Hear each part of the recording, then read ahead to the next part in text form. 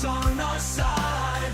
Flat earth beats on, it's all pretend. But facts will get high. Get ready for a smackdown. Get ready for a smackdown. They'll lie while the earth spins around. Watch out for smackdown. They cling to ancient misconceptions. We've got truth in our possession. No room for doubt, no time to waste. It's time to put flat earth in its place.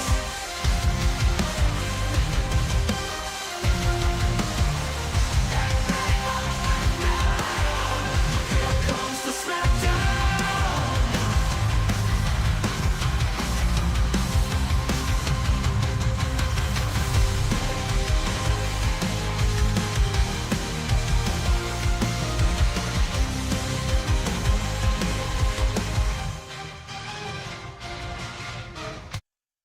Welcome everybody to Tunesday night. It's Tunesday night on a Thursday.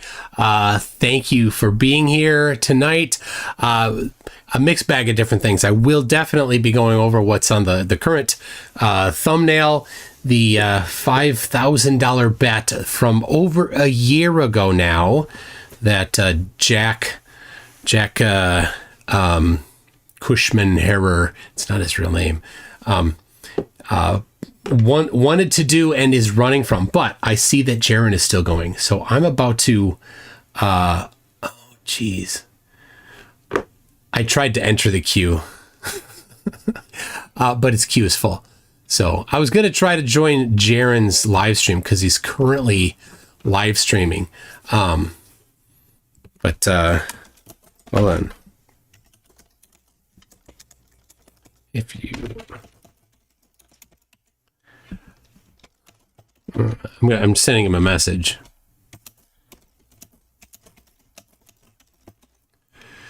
Anyway, so let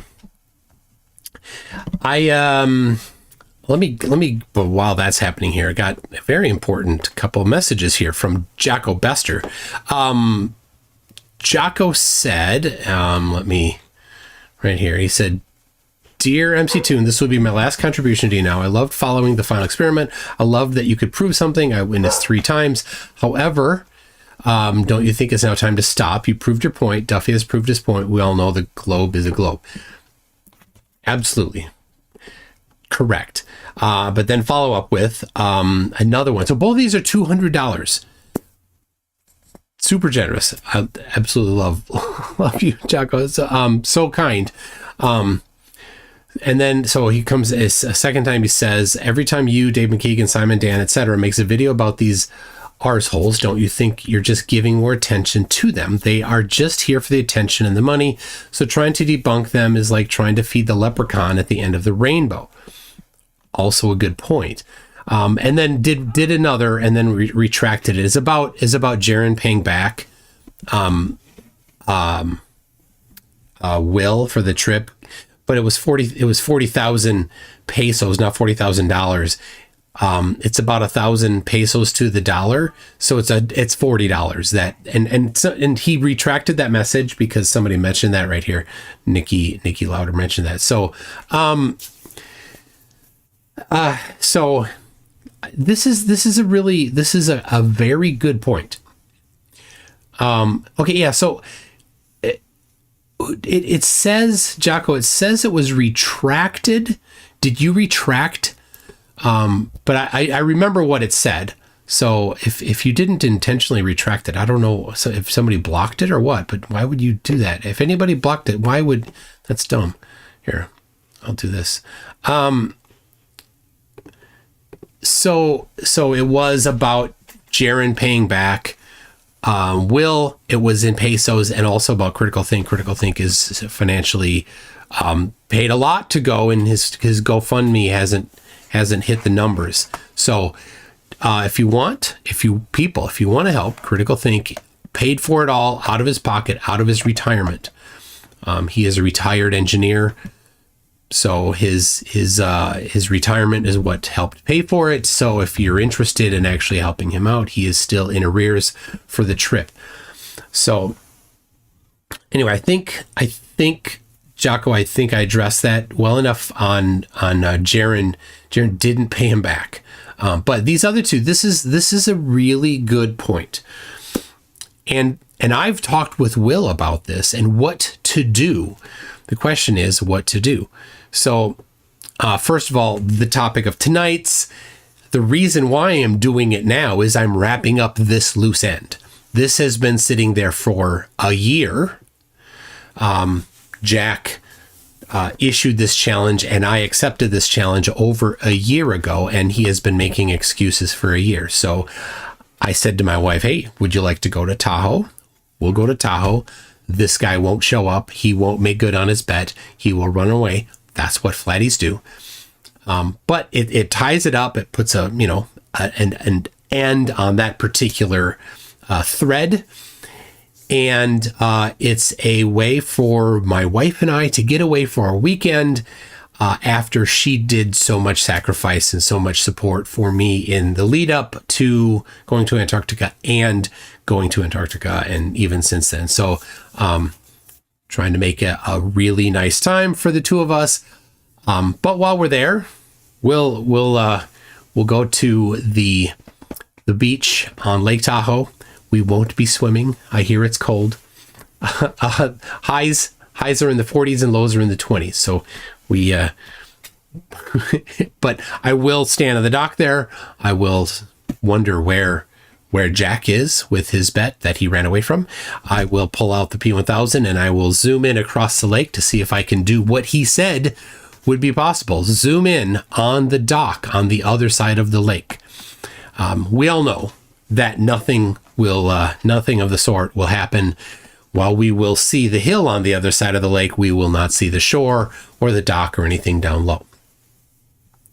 And while we're there on Friday night, we're meeting at Flat Earth Pizza in Carson City, Nevada at 6:30 p.m. If you're interested in joining, RSVP mctoon at mctoon.net. So should we, the community, continue to address the claims made by flat earthers?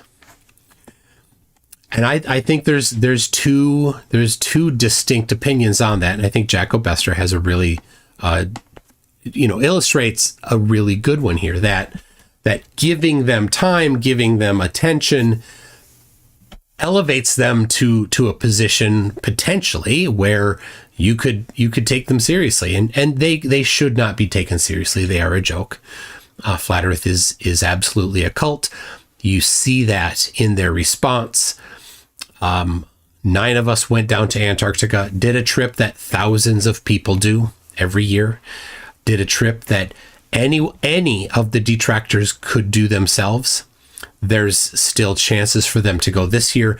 They all were invited to participate already this year. They didn't choose to. No flat earther did a fundraiser to go. None. 0 flat earthers did a fundraiser saying, I'd like to go because I want to know. I want to go and prove that the sun sets. None of them did that.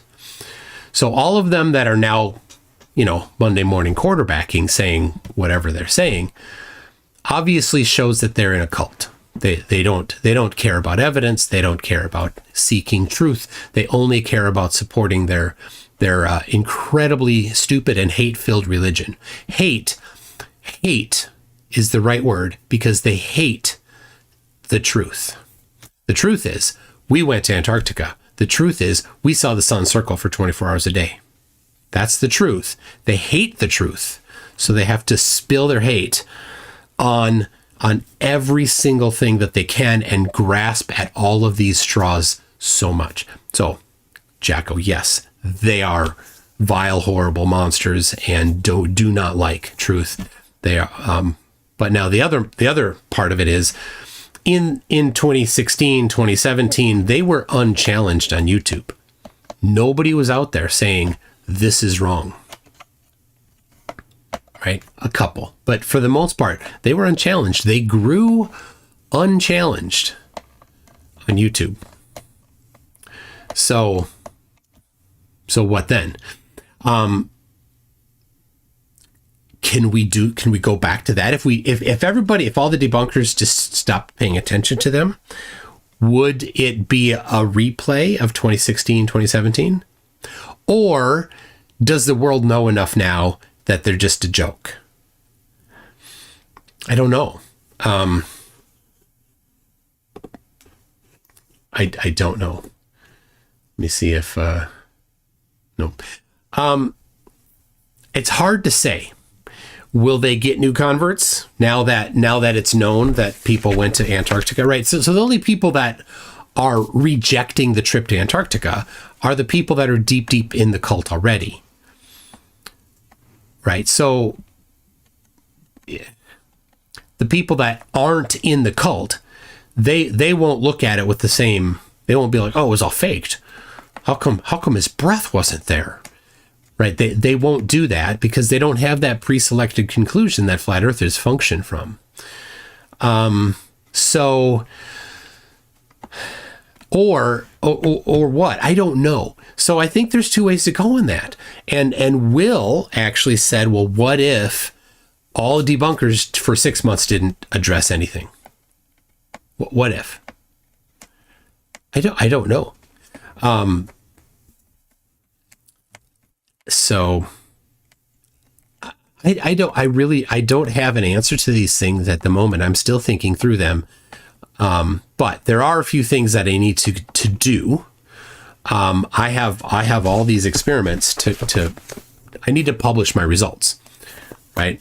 To be as Will is doing a playlist of things that are the debunks of flat earth. I have the responsibility to complete that, and I've been working hard to get the rendering done. It's been quite a challenge. I'll get into that later. The rendering and uploading of the data. So, and we got some feedback to it. We've got Zoomer saying as long as the people are gullible, grifters will grift. We have because Nuh-uh still exists.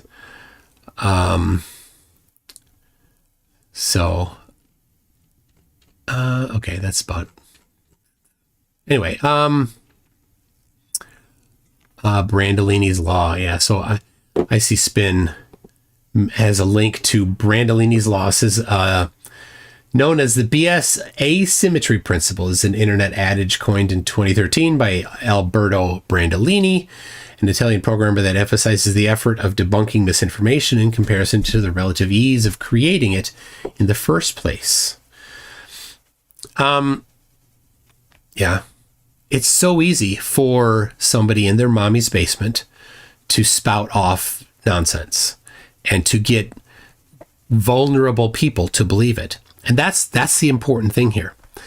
They are targeting vulnerable people. Now, to Jocko's point, there are other people targeting vulnerable people, and maybe my efforts could be put to protecting some other avenue of attack on vulnerable people. And I certainly am interested in that. And there's things that my skill set match, right? And there's things that people do that I don't have that particular depth. And so I'm not going to go into some things that I don't have the depth for, but anti-5G stuff, going after them, because there's a lot of things around that topic. Like I can do that. And so I have spoken with the people that I've assembled a group of mostly electrical engineers to address the 5G stuff that I was doing a couple years ago. And I thought it would dissipate, but they're still kicking around. So that might be an avenue for me. Now, if I could just fold up, like if all the flat earthers were like, oh, all right, yep, it's not flat, I'd shut down. Absolutely. Flat earthers, all of you just agree, I'll shut down. You just all flat earthers just say, yep, Earth's a globe. You can be rid of me. We know that won't happen. We got Shiloh Carpenter says, you are targeting your vulnerable sheep on this stream. Am I, Shiloh? Well, Shiloh, this is your opportunity to share your woke truth. My email address is mctoon@mctoon.net. You can come in and bring all your woke evidence, and I will let you present it here for why you think this audience of 750 people are vulnerable sheep. So you can have that. Yeah, go.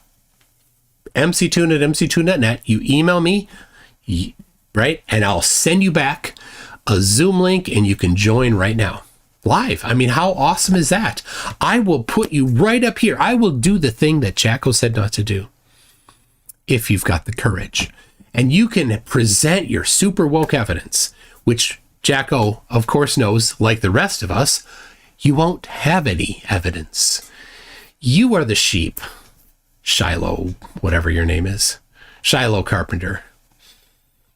Yeah, Jiren has over 1,000. Is that how we compete? Does like Jiren's live stream tally versus my live stream tally is the way to measure? I mean, I don't think that's it. I don't think that's the metric. Anyway, I mean, but certainly Shiloh Carpenter, the well-known Shiloh Carpenter on my stream will definitely garner another 1,000 viewers immediately, right? And I'll totally, because of you, Shiloh, skyrocket past Jiren's numbers. Oh my gosh. Let's see here. I'm seeing if I can join Jiren. See if I'm backstage. Hold on. All right, see, I'm backstage here. So I don't know if he sees me. Okay, here's the problem. I got Jiren talking because I don't want to miss if he does bring me on. But anyway. So I didn't watch much of Jiren's Icy Spin. So, okay, I think I addressed that. Jacko, Jacko? I'd love to hear more feedback from you, from everybody. How is the right way to respond now after the final experiment? So, okay. All right. Okay. So I do have, I'll tell you this, I have other plans that I was working on this summer and then I put on hold for some other topics and things.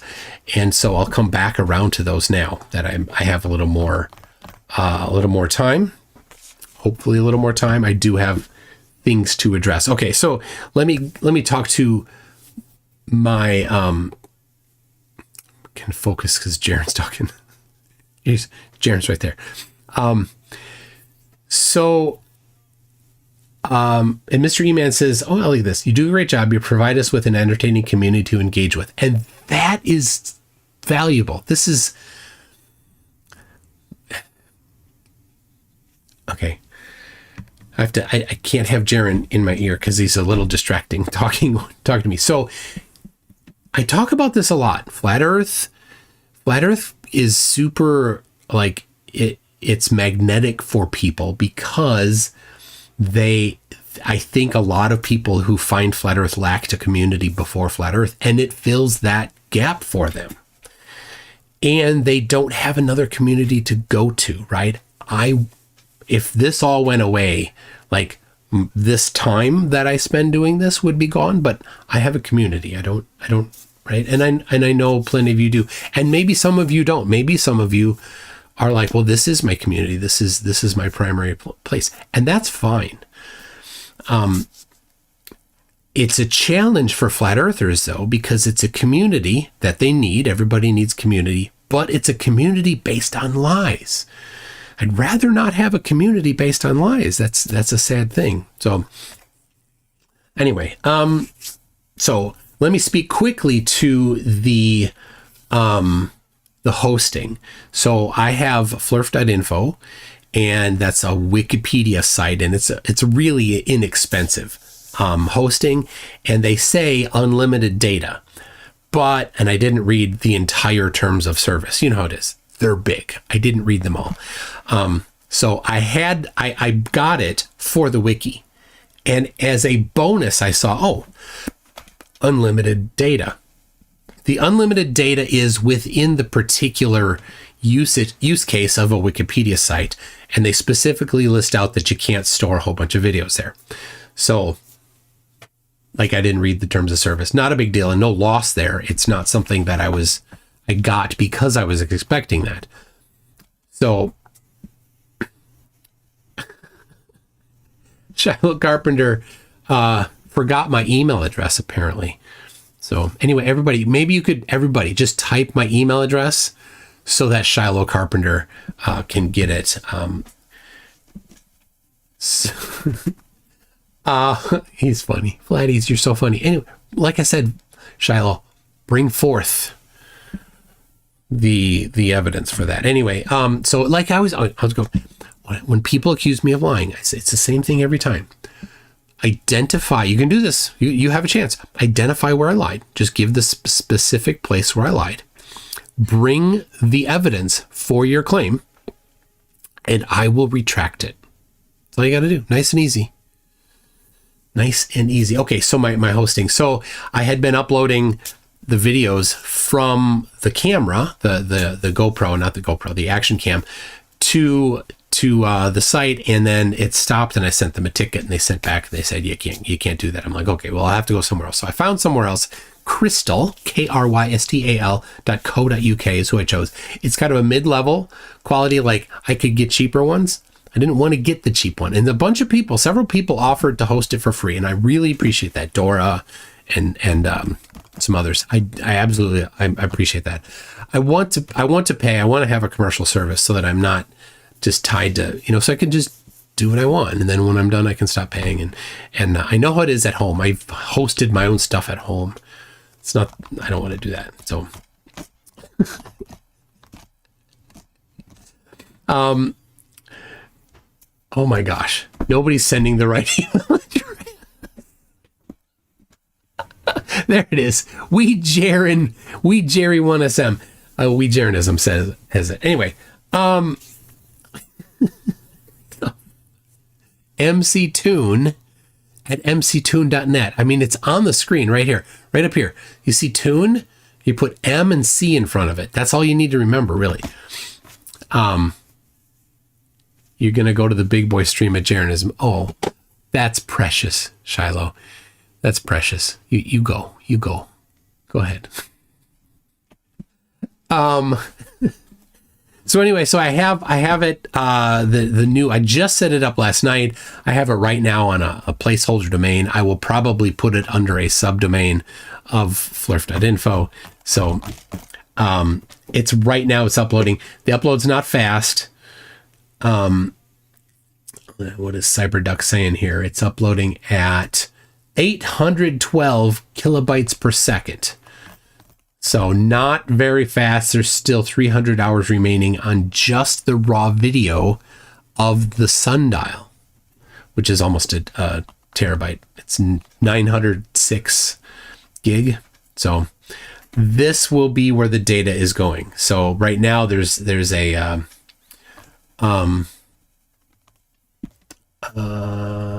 okay. Right now there's the it's just in a dummy domain, like it's just this big random series of letters underneath a subdomain of crystal.co.uk. So I will hook it up in the next couple days, and then the data will all be there. People will be able to download all of the data that they want. As it goes up. So I'm working on my number one task right now is I'm working on a render of the full 24 hours of the sundial video, right? I've done 2 time lapses. I'm just going to do the whole thing. And the whole thing will be, it's huge. It's absolutely gigantic. And YouTube only, I just found out yesterday, has an additional requirement. I knew that you could only upload 12 hours. You also can only upload 256 gigabytes in one video. So the video I had was over 300 gigabytes. So I got to re-render. So I need to re-export out of Insta360 Studio or re-render the video. Problem is there's a whole bunch of technical issues. This 3D video stuff is not easy. You can export directly out of Insta360 and then upload directly to YouTube. That works. But if it's really long, you can't. If it's cut into 3 pieces, you can't, which mine is cut into 3 pieces. That's because there's 3 separate videos with just like 1 or 2 seconds between them, because I pressed the stop-start button on the camera. So I have 3 separate videos. So my first export of 12 hours was 3 separate videos. I needed to concatenate them together, but when I concatenate them together, it removes the special 3D metadata. So I needed to add back in the 3D metadata. You can't just add back in the 3D metadata without doing something. Turns out FFmpeg cannot do it unless you re-render everything. I didn't want to re-render everything.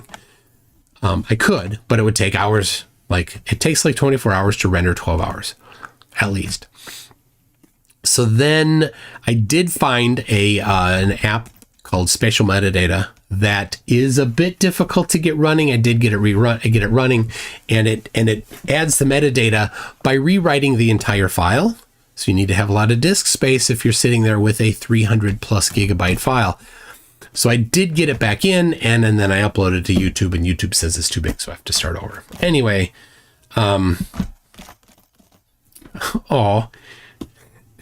Shiloh is over on Jiren asking to bring me on. That's nice. I appreciate it.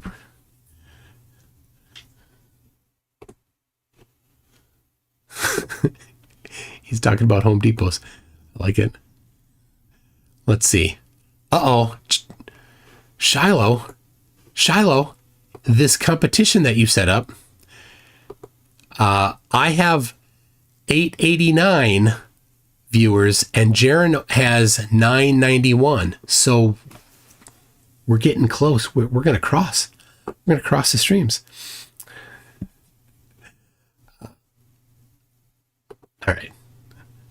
Well, so I took it out again. I'm not listening again. I got it close. I got it ready. Okay. Let me read a couple of these. Then I'll pull up the stuff from Jack Cushman-Harrer. Not his real name. We got Icy Spin says 250th of Jacko. Jacko the Wacko. Why do you say Jacko the Wacko? Pay it forward. He's not a wacko. He's a good guy. Icy Spin says Wacko was for the amount from Jacko. Oh, I got it. Okay. Wacko as in he's so generous. Yes. That is quite something. It helps for the trip to Tahoe. Lord Illuminous Pooh says, are you going to drive a Titicaca to Lake Tahoe?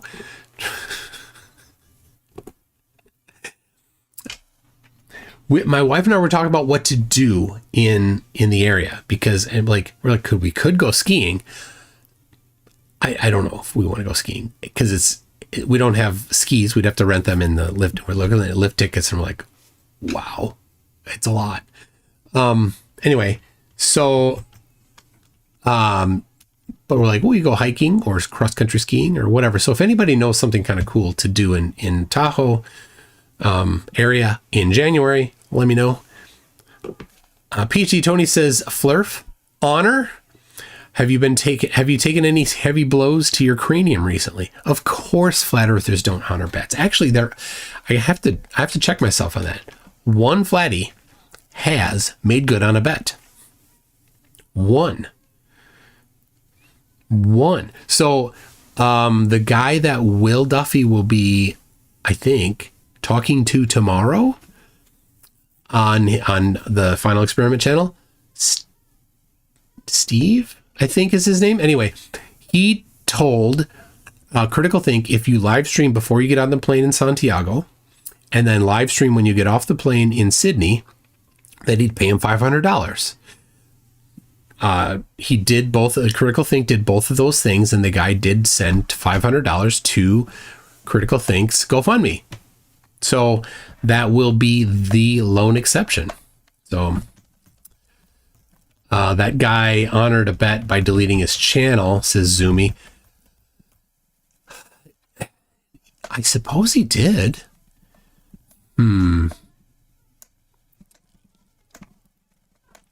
Yeah, interesting. Anyway, so that could be another one. Steve6464 says, Dr. Bob says, hi. Dr. Bob's videos have been on point. If you haven't watched them, go see Bob the Science Guy's videos. They're really, really good. Bill Garrett says, to me, the value in debunking flarefs isn't to convince them, but to show everyone else how accessible real science can be. The Jirenometer was a great build, for example. That's a good point. I like that. Right.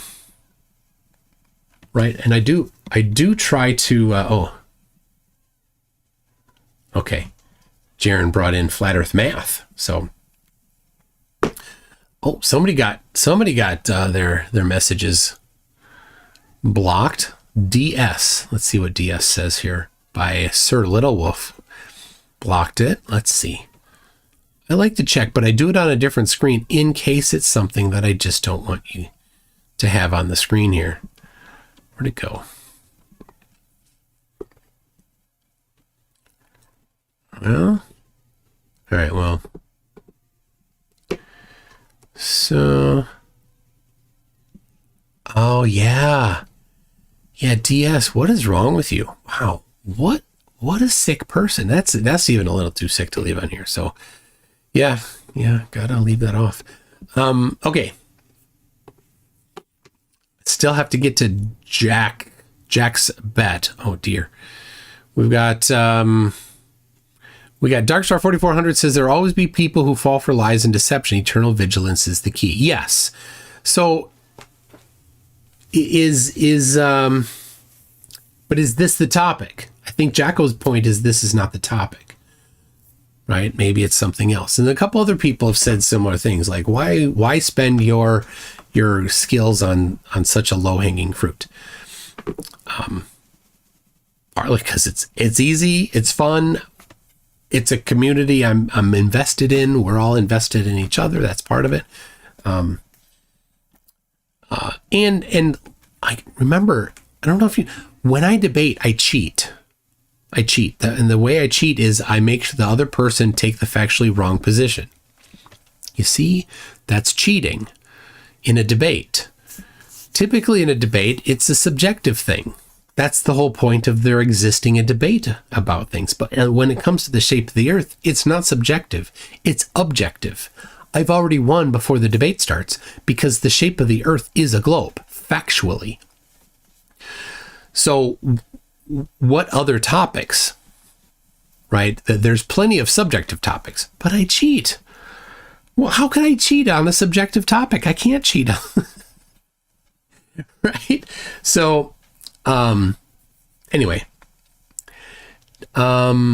did the Drunk Debunk show you the FZ goods the other night? There's a bunch of Flatzoid is, I mean, this is the thing about Flat Earth. It collects the mentally ill. It does. Flatzoid is mentally ill. He has a weird view of reality where he's happy to lie. He all the time, anytime he says something wrong, instead of doing just a little mea culpa, like, oh, turns out that was wrong. Instead of doing that, he doubles down. Like every time he put his phone and turned on the magnetic compass and then put it on a metal chair. And of course you can't trust the answer when you have it on a metal chair. And he then, instead of saying, oh, oops, let me do it somewhere else, he said that was a concrete chair. It's not a concrete chair. It's obviously not a concrete chair. That's not how they look. Yes, not flatzoid, facatzoid. So, it was calling Mike a Ray, a liar, like all this, so much. Wheels says never ever eat at Salty's in Fond du Lac. Love that place. I've not been in Fond du Lac, Wisconsin that many times. Twice, maybe. Once for a family reunion, like more than 15 years ago. All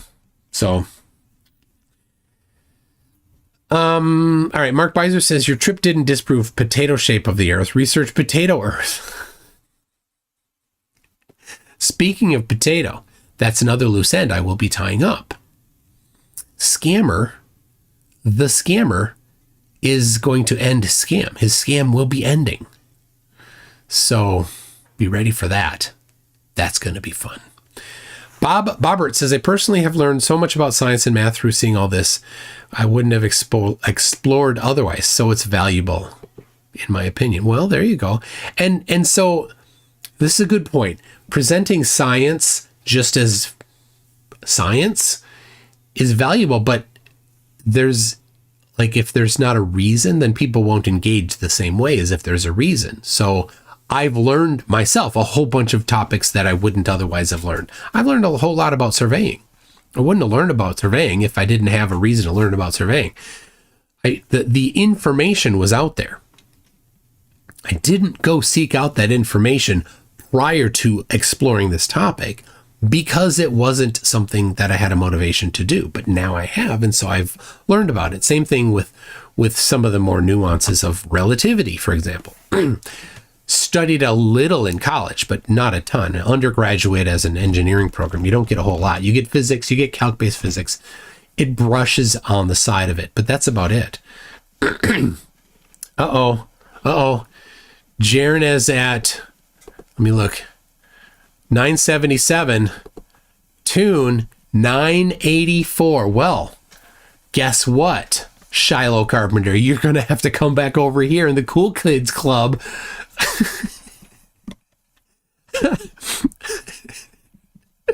That's not how you measure it. But I do appreciate that there's 973 of you here right now. Indie Tiger Sci-Fi Review says Flat Earthers have been calling it the ice wall for years, but when there's no footprints in the snow, they claim your trip was fake.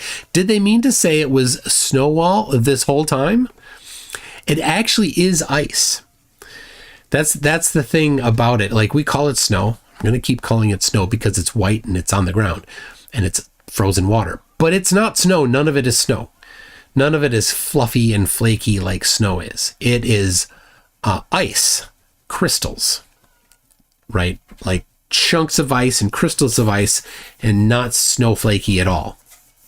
You cannot make it's not warm enough to make a snowball out of it. But if you could, it wouldn't be the same. If you've ever made a snowball on a day that's right around 32 Fahrenheit, you can kind of pack it and it kind of compresses. You can keep on packing it and it'll kind of get, this stuff is a whole different thing. It's not compressible in the same kind of way. You can tell. And the big thing that all the flatties are missing is that they used a snow groomer to drive around back and forth on the area. You can see the parallel lines there from the snow groomer, and it's got a weight on it and it drags across it and it packs it down. And so when you put weight on ice, the weight, the pressure causes the ice to melt just a slight bit. And then when the weight comes off, then it freezes again. So it compacts it into this crust. And that crust is pretty strong, and it had been days too, because they did it for the marathon, not just for us. So that had been done maybe 4 days prior. And so it had 4 days of sun on it, where the sun will cause that top layer to get even harder as it melts, and as it sublimates and deposits is what's happening there, kind of. So GBS Warrior gifted 1 membership. Thank you for that. 12 Wing Productions says Will Duffy is preying on vulnerable people. His teaching, he is teaching people that the Earth is 10,000 years old. How is that different from flat Earth? I'm going to send that to Will right now, actually.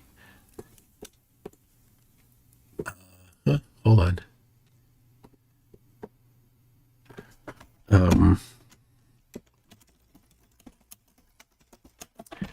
So, a couple things. One, I don't know if Will really teaches that. I mean, I don't know.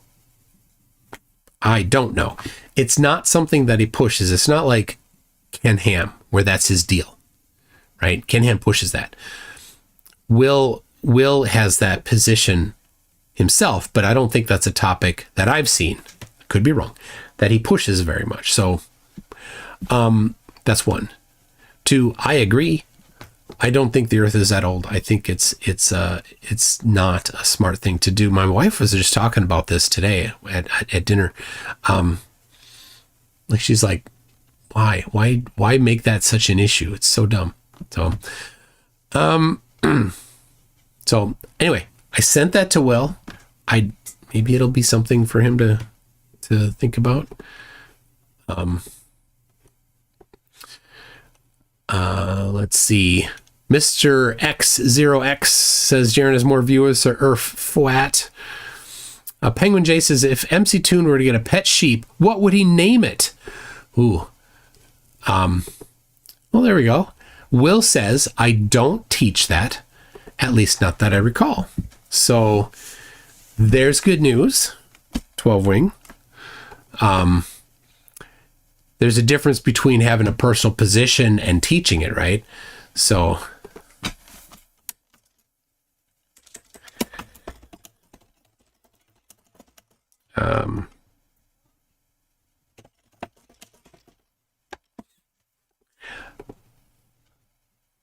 so anyway, that's it. That'd be a good thing. Okay.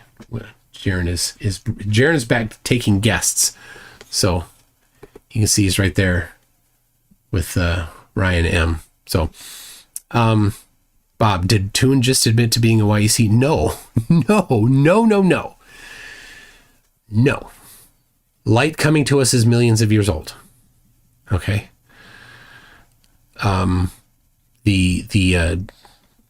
No, I'm not even going to get into it. No. I think you have to be kidding. Dib Dibs gifted 5 memberships. Thank you very much, Dib Dib. Lord Illuminous Pooh says, stupid is as stupid does, and stupid grifts never stop. There always be someone spouting the dumb, and there's enough of dumb. We're drowning in it. We are. And so I think it's very important to fight misinformation. And so what has happened is misinformation is kind of the war that society is fighting right now, because social media has lowered the bar. It used to be that if you wanted to get misinformation out, you had to stand on the corner. You had to make pamphlets and hand them out to people. You had to, right? It was difficult to do. But now, anybody that has any dumb idea can, with zero training, get on their phone that is ubiquitous, create a TikTok account, and then just press 2-3 buttons and you're on TikTok, right? That's all it takes. And now you can start spouting misinformation.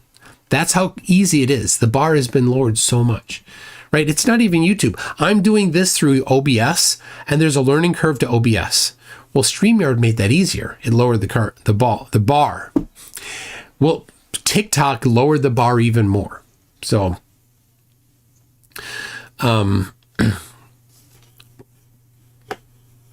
it's frustrating. What do you do? How do you get society to the point where they can evaluate things well? I think it's like it's the what did it call? Gelmond. I hear some doings are transpiring in the other room there. I think that the puppies are being a little naughty. All right, David Poole. David Poole says, I think focusing on well-being YEC is a waste of energy because he's not actively promoting it. He's a defender of the globe, and that's all. We shouldn't keep trying to attack him. No, I'm not YEC. And I completely agree. Absolutely. Okay.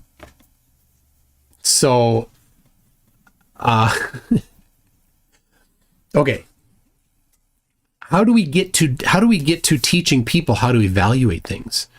Right? When you see a video, when I see a video from Eric Dubay, I watch that and I'm like, that's obviously wrong. All of the things that he goes through in his 200 proofs, like, boom, boom, boom. Like I see how wrong they are just at a surface level. And then when I sit down, I actually dig in and look at some of the information. I'm like, oh, that's a mess. Okay. So here's Jiren again. Okay. Right. I'm not in there yet. My brother just sent me some new derp Facebook video, gonna DM it in a Discord. Okay. So, this is good. I believe that there are some that simply don't have the cognitive capacity, and that's very true. So, all right, back to Gell-Mann amnesia. So Gell-Mann is a physicist that was a contemporary of Feynman, and he had this thing about, like, if you read an article in a newspaper, you could extend it to any outlet of information that you see now. And it's on a topic that you understand well. And you look at that, and the person presenting the information is wrong. And you know it's wrong because it's your field. It's your expertise. You're like, wow, this is way wrong. And then you look at that same media outlet on some other topic where you don't have the depth. And you look at that and you say, oh, wow, well, that's some interesting information. Maybe I'll put some, some trust in that. No. Right? And this goes for everything, really. No. Just because somebody says something doesn't from a place that lends itself credibility, isn't a good reason to think that they have anything at all. Right? Everybody has some depth in something, and you can go see somebody talking crap on that topic as if they know, and they're at a position higher than you, even though you know more than them. So it's not, people don't get the ability to have a platform based on their proper ability to speak on that topic. Here's a really good one. Right? Somebody that's been the target of a lot of science communicators today, Sabina Hassenfelder. She did a video a while ago, a couple years ago, on 5G. It was dumb. It's outside of her strength. She should not have done that video. I did a response video to it. She's too far up her ivory tower to respond to me, even though I sent an email and I commented and I did a video response to her. She never addressed the things that I brought up. It's a topic she should not address. It's not within her wheelhouse. So, we got 1,000, and Jiren's down there at only 965. Well, I'm kidding. It doesn't matter. David Poole says, I used to be YEC. Now I'm a theistic evolutionist. I get it. It's science illiterate. I think Will did a great thing. Now, if he turns into a YEC educator, that's a different story. Yeah. And I don't think that's his, I don't think that's his thing. At all. Right? I don't see him pivoting to that.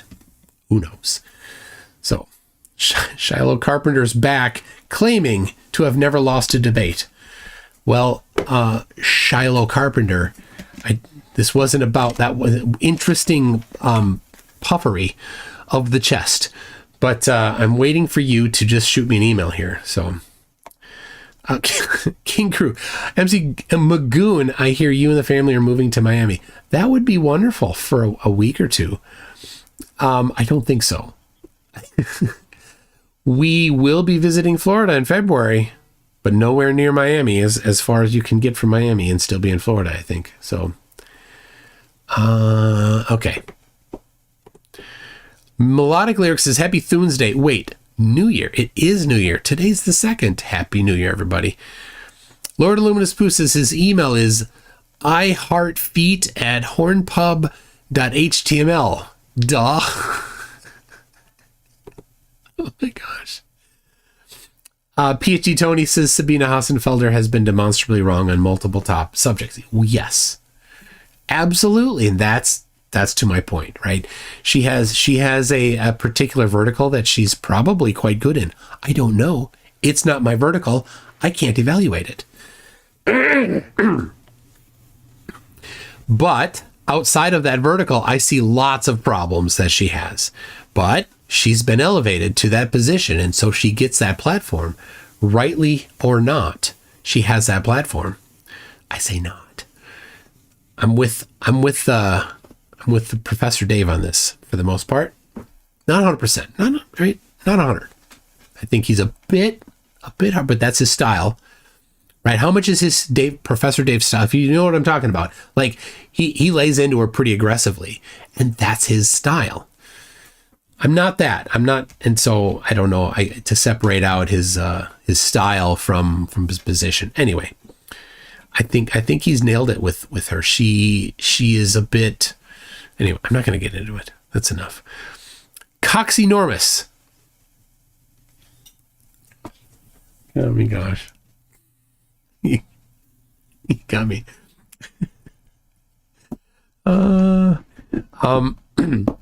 Says, hey mate, thank you, Mr. or Ms.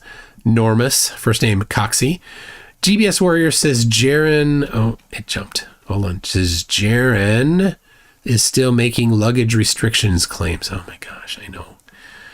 We all had the same information going into it. Every one of us had the exact same information. Eric Burns says, Professor Dave's style is stereotypical angry guy from Connecticut, which I know very well. Absolutely. Mr. Zero says, Magherd says, don't cross the streams. The space-time continuum might collapse. Egon Spelder would be mad. Spengler. Egon Spengler would be mad. Yes. Don't cross the streams. The Drunk Debunk Show says, did Flat Out Hero ever donate money to charity when you completed the flight challenge using paper charts? He did not. He actually did a video showing that he was sending money off to a charity, which came back because it wasn't addressed right, and it was a check apparently. So no, he didn't even do that. So never once did he hold up any part of his bargain. He even pretended to not be a flat earther anymore for a short time a couple years ago. And like, I think he was like, he thought that like somehow if he pretended to be a Glober, that then he would get NASA money. Like seriously, like he was expecting NASA to just pay him. It was the dumbest thing, but he's a flat earther, and flat earth collects dumb people. Del Tengu says, I live in the north side of Lake Winnebago. If I stand on the fire lane 8, if I stand on the fire lane 8 boat landing and look south, no amount of zoom will let me see Fond du Lac. I don't know how far it is, but yeah, once you're past that, it doesn't happen. You can't get there. Minecraft Player says, how much actual harm does believing in a flat earth do? Venus and other versus other conspiracy theories. Medical denialism. I think flat earth / young earth is less harmful.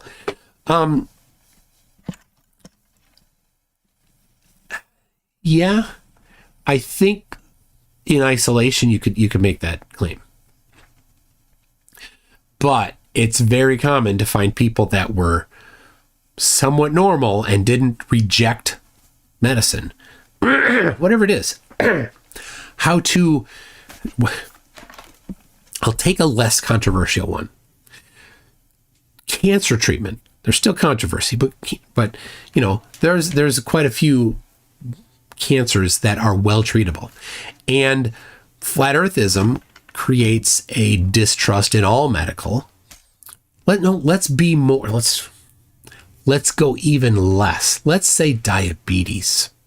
Okay, because diabetes, type 2, both of them, but type 2 diabetes particularly is well controlled with diet, exercise, medicine, things like that. You can do it, right? Pay attention, do what you're supposed to. You're going to take insulin or metformin, whatever it is you're going to do that. Whatever.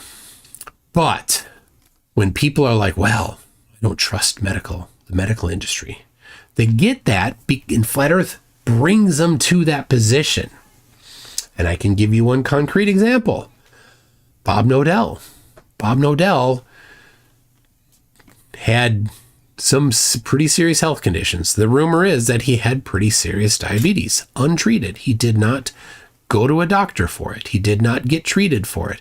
He didn't even go to any holistic healer for it, which wouldn't have done a whole lot. But that, some people might say, I'm not going to, well, you try to guess what I'm thinking, but some people might say that that is what caused Bob Dodell's death. So, yeah, and right now we're seeing Mikey Smith do the same thing, reject medical advice when he knows he has diabetes. He knows he has medication that he's been prescribed. He does not take it because he doesn't trust the source, and his feet are not doing well because of it. He showed pictures of his feet. It's diabetes foot. That's what it is. So there you go. It brings people, and I think it's a one-way trip for a lot of people. It ruins their ability to think straight. So It's a Rubik says Earth is a globe. That's what they want you to think. Of course they.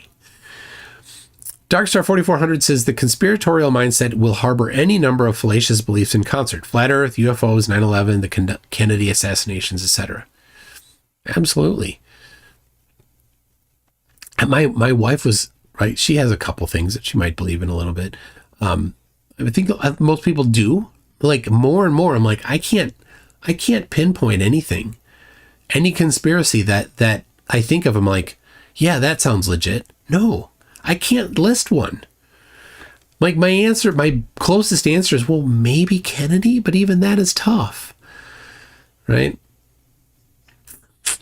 Anyway, ooh, is Shifty here? Oh, look at this. Shifty says, I dropped 170 pounds to do it. My father had diabetes and died at 57. Well, there you go. That's it right there. That's a success story. I love that. And Shifty is making all sorts of improvements. Absolutely. I'm excited for what's in future for Shifty here. Oh, Henry78 says, weather to continue. I learned so much random science stuff from you that I'd never learned otherwise. Whether it's flat earth or 5G, here's to hoping you continue for a long time. There you go. Now, Jacko has sent me an email and maybe we can, right? I value all your input. And I don't want to, because I'm doing this and enjoying it and it works well, I don't want to continue doing the wrong thing just because. So that's what I want to do here. All right. Jiren's still going. I don't know. I'm still sitting in his queue. We'll see if he brings me in. I sent him no, he hasn't read it yet. I sent him a message. Let's see if he says it. He hasn't read it yet. Janusz Takas says, oh wait. Hold on. Nope. Says, could you export a 24-minute equirectangular video at 1 frame per second? I tried FFmpeg, but the stitching sucks and the wind was moving the cam Insta360. Maybe stabilize it. Oh. Yeah, because a 24-minute, I could do a 24-minute equirectangular. So the thing is, the Insta360 Studio, he's talking about the Insta360 24-hour time-lapse. The Insta360 Studio is poorly written. It's pretty sloppy. The equirectangular export is single-threaded.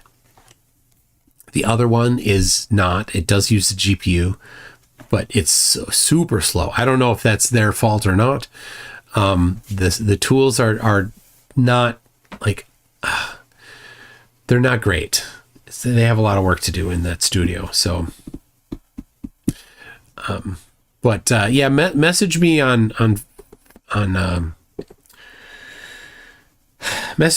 Discord on what you might be more specific about, and I'll see if I can do it.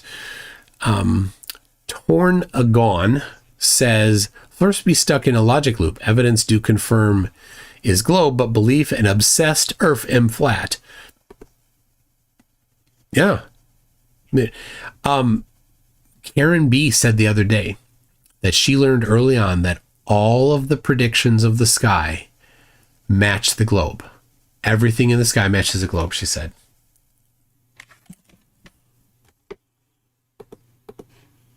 Hold on.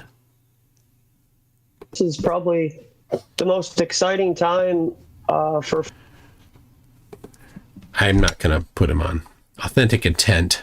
Joshua Swift, when he was 35 years old, picked up a girl who was 13 years old. He lives in the Minneapolis-St. Paul metro area. She lived in St. Cloud. And 3 times he took advantage of her. He pled guilty. He's gross. He's gross. Disgusting. And I don't say that lightly. I don't say that without evidence. Let me back up my claims with evidence. Just a second.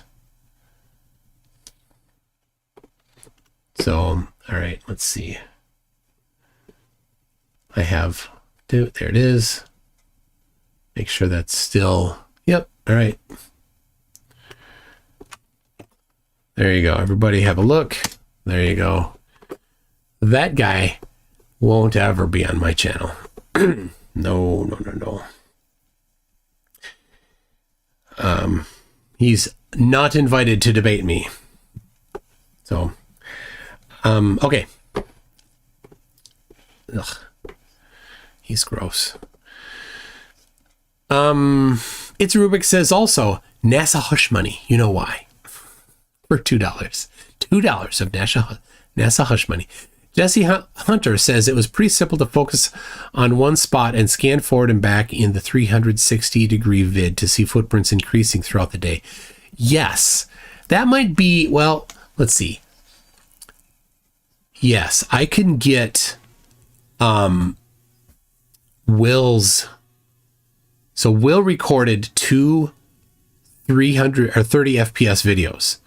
Dave's Insta360 was just a time lapse, and so either of them works. But yeah, we can you can just focus on that in the time lapse and see the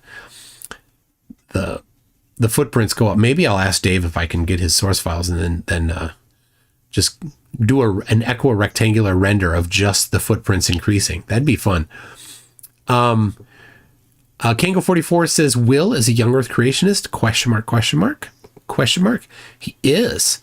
But in the small few talks I've had with him about it, he basically doesn't care much. So, Justin Franks, no, the case was not overturned. It was applied for, like he tried and it was rejected.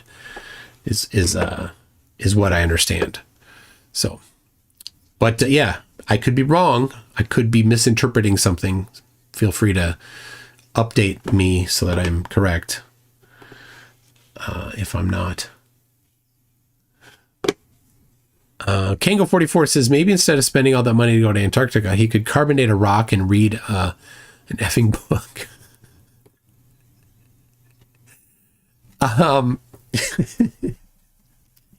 He's well read.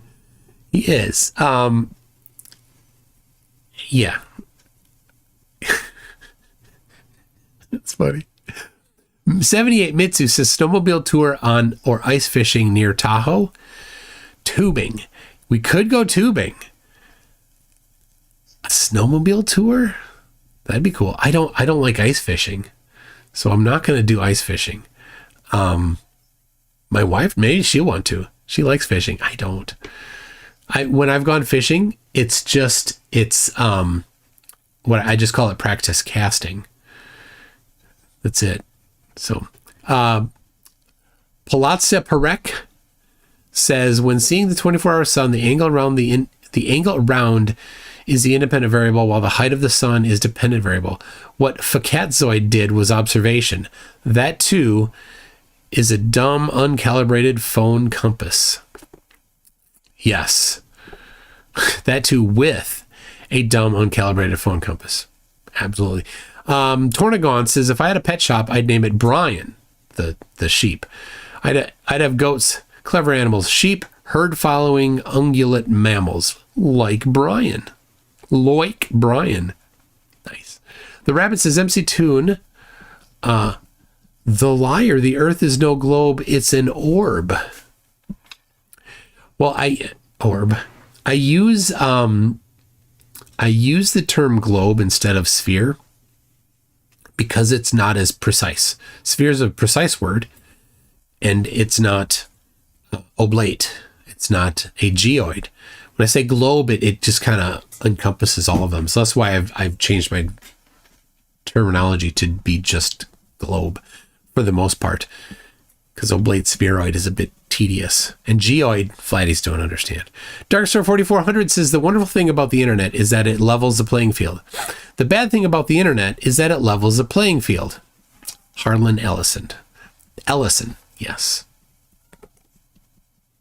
It can't disagree. Marcus Leach says allowing science denial to flourish constitutes a moral hazard for the future of society as a whole. Those of us with a platform, even with a modest science background, has to push back. I agree. And so is this the venue to push back on? That's the question. I think that Jocko is questioning that there's maybe a different place to put the effort. I could be convinced otherwise. I could be. There could be a more fruitful avenue for it. Kango44 says, I joked on Modern Day Debate when Witsit turned up, all sunburned, is sun cream part of the conspiracy? And he said yes. Yep. He does think that suntan lotion and sunscreen is part of the conspiracy. And this is not new. This I saw years ago on Mercola.com, who now today has gotten a bit of a sullied reputation. He's earned it. Back then he had a better reputation, but he had been parroting claims about sunscreen being, what causes the cancer. Too much of anything, not good. Not enough of anything. Of some things, potentially not good either. So choosing between putting on some sunscreen and getting a sunburn, put on some sunscreen. Depends on how bad the burn is, I guess. I don't know. Oh. Hello. We are live on my show. Middle finger. What up, dog? How you doing? Somebody in my chat here was saying that you had more people watching you, so I'm like, I need to come over there. How many do I have? You have, well, you were at 1200 at the time, but you're at 866 now. And I was in the 600s. Now I'm in 992. So it's all over the place, Jiren. We are simulcasting. So what stuff do you have still to put out? Oh, so much. I've been trying to render multiple times. I've rendered the sundial that I did, and it takes 24 hours to render 12 hours. And twice I've done it wrong. So I have to start over again tonight. And like it bogs the computer down, so I can't do a whole lot more at the same time. I've been trying to do it in my garage computer, and it's just so slow. And if I do it here, I can't do anything else. It's been a pain. Yeah. So people are like, how come it's not out? It should be the first priority. It is the first priority. That's why, but it's still not out. So yeah, and I had no idea that uploading things to like online services was so slow. Like 2 megabytes per second is just a nightmare. I'm not even getting that. I paid a pretty good service. I thought I did too. Crystal.co.uk, and right now I'm uploading at 797 kilobytes per second. Yeah, how much are you trying to upload? Multiple, like 10 gigabytes? 4 terabytes is my starting. Yeah, I don't envy you at all. So, yeah, ridiculous. I mean, I have all these SD cards that I filled mostly while I was there. So. Well, thank you for the terabyte drives. Oh, you're welcome. Yeah. I've already used 2 of them. Well, good. So, thank you for that. Yeah. Let's see. Somebody told me that Witsit was going to swear in the Bible. I don't know if he's listening. Don't go read Matthew 5. Don't do that. Well, swear in the Bible about what? The vaping thing? Yeah. Or something. So I don't know. It's like devolved into such, and then poor Witsit, because then people are like, he has to admit that he had a vape there. because you can't say you didn't have one, right? People are like, oh, no, I had a vape. And they're like, oh, you had a vape. You definitely do. But this guy faked a video of you doing. It's like, no, that doesn't work. People are asking me, like, did he have a vape? I didn't see it. I didn't see one. That's it. So stupid. Yeah. So dumb. But again, it's like, I just want to know what people's point is. Like, so, okay, so let's say he did do that. Like, so does that mean, what was he doing? We were so desperate to show breath that we told him to, like, I don't get it. I was looking today on one of my Facebook videos that I uploaded when we were there, like when we first got there, and I'm like, oh, look, you can see my breath. Like, I know. I remember on a live stream that I did, it would have been like the third day we were there. Yeah. Somebody asked why they weren't seeing my breath, and then I breathed and didn't see it. And I said, oh, it's because there's no moisture here. And then Witsit called me from the side of the building. He's like, I could see mine. And I walked over there and you could see his. And he was just in the shade of the building. Yeah, the shade helps. Yeah. So again, it's just different because people aren't used to, it's like somebody in my chat said, they're like, I lived in a desert and it doesn't, I'm like, okay, the desert that you lived in is not the same as the Antarctic desert. So don't compare those. Yeah. And the snow. Now, you're in California, you don't get a lot of snow there, but in Minnesota, we get a lot of snow. That wasn't actually snow. That was ice. It was like ice, right? Little bits of ice. So we call it snow because it's white and it's on the ground. 1 inch of snow a year? 1 inch of snow a year at Union Glacier. Yeah. But it never leaves. No. No. And I think it actually just goes up a little bit each year because that glacier that pours in there. Yeah. Did you get over to you didn't, did you? We went over with Scott. No, to the elephant head thing? That was nuts. Yeah, you guys left me. After, it was in my contract that we weren't allowed to leave. What? No, I was like I was in the Fram room and I was like having a Q&A with my Telegram people. Okay. And then I think Duffy came in. He's like, we're leaving in 5 minutes. I'm like, okay. So I thought that meant like somebody would come get me. But no, it meant like, Jared, you better be out here in 5 minutes because I went out like 5 minutes later and just the car was gone. Oh. Like, okay. Yeah. So you guys. Sorry, I didn't know. But we saw the cargo plane take off. Mm-hmm. And that was pretty cool. I got video of that. And then we went over to where all the wind comes down. They call it the scoop, where the wind has carved this. Oh, it's so windy. Is that where there's like ice walls or something you said? Yeah, basically. Yeah, we found the ice wall in Antarctica. It's like 30 feet high. Nice. Antarctica doesn't exist, by the way. The wind was just insane. Plus, it was on ice, so we all put crampons on our boots. There's like basically spikes that you stand on. You guys had to do that? Yes, you couldn't. The ice was so slippery. Like without them, you're falling on your butt constantly. So even with them, you had to be careful. But yeah, we walked up to that scoop there, and the wind was just tearing through. And Jonathan, he surfs, and so he's like posing in front of the scoop because it's shaped like a wave, like he's surfing. So I don't know if the picture turned out. He's getting good views on TikTok by all his stupid videos he was doing. Oh yeah, they're funny. He's a goofball. I really liked him. He's fun. Mark is awesome too. Mark's so smart, funny guy. Yeah. Quick. So what up? What did you come here for?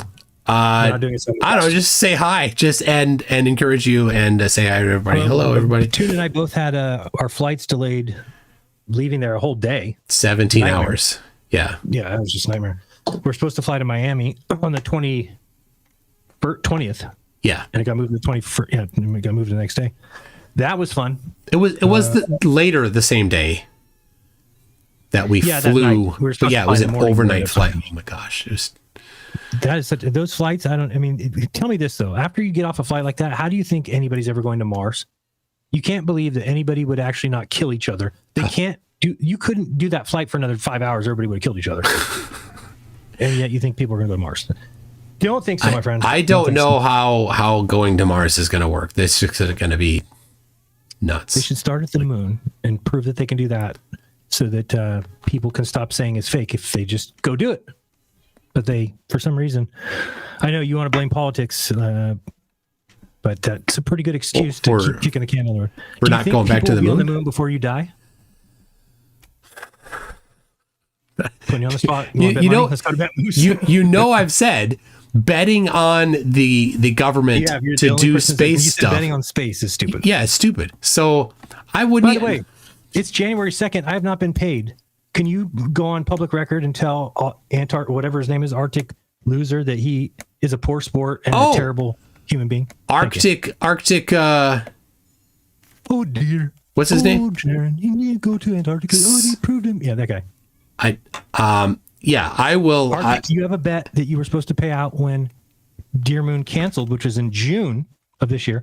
After I gave you a full year, after you agreed to the bet for 2023, I then let you get out of it and move to 2024 as well.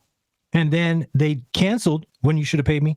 And you said, I don't have to pay you till December 31st, which is the lowest thing I've ever heard anybody do. And now it's January 2nd. You still haven't paid me. All right. So I'll go on record right now. Arctic Reflections. There you go. If you entered a bet with Jiren and Jiren won the bet, pay up. There you go. See, Toon told you on your own Globers. All right, Toon. I'll come crash your show sometime. All right. Sounds good. Thanks. Later. Lawrence, you're up next. There we go. Yes, we were in Santiago for 17 hours. But he was in a he got like a cab to a hotel, and he like slept in the hotel or something, and then I just stayed at the airport and recorded a video walking around. So there you go. Okay.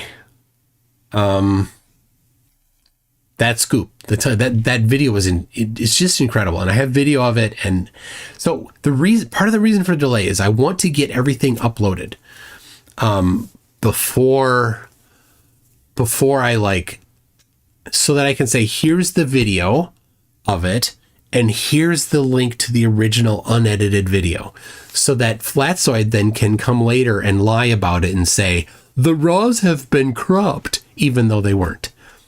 Yes, that's what Flatzoid said about Dave McKeegan's.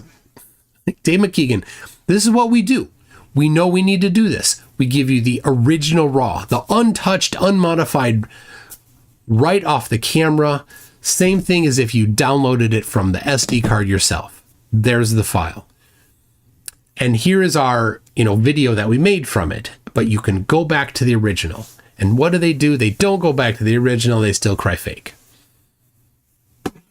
So the Wickerman says, check my email. I'm guessing. Did you want me to listen right now in the middle of the live stream? Yeah, we will watch the first 20 minutes of his. Let me catch up with these, and then I'll queue up the first 20 minutes. MK Ultra says, I'm not going to watch it. Wickerman, I can't listen to a 3-minute thing right now. I'm busy. I'll look later. Okay. I'll mark it here, mark in red, open it up. Unless you think like it's something that I have to do right now. Like, I don't know. MK Ultra says it's not FE. Make tutorials on math and science. How did you know that was my plan? I'm not kidding.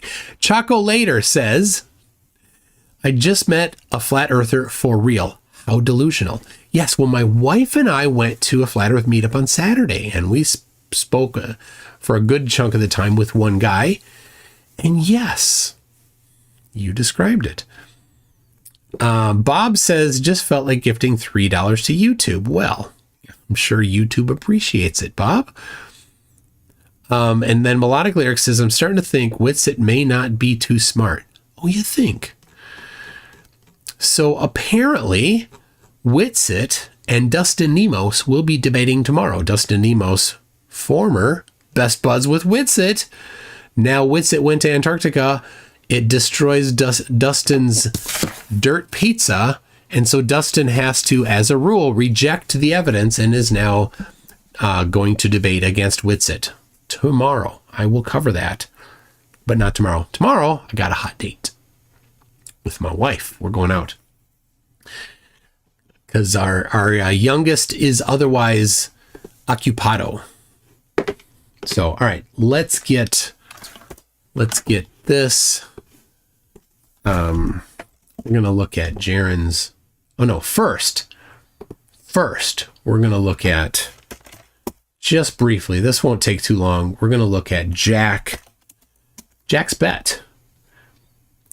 So it's linked in the description. It's the Lake Tahoe challenge that he bravely, with so much bravery, he was so brave that he put this out thinking that nobody would ever take him up on the bet because he's so smartified. And I immediately accepted the bet, but he never actually came through with anything. So here's his bet. This is the title, or not the title. It's the thumbnail says Jack Cushman. This is over a year ago now. Says, I'm willing to bet anyone $5,000 in a new Nikon P1000 on the curve. All we have to do is go to Lake Tahoe and zoom in from one side to the other. It's over 17 miles in length. So that means there should be a curve of over 66 feet then. 66 feet of curve should only be at 10 miles away. So if I can prove the curve doesn't exist, I win. If you can prove it does, you win. Who's ready to bet? Serious inquiries only. So I accepted. I already had money in escrow. So easy to do. He should have jumped on it, right? Well, he didn't. So I'll, if you want to look, you can look at all of the data here. This is the second law of Flurf. Jack spent 5 months refusing to put his money in escrow. Mine was already in escrow, though he did post a video of someone holding $5,000 cash. So, there it is. Right? You only see hands and his voice. You don't know if it's him. I don't care. It doesn't matter. You put the money in escrow, and then the escrow company will know that the money is there. So, anyway, but Jack doesn't understand escrow, so he demanded that I post a video of me with $5,000. So I did. The laws of Flurf There are it is. absolute. There's me. There's the lady counting it out. I take it. I walk outside. This was nerve-wracking, I tell you. 5,000 in cash. Right here. And this was 7 months ago, for reference, that I posted this. Hand the phone off to my kid here. Walk over. Right there. There you go. And I count it out. So what does he do? Does he then immediately say, yeah, let's do it this day? He doesn't. He waffles and waffles and waffles. And he's like, well, I showed a video of my money long ago, and you only showed you the video of your money this long ago. Therefore, we don't need to do it yet. Seriously. That's how much of a pansy he is. Anyway, I have, here's the 2 dock locations. He's like, well, we need to go verify that we can use the docks. They're public docks.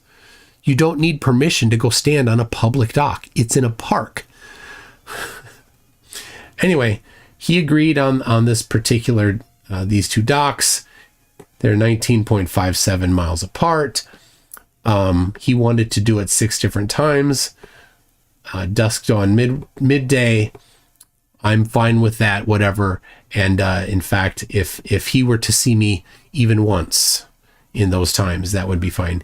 Here's all of the details, right? Including him giving a link to a particular video saying, giving an example of a video that he thinks he will see using the P1000. So it's in there. You can all have a look at your own leisure to see what's going on. Anyway, so he is running away from that challenge. His most recent thing is I need to do it in 6 months. Why in 6 months? Let's do it right now. I'm ready now. It's been a year. So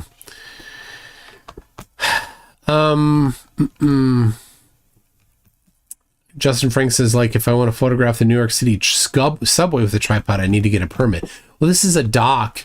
This is a public dock in, I don't know, maybe the dock will be pulled in because it's wintertime. Who knows? It doesn't matter. He won't be there because he's got no courage. He's just a lying flatty that just makes up crap. So, it's what they do. It is their persona. So anyway, I got an RSVP for Flat Earth Pizza. Once again, Flat Earth Pizza, Carson City, 1 week from tomorrow, 6:30 p.m. If you want to come, RSVP mctoon at mctoon.net. Oh, I should have said that to Jiren's chat, but that's what I actually was going to tell him.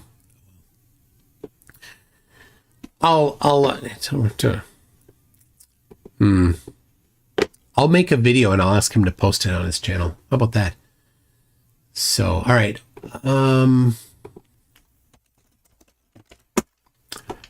We got people saying that the first few minutes of his video were particularly good. So there it is. It's queued up.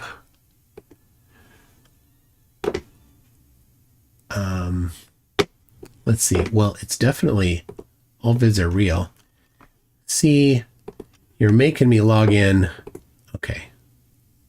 Now I gotta go back. Like I can't dismiss that because or can I? Close poll. There you go. Okay. So, well, you're seeing the, you don't want to see I don't want to see the live stream for how it was then. So there we go. We'll just look at this. Okay. I've not watched this, but Icy Spin says it's good, so I'll trust. I meant to hit play. Oh, I get you. It's all right. I just wanted to explain that, yes, I've been a long-time follower since about 2015. I believe you went to Antarctica. Smart. I definitely think there's a 24-hour sun. Smart. I wanted to say I haven't seen a lot of people experimenting in the refraction side of the dome. I think that there can be more ways that there could be a 24-hour sun with the dome, and not just the basic, it's just a round dome structure. I think there's more to it with refraction, and that there's could be ways with a double concave or double convex lens type of structure that could allow where any perspective of where you are on the Earth, you could see the sun in a way where it could still show you, the sun could be in the south and everything. I actually have a video on my channel that I made. Go ahead. No, keep going. I don't want to get into formats. Go ahead.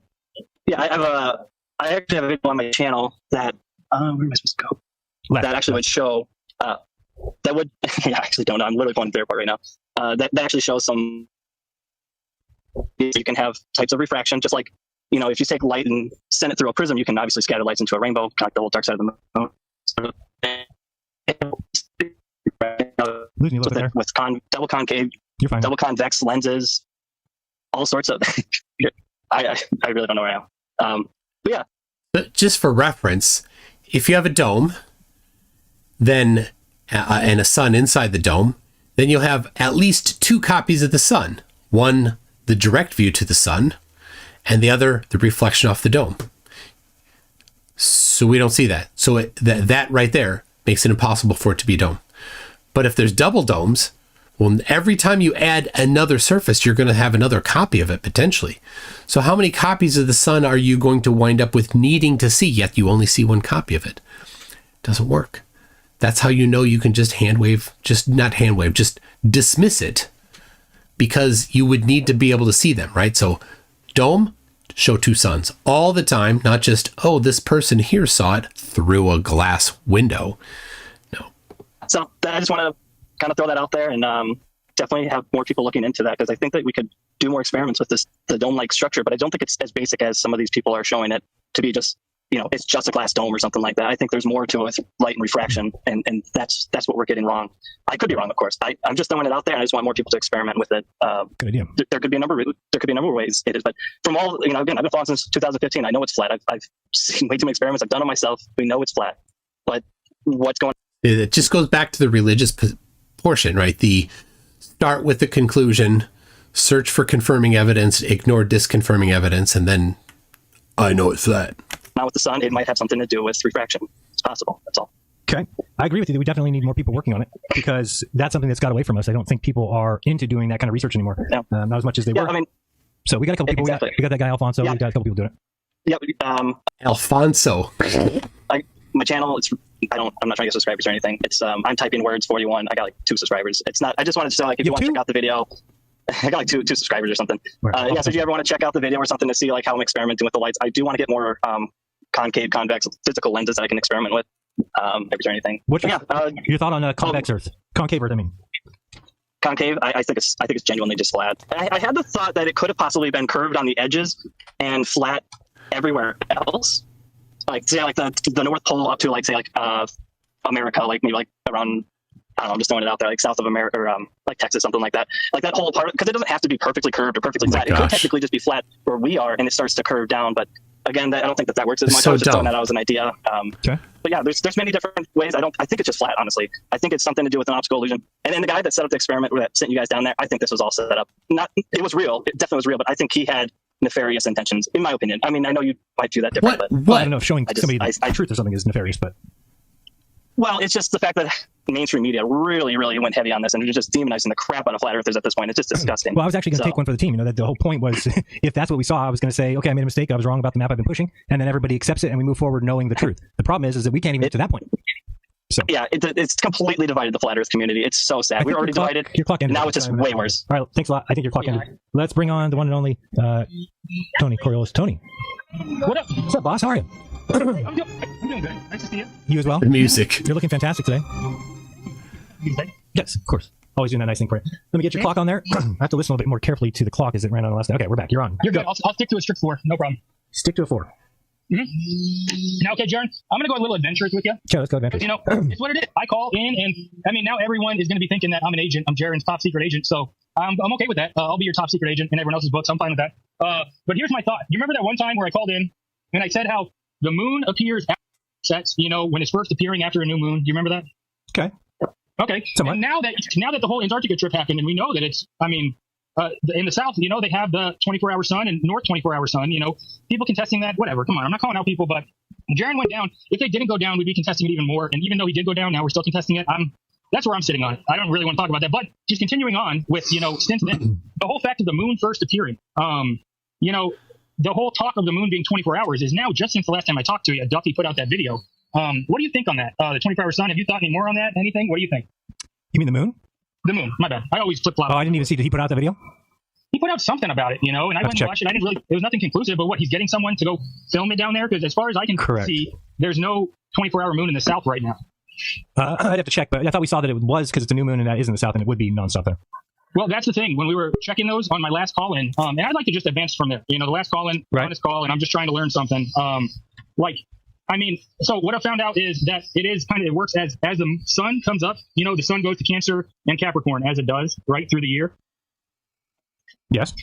Okay, and then I guess as the sun goes to Cancer, the moon will go towards Capricorn. And like the dates that we were checking on it is kind of like just dates that would kind of line up with what we were seeing on how full moon only up in Cancer. But I guess the June one is what we need to check, is the June full moon, because then I guess that would be Capricorn. So I'm looking at Duffy's channel and he has a final Why does it matter if it's Capricorn or something else? What? experiment, 24-hour moon in Antarctica, but it premieres in 4 days. Yeah, no, he was just mentioning it. He's mentioned it one time since my last call. That's all I meant. I thought you meant that he put up a video about it already. No, and it is so hard to call in and talk out stuff and really have a voice to talk out something. It's easy to just be in the comments thinking something and, you know, all in your head saying it there, but it's a different thing when you try to talk something out in real life. So everyone just stay positive. Thank you for saying that, though. It's very true. Yeah. For some reason, people don't even recognize that you know, I describe it as there's watchers and there's doers. And the watchers love to pretend like their job is difficult, to just critique everything and to tear everything you do apart. I tried to listen to Flatzoid and Witsit today. It's just disgusting, man. The guy's just lying about Witsit, just nonstop. It's all lies. He's making up lies within the conversation. It's like, and people can't see it. And I just hate when, you know, the video going and the comments are so in line that if you say anything out of line, you are like attacked. Right. That's weird. That's a weird way to be. It's cult behavior. Yeah, I'm not digging it. But just the moon thing, I want to keep digging into it. Hold me to a strict 4. Pleasure to call in. Jiren, I just remember last year when you took a little break and your speaker's corner was on a break. I was waiting for you to start. Fast forward 1 year to now, I was way more excited for this one. Should be fun. All right. Thanks a bunch. Now I see what's going on. The clock is running out and the music's not playing. That's the problem. Sorry. I'm all good. You're good. All right, I'm going to go to something next. Thank you. We've got Vaughn. Peace out. Vaughn, what's up? Oh, there we go. Hey, Vaughn. Can you hear me? I hear you great. Okay. You're going to get an extra 30 so- seconds here, so go ahead.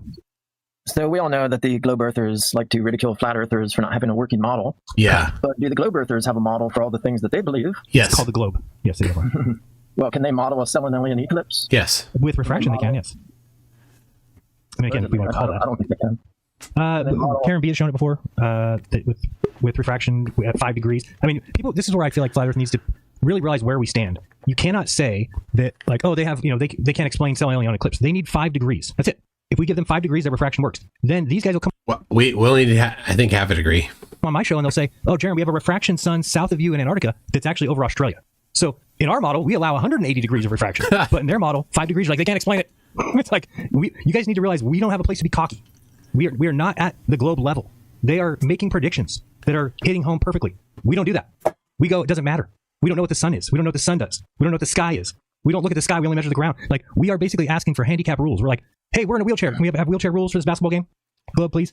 And then we act like then we're cocky about it after we've asked for wheelchair rules. Like, oh, now we're going to just fuck these guys up. We have all the truth. What? I've never heard a globe earther tell me, ever. It's a nothing burger. I've never heard myself, oh, well, why does this happen? They never explained it with, it's a nothing burger, doesn't matter. We don't know what the sun does. So they can explain how you can see the Sorry, there's a clock. You're saying that they can explain how the moon can be going down and that the Earth, the shadow can be going down with the moon as it's descending in the horizon, and that both the sun and the moon are in the sky at the same time. Correct, because they're both just barely above the horizon. So they would say refraction. And then the other thing you said was they can explain what part of it? You said that. Well, I had a bunch of things. Okay, go ahead. Here, I'll just go through it real fast. So that was an interesting interchange, and right, I think it nailed it there. Right, I think he's wrong on the 5 degrees, but I'm not saying that from a position that I know, that I've looked, that I can quote the numbers. But for selenilian, I think you don't need a whole lot of refraction to see the selenilian, because it's only visible in a certain stripe on the globe, part way between the GP of the sun and the moon. So it's just that little stripe, and it's predicted position on the globe. No sensible predicted position on here. Nowhere does it make sense on here. Right? I mean, you take on here, let me say it.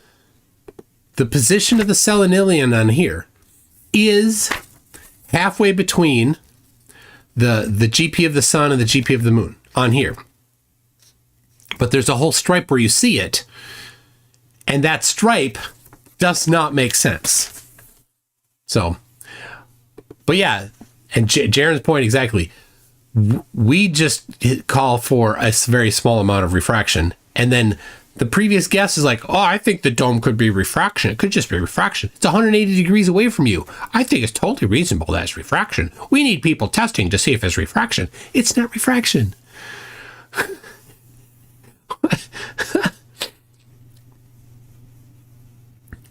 Anyway, all right. Can they model how the burning iron magmatic core of any sphere can be able to generate magnetism? Yes. Can they model how 3 bodies, the sun, earth, and moon, along with all the other planets, are able to move in predictable ways? Yes. Can they model how light can be refracted in such a way as to allow us to see far beyond the alleged curvature of 8 inches per mile squared? Yes. Can they model how light from a single source can illumine 70% of the globe at a single moment in time? It doesn't. Oh, well, is Jiren going to correct him? Can they model how the horizon rises to eye level at elevations as high as 60,000 feet in planes and even 120,000 feet in balloons? Do you think it rises to eye level? Well, my experience riding in planes is that it does.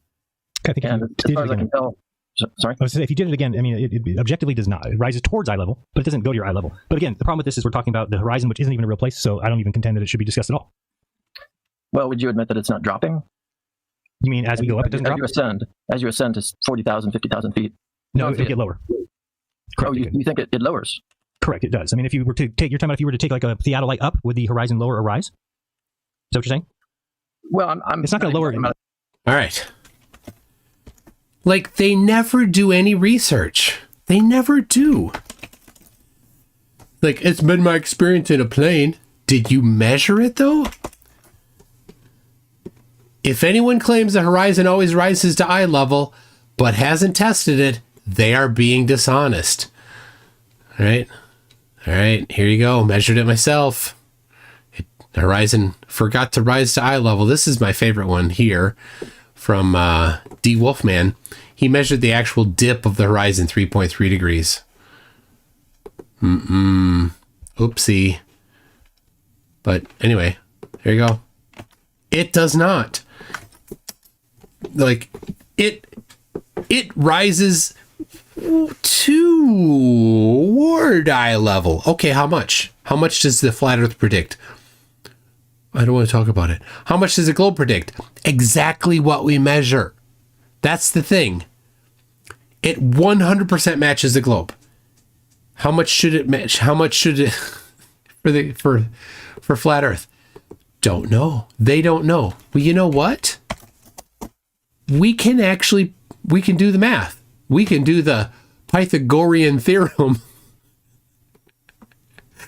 We can do the Pythagorean theorem for how much it should rise to eye level. I did it all right here. And here we go. For flat Earth, here's a table of the dip of the horizon predicted for flat Earth at different elevations: 30,000, 33, 35, 37, and 40,000 feet. At the latitude, 40 degrees, 30. This is north, and then south latitude down to negative 80, right? And then this is the range, because if you look toward the nearest edge, which would be due south, then it's going to be a different amount of dip than if you look the opposite direction, which is north over the North Pole, all the way to the other side. So there's going to be an entire range of the angular dip. So at 40 degrees north latitude, the flat Earth predicts 0.02 to 0.04 degrees of angular dip at 30,000 feet. And at 35,000 feet, just a little more. Doesn't change by much. Right? And here's the interesting thing. At 80 degrees south latitude, and that's where we were flying, and our plane was around 40,000 feet while we were flying there. So actually, when looking due south, because we're only 700 miles away from the edge of flat Earth, the dip should be 0.6 degrees, a definite measurable amount of dip. But the globe predicts at 40,000 feet that it's still going to be like 3.5 degrees dip. So it still doesn't work there, flatties. In reality, it's more than that. And I don't know if you notice this, but down in the lower left-hand corner, Jiren has Dubé doing some, I think it looks like a bit of an elementary kata or form for martial art. It's kind of funny. Okay. Theodolite, not necessarily. Okay, you're just saying visually. Visually, yeah. Just looking out, it seems to rise to eye It level. rises towards eye level, yes. Go measure it. But not to eye level. That doesn't seem to comport with the globe model. I don't know. Yeah, I'm not trying to argue on behalf of the globe model. I don't know it well enough. Clearly. Clearly, I don't know. Well, if they're saying that we can see ships go over the horizon, Right, and then they do say that. the horizon's still rising to, close to eye level at least. Now you're saying that with the theodolite, it definitely goes down. I think if you were to find somebody who's got like Jesse or somebody like that who uses a theodolite, they would show you that with each. While we were in Antarctica, I showed Austin the theodolite app. For over 5 years, Austin has been in this arena and never once bothered to install the theodolite app on his phone. Never once. Until just a couple weeks ago. They're allergic to actually measuring things. Incremental step up with theodolite, the horizon drops. But again, I've seen horizons so close that boats float in the sky. So Yes, it's not, I don't want to talk about the horizon because the horizon is not a real place. It's not something we can measure to. I've seen people use theodolites, and I think what they're doing is they're measuring what happens as you go up. There's more mirroring on the ocean, and so they think that the horizon is I think there's more mirroring on the ocean. What if it's not over the ocean?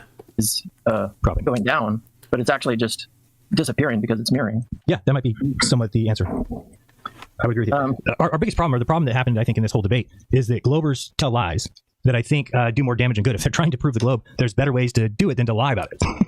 Because that just creates a problem. When like you say what? things like we build bridges with the curvature of the earth in mind, or something like that, it would never be the case. So it's just kind of embarrassing. But it is. Say that, and then we've got people on our side like, that's embarrassing. Of course, that can't be true. And then we go from there. So your time's up. You got 30 seconds. Okay, let me see if I can get this can they model how a gaseous star can burn 600 million tons of hydrogen every second for billions of years without running out of fuel? Yes. Can they model how a spacesuit can work in a vacuum chamber? Yes. Can they model how a rocket engine can work in a vacuum chamber? Yes. Haven't seen it. Can they model how the mass of an object will cause other objects with smaller mass to be pulled toward it? Can they model how we can never see more of the moon's surface, Can they model how we can never see more of the moon's surface, no matter where we're standing on the Earth? Yes. Can they model how a sun 93 million miles away can have spots that can be seen from different angles, depending on where one is standing on the Earth? Yes. Those last two things I thought were kind of interesting. Going to Antarctica, you can see the moon from a different angle, and yet you can never see more of the moon's surface. I think you can, but it's a very small percentage, like 5%. But your time's up. I gotta let you go. We're going with Alan up next. Alan, is that Alan for Space Audits? Alan, what's up? Space Audits. Oh, what's up, big dog? You don't have an entrance song. I mean, I gotta get you an entrance song. I wish I had one for you. Let's do something, Eminem. How about Oh, there goes gravity. There's a good one. Go ahead. Oh, nice. Yo, what's up? Did you hear me? I heard you. Thank you. Nice. Okay. How are you? Yeah, so thanks for going out there, taking one for the team. Happy anniversary to you and your wife. Thank you. I'll tell her. And engagement anniversary. Okay. Well, thank you for also being a staple in the community, man, and being there for the boys. Anytime. Yeah, you've always been very encouraging and helpful, and then you always putting on this show for everyone to come on and say their piece is awesome, dude. Doing a great service to the community, and I feel like you're underappreciated in that regard for sure. Well, thank you. I would agree with you, but whatever that means. What do you got for me today? Yeah, so I wanted to come on, give a little promo for something I've been working on called the null hypothesis for flat Earth. Okay. You see, I should have changed the thing there. You should be able to see it. I do see it. Anyway, so it's a simple Prezi I've been working on. I'm going to refine it down and write it in the form of an actual paper, because you write like a thesis in the form of a null hypothesis, right? Okay. So you have a null hypothesis and a alternative hypothesis. Your null hypothesis is what you're going to assume to be true, and then you're going to try and falsify that through different mutually exclusive data sets where the outcome is going to be in favor of one towards the other. And then you do a statistical analysis at the end, and you determine whether or not you throw out your null hypothesis. So in regards to looking at the sky and determining the shape of the Earth, that's like definitively like this observation proves it. It's that's retarded. But what you could say it more academically, more logically, right? You could say that you can't use objects in the sky to tell what the shape of the ground is, but you can use them to tell you what the shape of the ground isn't. And when you go over a series of different data sets, different points to determine, if your null is true or if your alternative is true. So for my null hypothesis, the Earth is planar and measurements of curvature are dependent on position of celestial bodies. And then the alternative is the opposite, that there's globular and curvature is independent of the bodies. And then it goes on to talk about the coordinate systems and how they were derived and how optics works, curved visual space versus Euclidean. So your spatial field versus the visual field, how we see celestial bodies in relation to, that celestial dome, the azimuthal. This is going to be an absolute mess. Grid. So I go over a bunch of stuff like that. And then it turns out that the positions of the bodies of the stars is where they get all the measurements of curvature from for geodetic surveying. Right. So they take the cosine of a star based on the elevation angle, then they just do a distance, or they with that calculated distance from that cosine, they traverse the ground until they get underneath that star. They look up and they expect that star to be in the center of their telescope or theodolite, but it's always off a little bit. But as we learned from Aries failure and Arago, starlight comes in at an angle already. There's no idealized true position. Oh my goodness. The amount that it's off, you can't measure with a theodolite, really. Oh, you can. Man, that's not how they don't walk to that position. it's not like, oh, let's go. They're like, oh, look, Sirius is over there at this many degrees. Let's go walk that many degrees times 60 nautical miles until we get there. It's moved by then.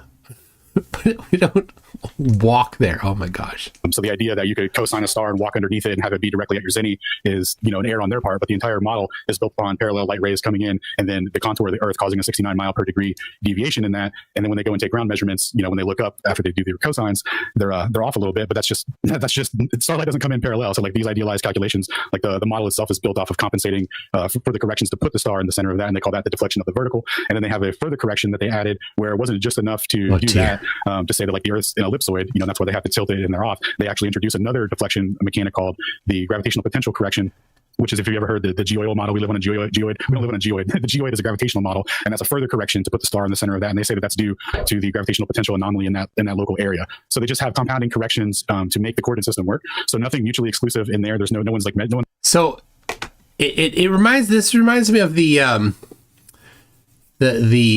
different levels of wrong. Right. So you can model the Earth in a small area as flat. You're wrong, but you can model it for that area as long as the errors that you'll get from that are acceptable, right? So on the scale of a house, or a large, even a 1 block sized building, or even the Mall of America, a good sized building, because the amount of tolerance that you need is fine, right? The 1/1000th of a degree that you're off from one end to the other won't matter, because the fluctuations of the material that you're building it with are significantly larger. But it's still wrong. So then you can move it up to modeling the Earth based on it being a sphere, a perfect sphere. It's still wrong, but it's more right than modeling it as if it's flat. And it works very well for some things. You can model the Earth as being perfectly spherical to do celestial navigation. And because celestial navigation only needs to be typically within 5 miles is pretty good, but you can, if you really were particular with it, you could be much better than that. So you can be more precise than that, and you can get to much tighter tolerances than that by assuming that by treating the Earth wrongly as being a perfect sphere. And then you can treat it as an oblate spheroid. All right, but let's look at that, right? As an oblate spheroid where the distance between lines of latitude vary slightly. When you're at the equator, it's not quite the same as when you're at 80 degrees south latitude. And so that actually was something that I was looking at in some of my calculations, because we're measuring the distances, and I'm like, well, can I model it using a perfect sphere, or should I model it based on it being an ellipsoid? And I did some of the work on that. I went through the math on both. I'm like, oh, the variation in that is buried way too far deep in, and my measurements were much more coarse than that, so it doesn't matter. So now I get to the third point. You can go farther. We can treat it as a geoid, and he talked about being a geoid, but this is important. Treating the Earth as a perfect sphere is wrong. Treating the Earth as a perfect oblate spheroid is wrong. Treating the Earth as a geoid is better, but still wrong. And he mentioned that, right? But the difference between treating the Earth as a perfect sphere and treating the Earth as an oblate spheroid, there's a certain amount of wrongness. And the difference between treating the Earth as an oblate spheroid and as a geoid, there's a difference. And the amount of wrongness is smaller than that previous step of amount of wrongness. And now if you go from globe to flat, well, my arm's off the screen here.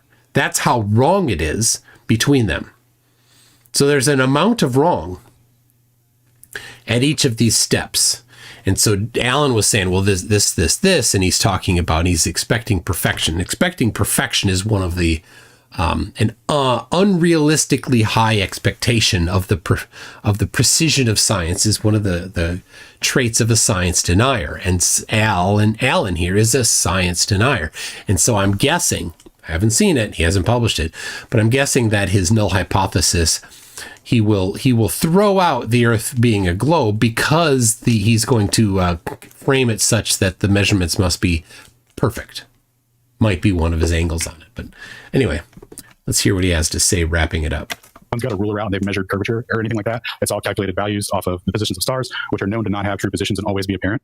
And then we get into some other mutually exclusive things like shadow sets, battle of the beams, solenoid eclipses, and which you pointed out earlier, that given them 5 degrees, like, yeah, they can explain it, but they have to put the two bodies completely on the underside of the ball. So to even get that 5 degrees, they have to get like whatever the distance equivalent would be to go from underneath the ball to the other side. So like 8,000 miles converted into degrees, that'd be like another 10, 15 degrees or something like that. That would be, I mean, that's absurd. So there's no way that a celestial phenomenon occurring above the horizon is proof of their model or predicted by it or anything like that, especially when there's no orthogonal view of it in any way where we can see these bodies underneath one another like that. So at the very least, you know, it's. And how does any of this match the flat Earth? That's of course. That their standard thing is they never test flat Earth. Put all of these exact same things to test the flat Earth with that same type of criteria. He won't do it. It's equivalent to a plane, and it's not evidence for their model.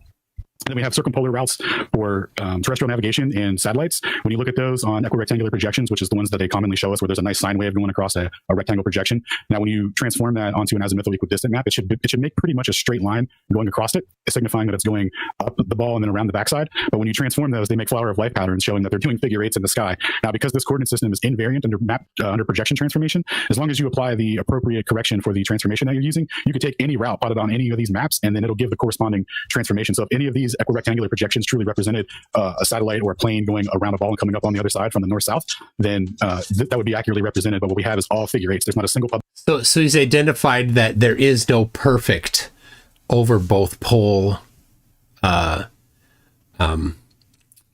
satellites. Whoop-de-doo. Available data set of a satellite orbit or plane route or boat route or anything like that shows the proper transformation. And anyway, I have links to all of this, which I'm going to put in the chat for the boys. They can check that out and see the visuals for that. Here's a link for you. Thank you. Wow. Apply the same level of critical analysis to flat Earth. He won't, because he knows that there is zero steps that you can do, right? The fact that a satellite can orbit cannot be explained on flat Earth. How are they working? Can't do it. He can't do it. Using actual confirmed laws of physics, things that are known to exist, he can't do it. Right? So that's the blinders that flat earthers put on. And when they get to the level that Alan here is at, it's just more extreme blinders. Right? He's pretending to come at this from an academic level, but he's not. Right? Do the same for a flat. He won't. So, all right. Is there more common icy spin?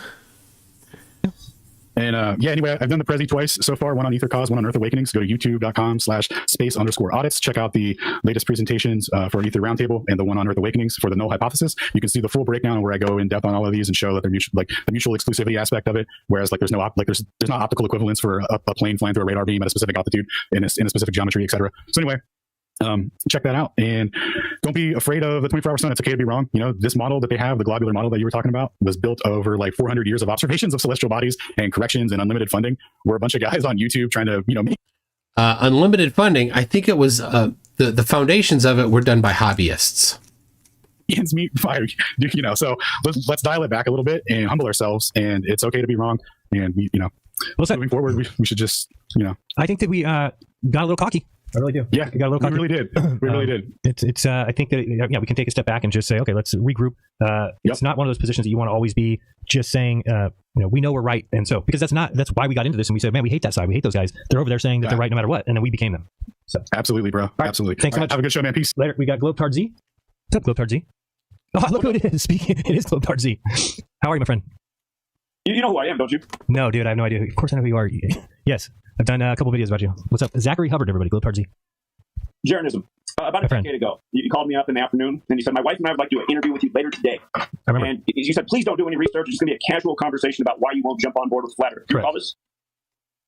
You recall that? Yeah. How was it when I picked up the phone for that conversation? Do you remember what you and your wife... How was it? Do you remember what you guys did when I picked up the phone? No, we said, let's go live on the show.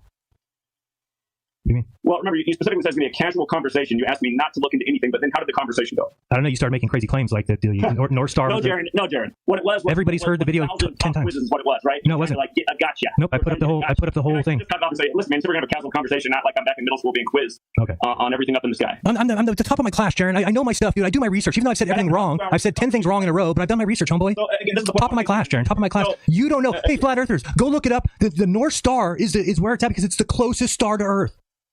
Right, I was wrong about that. Yes. But, Jiren, the point I'm making is just how disingenuous the whole thing was, because you asked me not to research anything. You said you wanted to have a casual conversation about why I'm not getting on board with the Flat Earth thing. Correct. But then it was a major pomp quiz from you and your wife. It wasn't. Anybody can go listen to the whole podcast. Finally got something You're objectively lying. You clipped, and that's what you put out on the internet, and I thought, geez. I put up the whole thing. So you're objectively lying again. We know that you clipped the one thing. You even re-uploaded it like a year ago. Yeah, and then I put out the whole thing. Which was really lame, too, because, I mean, I addressed at the time that, it was wrong. So I take it this guy is a flatty. I have no idea who this guy is. About that point, and the reason the North Star is because of its position in the sky more so than its distance. The distance does factor in, but it's more about the position. The distance does not factor in one bit. Not one bit. You're wrong. The point I'm making is that you're wrong. I know your point's good. What you did was just synonymous with what the whole flat Earth thing is. It's just disingenuous. It's dishonest. It's a total grift. And like I told you in that same conversation, so wait, mine's a grift. Am I making $30,000 a month? The shape of the Earth is. It should be focused on what's going on Earth. I agree. And I don't know if I told you in that same conversation or not. I talked about it about 1,000 times, but back then, this conversation we had was probably, 2015, 2016? I was telling everybody, you better be ready for when 2020 comes around. Mm-hmm. Again, all these guys who obsessed over this whole flat Earth thing, the shape of the Earth rather than what's going on Earth, what I explained to Jiren and others back then is learn about 19-year cycles and why the things happen on this Earth every 19 years. Notice the whole scandemic, it was the C-19, 19 years after 9/11 and the 19 hijackers, which came 19 years after the war on drugs. Yes. And there's a major pattern throughout history with 19 years and major events. Right. For people who don't know, Thomas Jefferson. Look, it just said 19 on the clock. If you do not revolt every 19 years, you will lose rights and liberties. And the thing about the 19 years is ask you with the moon. The moon's on a 19-year cycle. Every 19 years, the appears in the same spot. Oh my gosh, he's just goes and goes. In the sky. So I just want to hop on here, Jiren, and say, I think you did something honest by going down to Antarctica and admitting you were wrong. But again, I think you've also known for a long time that the Earth isn't flat, but it is a major grift, and there is a lot of money to be made off this community. It's like fleecing the sheep. How much do you make at Patreon? Huh? How much do you make at Patreon? What I do is a legitimate service. Oh, it's a legitimate service lying to people about betting on sporting events. Cool. How's that lying? Because I've proven before, I've shown that you've said I went 13-0 in the playoffs, and you go look and you basically name both teams, name a bunch of numbers, and then whoever wins, you just apply that. The year that we did go perfect was the year that Brady won the Super Bowl over the Chiefs. We also had the future right. I've already shown it before the season began. Dude, if you could bet football and be perfect, you wouldn't be on YouTube. You'd be rich. You'd be rolling in money. Well, Jiren, I don't think you know what my wealth status is, but the point I'm making, Jiren, is again, I just want people to know the content of your character. Sure. Again, the truth of that conversation was you said, Zach, please don't do any research. We just want to have a. You keep saying that. Is this just like an excuse for getting everything wrong? So that's okay. So if I ever want to get everything wrong, all you flat earthers are. Yeah, I'll just make it. Disingenuous, dishonest people. Right. When you said you were the top of the class and you knew what you were talking about and everybody could go look at it, that wasn't disingenuous. Well, Jiren, everything else I said in that conversation, probably but that one clip, the one thing that you put out there in the 2.5 hour conversation we had was correct. And I was. This is all wrong. No, you just got it all wrong, my friend. Everything. Okay, well, Jiren, you just went on. For anyone who wants to look at what we do with sports, again, we made a lot of people a lot of money over the years, and made a lot of futures, and we do do very well at sports. Right. The year we did go perfect in the playoffs. Never happened. So, Jiren, just super disingenuous. No, never happened. You want to bet money? Yeah, I will bet money on that. Okay, so you're gonna bet me. Anyway, what happened? Bet me $1,000 that you went perfect in the playoffs in any year. Easy. Easy what? Anyone go back to verify what we did that in the playoffs? It's still on the Patreon. Yeah, what year is it? It was the year Super Bowl 55, so it would have been 4 years ago. It was the year they moved the playoff format to our 17-game season. 7 teams on each side. Brady won his 7th ring. It was all about 7 that year. And so what'd you go? How many games? 13-0? You really want that year perfect in the playoffs. 13-0 in the playoffs. All right. You want to bet me $1,000? Or say publicly you're betting $1,000. You went 13-0. Oh, what happened? His camera went out right at the right time. I can't believe it. Peter Jennings, what's up? Welcome. Hey, Darren, what's up? How you doing? Good, yourself? Yeah, pretty good. That was like some massive projection going on right there from Zach. Wow. It's so funny. These guys, they love to just show because all they're about is like, oh, I got one right. And like, what if somebody calculated how many things he's got wrong? It'd be ridiculous. But anyway. I don't worry about it. I feel like a lot of these people who are like insulting you and calling you a shill, like I understand it, but it's not. It just doesn't make sense. All right, IC Spin. Well, I guess I kind of said that wrong. But the point is, when is the? You said Sea Lion Prime. Problems that the globe has. Okay. One, we could just see too far. And two, go tell him. You can't have a pressure system next to a vacuum. And if they can't solve those, I don't care what the sun did in Antarctica. And anyone, man, they're just they know nothing about physics, and they're just so excited about it. Felt like seeing a 24-hour sun in Antarctica meant that it affected their worldview. They didn't understand like the whole flat Earth movement, and like they didn't understand what it was about, anyways. What I would say about I've been listening to you for at least 3, maybe 4 years. I think you've probably been doing it longer than that, and you've been very consistent with your message. So I think that it's like totally absurd for people to call you a shill. But to be honest, I also feel equally like that people should. I'm jumping this guy. I was talking to him right now. I would say to him, look. Well, you would never have him. He would never talk to you. That would have to be live. You can't do that. You only get me to do that. But I get it. We got Roger Ledwell up next. What's up, Roger? How you doing, Jared? Good. How you doing today? Good. Okay, Roger Ledwell lives not far from Will Duffy. Showed up at his church one day. Roger said that he wanted to go to Antarctica, and that he came on my show saying he was going to Antarctica, and he was just doing fundraising. So I searched on GoFundMe for his fundraiser. He did have a GoFundMe on there, but it wasn't about Antarctica. It said nothing about Antarctica. So earlier in this stream, when I said that nobody did a fundraiser for Antarctica, I'm specifically talking about this guy. His fundraiser did not mention Antarctica.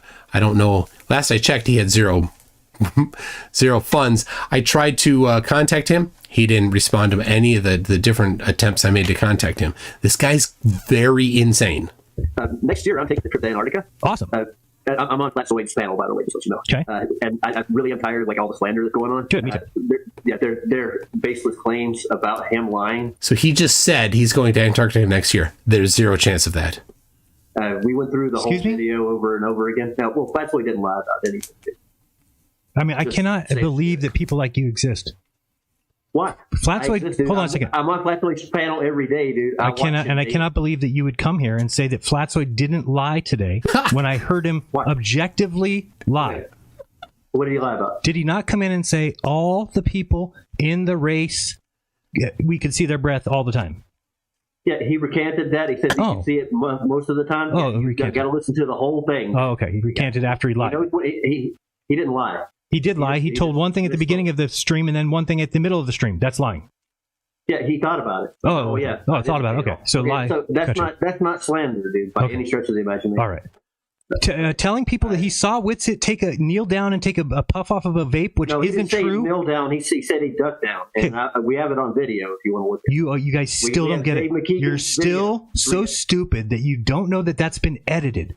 You don't even listen. How did Dave McKeegan's 360 camera get edited? Please tell me. No, it's not Dave McKeegan's camera that showed that. No, we took Dave McKeegan's footage. That's where we got it from. Dude. Wow. Yeah. You took somebody's footage. Whatever you want to. You took somebody's footage who manipulated the video, and you guys can't even see that. No, we didn't get it from anybody else. We got it directly from Dave McKeegan. But when? I thought Flatsoid said he watched it live. We watched him live on the show, dude. That wasn't the 360 cam. We watched his stream. But he said he saw him take that vape hit live. Now you're telling me that he saw it from Dave McKeegan's 360 camera, which wasn't live. So you guys are objectively liars. No, but it's the same time, dude. Objectively, that's the same time when he walked out of the building, took the hit off of it, walked. The objectively fights here are funny. Objectively is one of Witsit's tells. When he says objectively, the next thing he says is almost guaranteed to be wrong. Jiren, I think, picked up that mannerism from Witsit using that word. I don't think it's a tell for Jiren, at least I haven't noticed. And now Roger Ledwell is using that same term. Walked over, held it, and blew it up. I can't even. You're not even worth it. You're not worth it. Oh, and you're telling me I'm not worth it? You're not worth it. That's ego right there. Well, you don't even understand angular size change when you rise in altitude, but how it brings the horizon down. Angular size changes moves the horizon? Oh my gosh! No, you field of view goes further. That's why it lowers why? Somewhat. Yeah.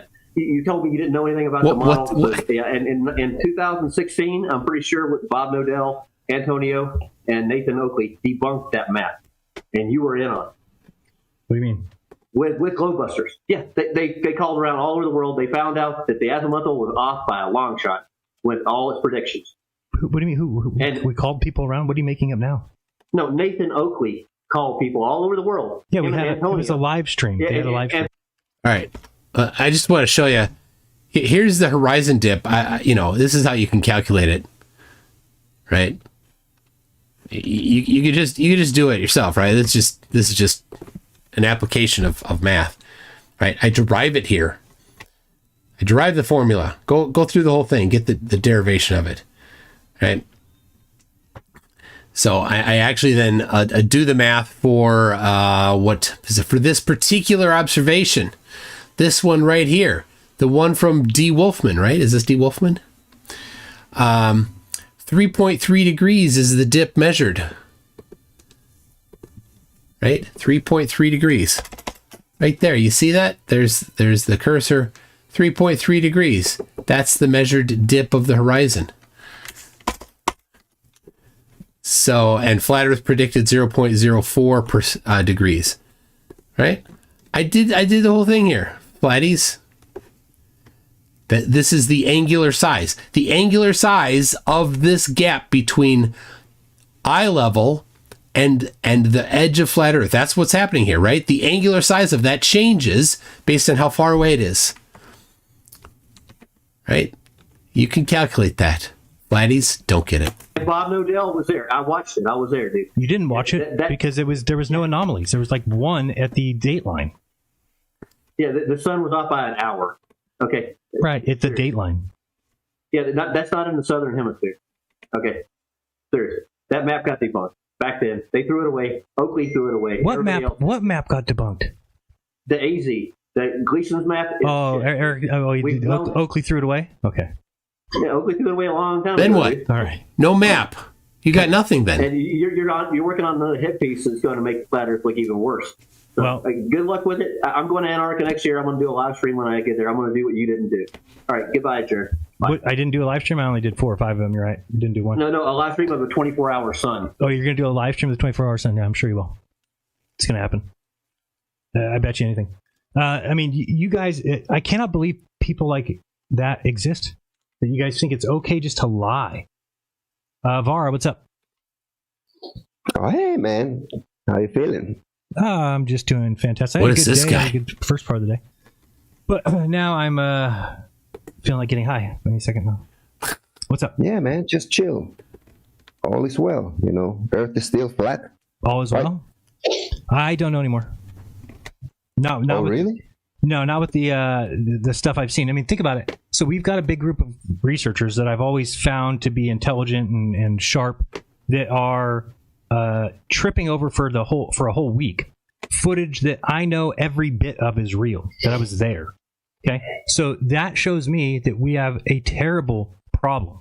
The problem is that no matter who went down there, and I'll stop your clock real quick while I diatribe, but the problem is that no matter who goes down there, whoever went down there, we would have said it was fake. So what that means is that the flat Earth is incapable of handling things that are outside of our model or don't fit our model. What we turn to is demonizing those who are the ones who step forward and say, hey, look what I found, look what I observed. We say, no, you didn't, shill, liar, faker, right?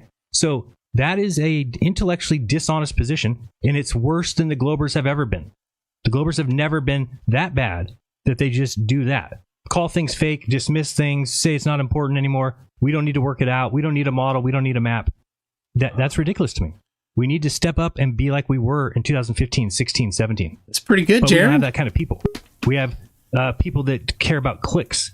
People who think people on TikTok are making good content when it's objectively garbage. TikTok has hurt us. But go ahead. Well, weren't the flat earthers back in 2015 saying the same things we're saying now? Like, you know, water is still level, it lays flat and level, Right. and it So takes we've gotten the nowhere. shape of its container. So we've gotten nowhere in 10 years. Yeah. Well, that's what I'm saying. Like, Oh, okay. all is well, because we still know the Earth is flat, right? We have the evidence. We have the what? We have the evidence. So how does the flat Earth explain the sun in the south? Well, from what I've seen, like, for me personally, it doesn't matter, right? Well, of Me, course the it doesn't sun matter, is- right? You see what I'm saying? So the new flat Earth position is to just say anything that doesn't match doesn't matter. It doesn't matter. Well, I'll tell you why. But do we think should we be acting cocky when our new answer is it doesn't matter? Do you think No, that Bob Nodell would have ever said it doesn't matter? Do you think that Rob Skiba would have ever? Just a quick question here. Jason Bracely says, oh no, wait, where? That wasn't Jason Bracely. Says the only problems that are wrong in 2016, 17, 18. But somebody asked, did McFlatty, did McFlatty disprove the 24-hour circling sun? No, McFlatty, according to the video I saw, he disproved our 24 circling suns. He did not see 24 circling suns. So he disproved that. Ever uttered the words it doesn't fucking matter? I don't care, man. I'm speaking for myself. Well, good for you. Okay, well then you shouldn't be in conversations about the shape of the Earth then. Why not? Because if you think it's you think it's okay to say it doesn't matter when somebody says, "Hey, this observation doesn't match where you think the Earth is," and you just say doesn't matter, then you don't get a right to contest with the other person about what the shape of the Earth is. They're making predictions. You're not. You're useless. Well, They're I would actually expect getting the shit other done. person just to ask me, why doesn't it matter? What? I would just expect the other person to ask me, why doesn't it matter? Okay, so why doesn't it matter? Because the sun is apparent now. The sun is a can- physical object. Proven. Proven? How was it proven? Many times by many people. Look at what Austin Thompson's been doing. Do you contest his daily videos of the sun? With What do sunspots they- that move in a pattern that it matches exactly what the website says it does? I'm just wondering if you can test it. No, I'm just wondering, like, how do optic observations of the sun tell us anything about the distance to it, whether what is Nobody it said that. composed of? Nobody said that. Well, I didn't say anything about what the distance of it was, and I didn't say anything about what it was composed of. Well, what do we know of the sun? Really? We know it's physical, and we know we know the path of the sun. What's your position? We know the path of the sun, right? You said it's physical, right? Yes, and we know the path of the sun. Now, But can it be? I ask you, how do you know it's physical? You don't. I don't know it's physical. Yeah. Okay. So that's what I'm saying. So that just comes down to whether or not you're going to accept evidence. I've looked at the evidence that Austin has, and I accept it. You don't. That's fine. We can agree to disagree. Good for Jiren. I look at all the See, evidence, look at that. man. All I've been doing for the past. But you didn't know who I was talking about. You didn't even know about the evidence I'm talking about. So Andrew Thompson? No. So you don't look at all the evidence because I'm telling you something you haven't seen. So why do people think it's okay What just is to it? say Like, words? you say sunspots. How does that prove anything? Go look at it. It's a physical sun. The sun does not move around. It does not jolt in and out of existence. You can track it with a camera. It's in a known spot. It's a known item, and you can see things on its surface. Have you seen Crow 777's work? He takes a hydrogen alpha cameras or hydrogen alpha shots of the sun. The sun is a physical item. It's just, you can argue with it all you want. It's embarrassing that we have people that think that they can just say to actual evidence. Well, to me, the globe sun, whatever you're still trying to push, that it explains the sky. It can explain 99% of the population seeing sunlight at one time. No, and I think that's just something stupid that the TV newscasters say. No, that was proven by Dave Weiss. Proven? By Dave Weiss. Oh my gosh. 99% of the world saw light. Proven? Yeah, that was the Oh observation. my gosh. I'm getting sick to my stomach that flat earthers think it's okay just to say lies. Just to say lies. There's no, find me where it says 99% of the world saw the light of the sun ever. It's never been. I showed you that in November, Speakers Corner, man. We went through this. I'm not going to go through it again. 99%. I just want to say my piece, You got it. I don't know how much time you have left to make your clock right now, so go ahead. You have a minute. All right. So I'm just going to say, for me personally, I can't explain the sun due to the observations and the evidence. And so that's it. You're done then, because we can explain it. You don't get to enter the conversation by saying, I can't explain it, when we can. That's the thing. They're proud of their ignorance. Your ignorance is your loss. You have to explain it better, or the same or better as we do. We have. It seems like everybody has their own sort of, thing. I can't explain it.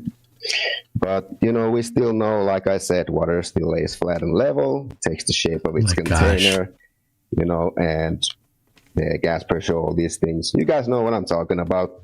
But what I really want to say is, you said in the beginning that look at it from the eyes of, Jiren. Right. Like, if you went there and you say everything is real, okay. Mm-hmm. I would say personally that of course, you're going to say that the community is acting crazy now. But from when I look at all the footage that is being presented right now, like, I just wanted to see a 24-hour unedited video of the sun in Antarctica. Mm-hmm. But all we have now is one time lapse. I'm waiting for Witsit. What do you mean a 24-hour video? Do you know how large that is? I know. I'm just saying. Oh, okay. This guy's not looking very hard. I've posted 2 time lapses myself. So that's 3. 3 time lapses. I'm waiting for the footage to come out, and so I can make a conclusion. I mean, do you think the 4, 5, 6 things that are already out? Like, I don't think people are even paying attention to what you're getting. So this is the first time ever that a group of people have gone down. This is not one Robert Schwartzman or somebody who's taking videos of the sun. This is all of us. We're all there. We're all filming it. We all have our cameras out. Everybody's getting footage of it. I don't understand how you can look at that and think that it's been faked. I don't get it. Well, I just want to ask you, Jiren, I'm putting myself in your shoes. Okay. Put yourself in the crazy flat earthers' shoes now. Okay. Let's say that you didn't go there, and you saw all these, you saw all this footage coming from the globe side and the flat earther side. Yes. And you see these, you make these observations of the footage, and you start asking questions. Right. Like, why is Witsit vaping? Why don't the shadows make sense? Why don't you have foggy breath? Why does Will Duffy have a stock photo looking mountain in the background while all the snow trails look the same as it did 8 years? Oh, the desperation. You know what? Now that Dave has published his video, I thought I'd play this for you here. This is the full video cropped. He played this a couple times in his in the video that Dave put out today. And come on, stop playing. All right, hold on. Maybe this one will. There we go. All right. So there it is. See that? It's scrubbing it back and forth. Oh, so cool. You can see the sun rotating. So when Jiren's like, we know the sun's a physical thing. This is it. Right here. Look how cool that is. The sun is a physical thing. You can see it rotating in real time over 24 hours. Oh, I love this so much. I don't know. Do you like this? Do you think this is the coolest thing ever? I think this is the coolest thing ever. Right here. It's so cool. We don't see all the counter. Move your head. Oh. All right. Hold on. I'll move it.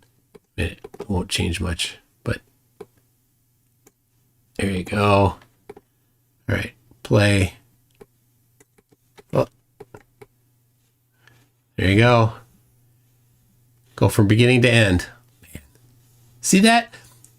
How do you, you're like, oh, that's fake. That's it. That's all they can do is they can just cry fake. Well, I'll tell you, crying fake doesn't do it. You want it to be fake? Go down there, set up your own 24-hour camera. Do it. Show that this doesn't happen, right? This happened. This really happened. Amazing. So, where's the pre-timer shots where he was working on the alignment? Some folks are like, it's only 22 hours. Oh my gosh. The desperation. You don't need 24 hours. Actually, all you need is we saw due south. That's all you need. But yeah, he did have some test images. Let's see here. There you go. 1, 2, 3, 4. Right. So these are the test images that he took.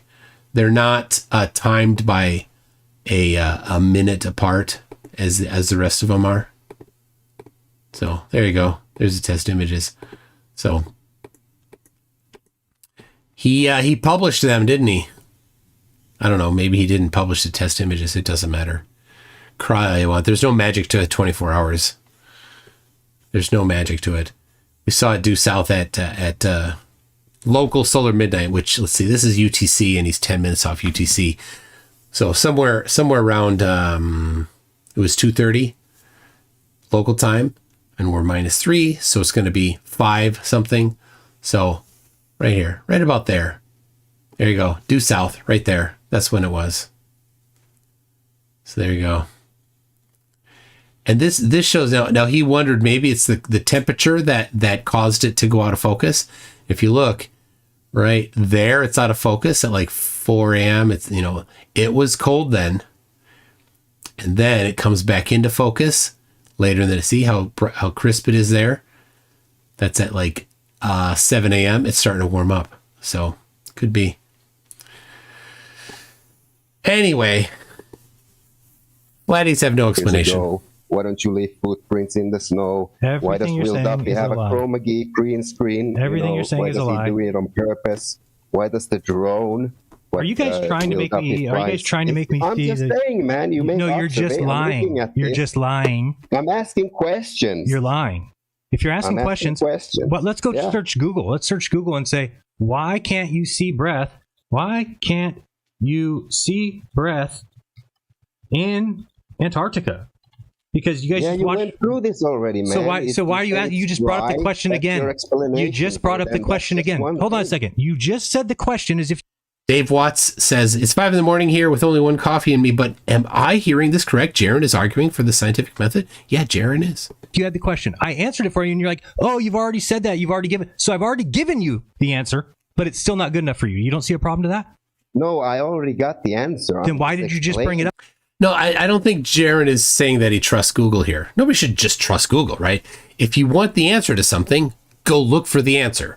One way is Google, but the first answer isn't necessarily the right answer. The 10th answer isn't the right answer. You need to critically analyze it. And I'm seeing that Jiren is doing that. I promote that. That's good. Up if you know the answer now. Because I was explaining that if you took the position of if you took the position of making the observations from the footage and asking all these questions, you would ask the same questions. No, they made videos and accusations. They did not go ask questions. They could have asked Google and been answered for them. It says you can't typically see your breath in Antarctica because the air there is extremely dry, lacking the necessary particles for your exhaled water vapor to condense and become invisible. But Witsit was drinking hot tea, so he had breath. I don't know what else you want me to tell you. Yeah, I know. That's just one thing, though. Okay. So what else? I'll answer everything for you because we were there and it was real. So do you realize all your questions have answers? That's how ridiculous this is. They can't not have an answer. I was there. I watched it all. Well, I don't want to take too much time. So can we do something, Jiren? Can we do like a stream with you where we go through these one by one so I can... Okay, so you don't want to... No, because these things have already been answered. We don't have to just sit... No, they haven't, man. Google doesn't answer everything. So what is your question? You need the person to be there to ask them directly. We've answered everything. No, you haven't. Okay, that's why I asked you, what haven't we answered? And I'll tell you where to go watch it. Okay, there's like 15 things here. You want to go through them one by one? No, I do not, because I think it's ridiculous that you even have those questions. That's why. Because have you watched my GoPro footage? So I should stop critical. So whodunit is making me respect for Jiren, the mustache supporter. I haven't heard Jiren support the mustache. Doesn't mean he doesn't, but I'm unaware of it. Thinking then, all right, man. Is that what I said? Great advice. Let me tell you something about humanity. We need to sometimes trust each other. Okay? It is impossible for you to go through life and question everything and every single person in every instance. I want to trust you guys, but you're making it very difficult, especially when you're denying a stream where you could go through these with us. Because you should recognize that one by one. You should recognize that with the footage that we have, I'm trying to bring up this is the GoPro footage that I have. If you just watch this, you're like, oh, there's no way that Jiren got on this plane and faked it, got on an empty plane. They flew above sea ice. You're watching this. Oops, let me turn the volume down. That's where the fuck are we? If we're flying over that 3 hours out of Punta Arenas, it means we're in Antarctica. I'm not questioning you went to Punta Arenas. Hold on a second. What about this? Is this some video? Is this a movie cool. playing outside of my... All right, let me just say, this was just something. Seeing this flying over Antarctica. So I have if you watch, I have the like a 20-minute time lapse of the whole flight, and I have just the landing.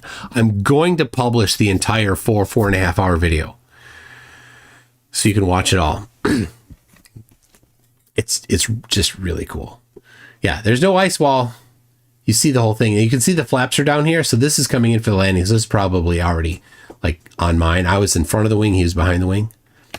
Slider, what's happening here? Am I not in Antarctica? Am I not getting off of a fucking airplane? Is this a set? Is that how dumb flat earthers are? For a 24-hour unedited. Why would you wait for that? Why not just admit? Why not just admit that this is real? We were there. You have plenty of questioning what you're showing to me right now, man. But I'm telling you, there's plenty of evidence. Go to Dave McKeegan's channel and watch his multiple 24-hour cameras or twisting sun. We went through that. The flat earth community has been going through that, and they're asking questions. Yes, because they're getting things wrong. They don't know how to review evidence. They don't. They're clueless. It's a terrible sign. What it means is that, imagine this. If I now know that... That's the smoking platform, by the way, that little thing there on the lower right. That's that's for smoking. So they hung out there a lot because it had good Wi-Fi. So I don't know. I went somewhere. I took the footage. I saw it happen. We bring it back, and the whole community has problems with all of it. Then I realized that in the future, nobody can do anything. Do you understand? Nobody's going to go somewhere. If it ever was something that would be in the face of our beliefs, we would just demonize them and say that they faked it. And here's the problem, and Brenda just brought it up.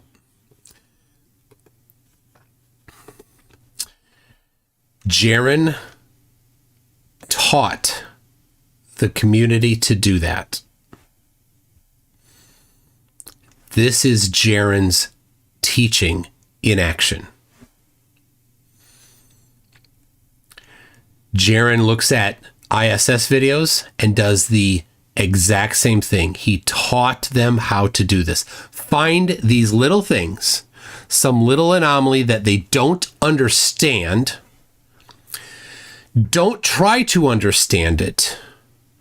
Declare that it's fake, while ignoring all of the other evidence around it. Right? So you say, oh, this one screw accelerated that direction. The guy's necklace, while also the guy's necklace is hanging loose. There's heavy things that are Velcroed to the wall with not in an aggressive, not in a way that would stand up to regular gravity. They're turning, they're saying their whole body is sideways in a way that you couldn't be if you were in regular gravity. Like all of these other things, every single other thing in the video shows that there's no gravity, that they're in free fall. And like, oh, one thing, don't understand, therefore fake. This is Jiren's teaching. So Jiren, I'm backing you on this, but Jiren, you taught them how to do this. This is the Jiren process applied to Jiren. And it sucks, doesn't it? You feel how dishonest they are coming into it, Jiren. You taught them. Go watch NASA videos again. Go watch ISS videos. And don't use this process. And tell me after you've done this and said, I'm not going to use that same process when I watch these videos. Instead, I'm going to look things up. I'm going to consult things that can give an answer to it. And I'm going to evaluate it without pre-selecting the conclusion. And tell me how that goes. Because this is you. You brought it on. The chickens are coming home to roost, Jiren. I don't envy the position that you're in, but you're not innocent in this position. And if you go again and you ever watch a NASA video of the ISS or anything like that, and you use this same process, then you're being a hypocrite. Don't do that. You see this side of it. You're on the other side of it. Think for a second. Those astronauts are real people. Just like you're a real person, Jiren. Treat them with the respect that you think you want the flat earthers to treat you with. You can contact those astronauts. They exist in real life. You can get a hold of them. The ones that there's 8 currently on the ISS. The rest are here. Reach out to them. Say, I'd like to talk to you about that screw that I think fell, or about that inflatable globe that got pushed out. What really happened? Tell me what really happened, and then critically analyze it. Not with the pre-selected conclusion, but with wanting to know the real answer. So, yeah, Pat in the chat. Jiren is reaping what he sowed. This is it, Jiren. I don't know. I hope that Jiren, I hope you can see what this is and see that this is the method that you taught them to do. That's the way flat earthers have gotten to this point. If something doesn't match the model, they just say it's fake. The people behind it are fake. I'm paid off. This guy's paid off. They're all in the pocket. So what we've done is we've created an undebunkable position. And we act cocky about it. It's gross. It's gross. You have the globe making perfect predictions, and then we've got Alfonso, the geocentric, PhD guy or whatever, saying, "Oh, actually, we all flat Earth models predicted a 24-hour sun in the south." That's just stupid.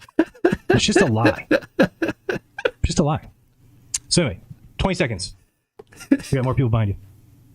Yeah. Well, oh my gosh. You don't want to go through the evidence. Not right now. You have 4 minutes. So we don't have evidence. We don't have time to go through 15. So it's suspicious because I'm sticking to the 4-minute clock and not allowing you to go through your 15 items. There's a lot of sus things, man, and I just want to go through them. And with again, you there's guys. no But sus things. You know, I don't know. Yeah. So but anybody can take any footage and create sus out of it. Nothing's ever going to be perfect. You're not going to have perfect something in life. Sus because you're not answering questions, man. I told you that this is a show that you're supposed to be on here for 4 minutes, not for 15 questions. And all of your questions have been answered. Stream? I said all of your questions have already been answered. Give me one. Well, they haven't. Okay, then give me one. Okay, well, what about the drone that Will Duffy was flying? What about it? He was flying it away from the camera. Right. And, you know, it has that obstacle sensor beep to it. So it flew past McToon away from the camera. It started beeping. Then it stopped beeping because it wasn't close to McToon anymore. Right. Then it started going just a little bit more. And it started beeping again. Yeah, because it saw McToon again. Was near it. Yeah, McToon was there. Huh? McToon was right there. No. It flew past McToon. Okay, so I want you to understand what you're saying to me right now. Okay, I want you to understand what you're saying. You are accusing us of some sort of green screen nonsense, rather than just realize that. I'm just asking, why did it start beeping? I don't fucking know. I wasn't there. The only way it would start beeping if there was an obstacle there. No, or if you're retarded. One or the other. Or you were in the studio. Okay, so if that's what you think, I'm just explaining to you that you are no longer capable of looking at evidence and coming to a conclusion. You should give up. For the record, I was there, and I can explain what happened. So I was standing, and I had talked to Will. Obviously, we had set this up ahead of time. We're like, yeah, let's go live at the same time, and we'll get multiple views, right? It can't be a green screen if you're looking at it from different angles. Think about this. Where would the green screen have been? I was using YouTube just live on my phone. I just hit go live. There's no green screen option in there. I wasn't using a StreamYard. I just use YouTube built-in thing. And so that's why it's on my Conspiracy Tunes channel, and I was doing it on my phone, and it was vertical. Right? That's how you know I was just using the regular built-in thing to YouTube. There was no option for green screen in there. So anyway, so I was walking around and I showed Will's screen from my screen. You can see his screen from my screen, right? And you can see my screen from his screen, right? They can see each other, right? It's Inception. And so then for the drone, we're like, well, he's going to fly it backwards. I'm like, well, I'll go stand and you fly near me. So I stood back there behind him, right? So I'm back here, and he flew his drone not at me. He flew his drone next to me, right? So as it's getting close, the proximity sensor says, oh, there's something there, but I was not in front of it. I was to the side of it. So he was able to continue going. And then once the drone got past me, it stopped beeping and he went farther. Then it started coming back the other direction, and I was to the side of it. And it got next to me, it was beeping. And then it kept going, and there's other obstacles on the other side of me, including Will. And so that's why when it was getting close to Will, it started beeping again. For the record, I was there, and that's what happened. Nothing fishy about it at all. So... yeah, I don't know where Jiren and Austin and them, they must have been inside. But yeah, there's if you look at Where's Wally, he put out a video today or yesterday, really good, had all of them simultaneously going. Mine, Will's, Mark Herman's, Dave McKeegan, and the drone, all 5. Really cool matchup he did. Because you're drastically wrong.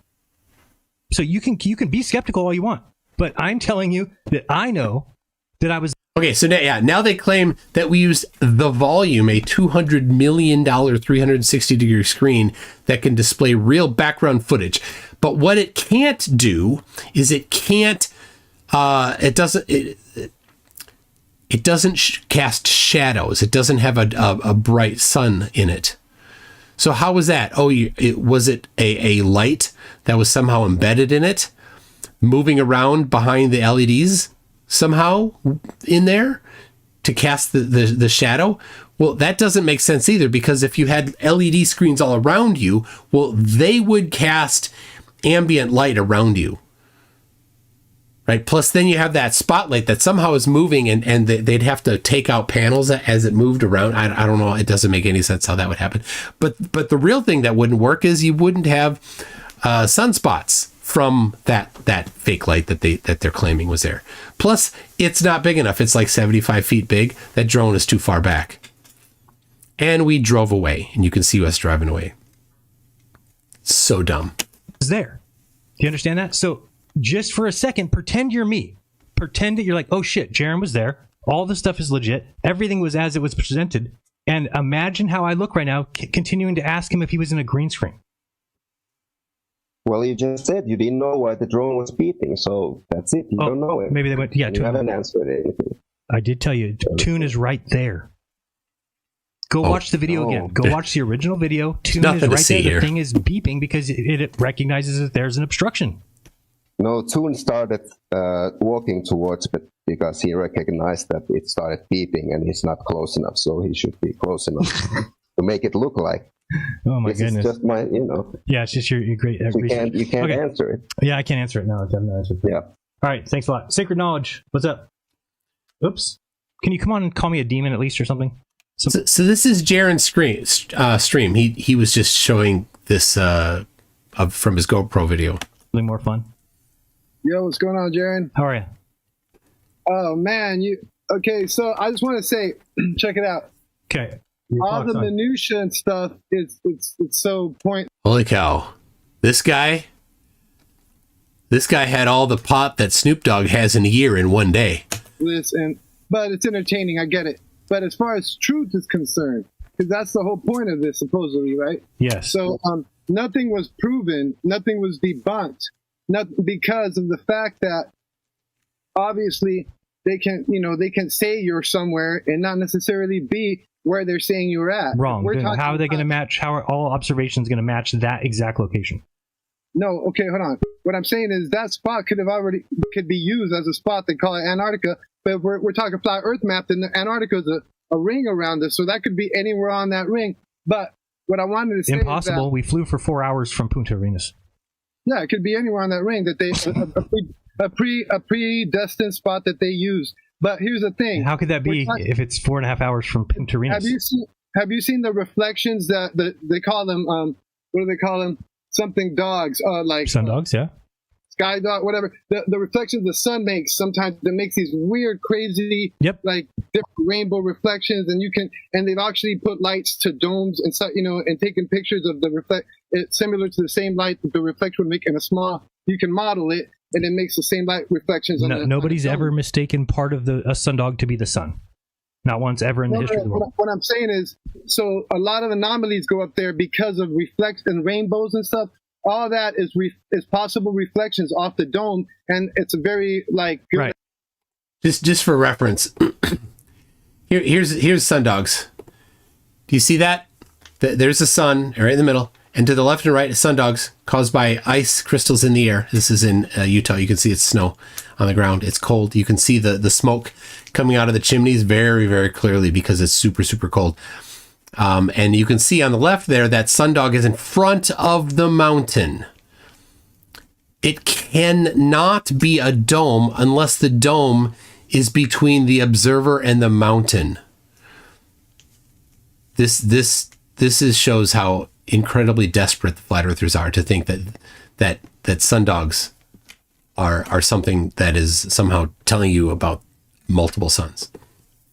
Can we zoom into? It's not a good explanation because can we zoom into rainbows and can we look at sunspots on rainbows, or are rainbows a figment of our imagination?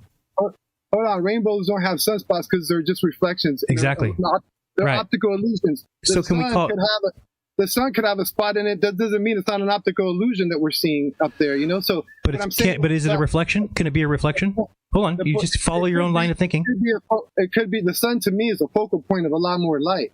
Oh, okay. So So it's an optical type of illusion, and that's why we see it differently from depending on where you're at. But same thing with rainbows and all that. So those crazy reflections that we say that it's possibly the dome, that same the only video that I like that Eric Dubé put out while you were out there is, check out the one where he shows this guy was modeling this a long time ago, showing that that the reflection within a dome that he modeled, if you're way out in the corner on one edge of the circular dome, if you're on one edge, you will see a reflection of because he's got a sun going in the middle of the model. Mm-hmm.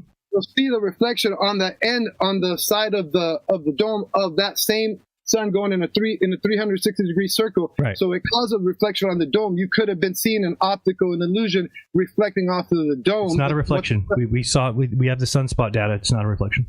What I'm saying is what they see in the North Pole. So that was good, and this guy blew right past it. If it was reflection, it'd be mirrored left to right, and it wasn't. Where they see the 360-degree sun, you could be seeing it in the South Pole, but it's it's an optical illusion, and he showed us in a model very well. So to completely not pay attention to that model that he showed and that phenomenon that occurs visually would be irresponsible. Flat Earthers' new levels of evidence is just so poor when you're talking about that, because it's two very different things. You're talking about those suns would have to come together, they would have to morph, they would have to do all kinds of things. No. What do you mean? See all those phenomena happening all the time with the sun, with reflections that right, but nobody's ever zoomed into that and seen sunspots. Do you understand? Who's that doesn't okay? I get what you're saying, but no one's saying that. What I'm saying is that those are probably reflections off the dome. If there's a dome, that's good evidence of a dome. And the rainbows, the way they're shaped perfectly like a dome, and the reflection, you need a reflector to make a rainbow. So isn't it possible that the rainbows are actually reflecting, absolutely representing the shape of the dome? And so what you might be seeing over there is another reflection, another phenomenon, visual occurrence that happens at that edge, that close to the dome. You'll see the sun moving, but you'll see, you got to think about what you're saying. The sun in the north has to be the same sun that's in the south. They're the same. Right, and you're seeing how is it a reflect? When did it reflect? Watch the video that Eric Dubé put out about how. I'm not watching Eric Dubé's videos. One of the most recent. This is about research that he's showing that another guy did. Okay. That this guy did this little model a long time ago, and he showed, look, this could be what they're seeing in the south when they see the 360-degree sun. Another phenomenon, reflection off the dome, because it's a translucent dome that causes a lot of reflections. Yes. And we see those with the sun dogs, right? Picture. But so gotcha. Check that out. That's a good explanation for why you're. No, it's not. It's not a reflection. Like, this guy completely missed the Jiren said we have the data. Right. I think the power of being so incredibly baked compels him to ignore that statement. You're seeing a 300, and they could already know that because it's been going on for centuries. People have seen that, and they're like, "Yeah, let's do this. The final experiment. This is how we'll shut down flat Earth." Okay. And now they're going to use it as a psyop, bro. The whole thing's a psyop. The whole thing for flat Earth is a psyop. So, what do you think about the fact that? Sure. So, you don't think it's weird that in the north the sun goes around somebody for 6 months, and in the south the sun goes around somebody for 6 months in the opposite direction? You don't think that's weird? That's not. I just told you what I think. It could be a reflection of what you're seeing in the north. So of course, he misses that if it was just a reflection, then the sun would have been going the opposite direction as what we did see. So, hello, puppy. Going to bed. Okay. Good night. Love you. Sleep well. She brought the puppy in. Hello, penguin. You want to come in here? You want to say hi? Hello? All right, you're going to swim. Swim for us. You going to swim? No? Come on, penguin. She does her, like, I can maybe get her to do it. Come on. Go. No? All right. Penguin's a super puppy. She's so nice. Did you just burp? She's a little scruffy too, but it's winter, so All right, we got Wesley Grand Leonard said, "Good night, Mrs. Toon. You should have her on more." Well, she might come on when we're in Tahoe. We were just talking about it tonight. You wanna Here you go. Like, what are you doing? No, do that thing. No. She'll do it. All right, I think I can make her. I'll back up a little. I gotta get this out of there so she doesn't grab it. Okay. Here we go. She's uncomfortable. That's why she does it, is because she is uncomfortable. All right. No? Okay. All right. There you go, Penguin. Good puppy. Penguin likes to sit underneath the desk here. There she is. All right.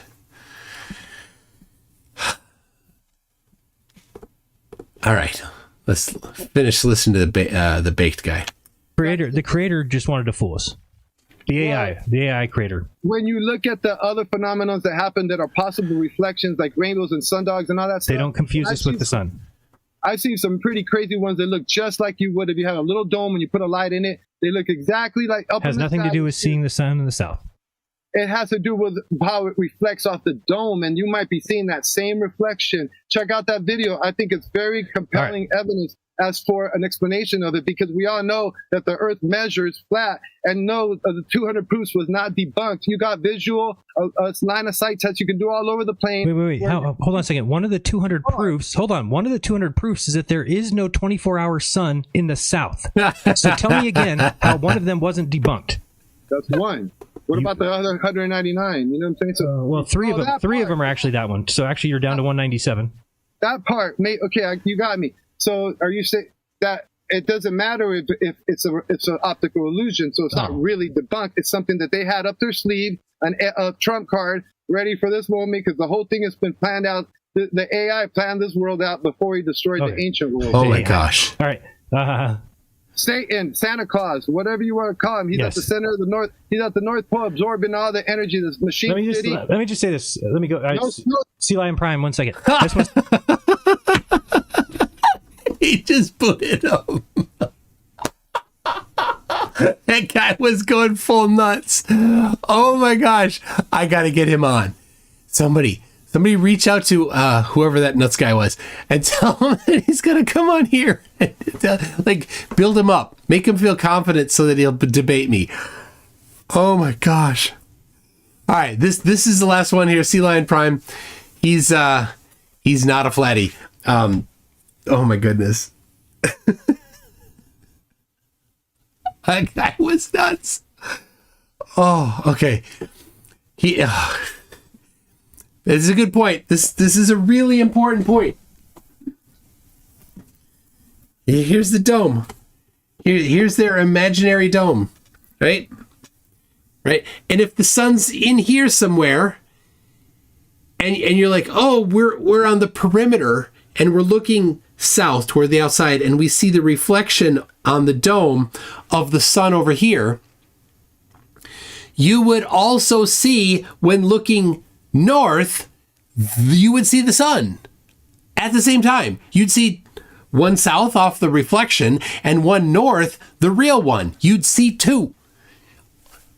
You'd always see two, because then when the sun was here, then and you're here, right? Then you'd see way over there, you'd see the reflection of the sun. You'd always see two, but they'd be going other directions, right? This one would be going this way, and the reflecting one would go the other direction. So when Joe Hanvey has done his dome thing, right, and he's put something in here and he's moved it around, right, and then they're like, oh look, I made it so you can see the 24-hour sun reflecting off the dome. Of course, he forgot that you'd see the real sun, but he also got the direction wrong. Right, so when he moves the sun around in here, the direction that it needs to go, when you look at the dome, it's going the wrong direction. It's going the wrong direction. So, you know what does Joe Hanvey do? He doesn't show the next video. He crops the top so you don't see where the sun is. And then he moves the sun in the direction that causes the reflected one to appear to move the right direction. He was lying so that he could force the output. And what do the flatties do? They're like, oh, Joe, praise Jesus in the manger. You totally figured it out in God's perfect dome, firmament, flat Earth. But then he deleted it when other people realized his deception. But did the people that praised him for having finally figured it out also realize that he was lying and that it wasn't an actual figuring out? No, he just deleted all the evidence. Gone.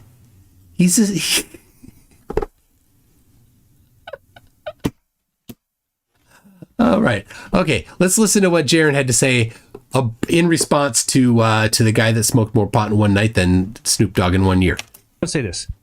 All I'm saying is that we should be at a place now where everyone says, oh, the 24-hour sun exists, and let's move forward. And that's it. There doesn't need to be any other discussion. And yet there is. That's weird. Okay, it just is that easy. And I'm not saying don't be skeptical. I'm just saying that my biggest fear now is that people are out there saying we faked this. So that if they think we faked it, then they're going to think that there's no 24-hour sun in the South. Do you understand? So we're going to go backwards because of this. I'm not going backwards. Period. I'm not going backwards. So I'm telling you, we need to accept that the sun goes around the South. It's what is objective. It is what is fact. It's what is true. So you can cry and all you want about vaping. You can cry all you want about whatever nonsense you've cooked up in your own mind. And I'm telling you, you are wasting your time. You are wasting your life.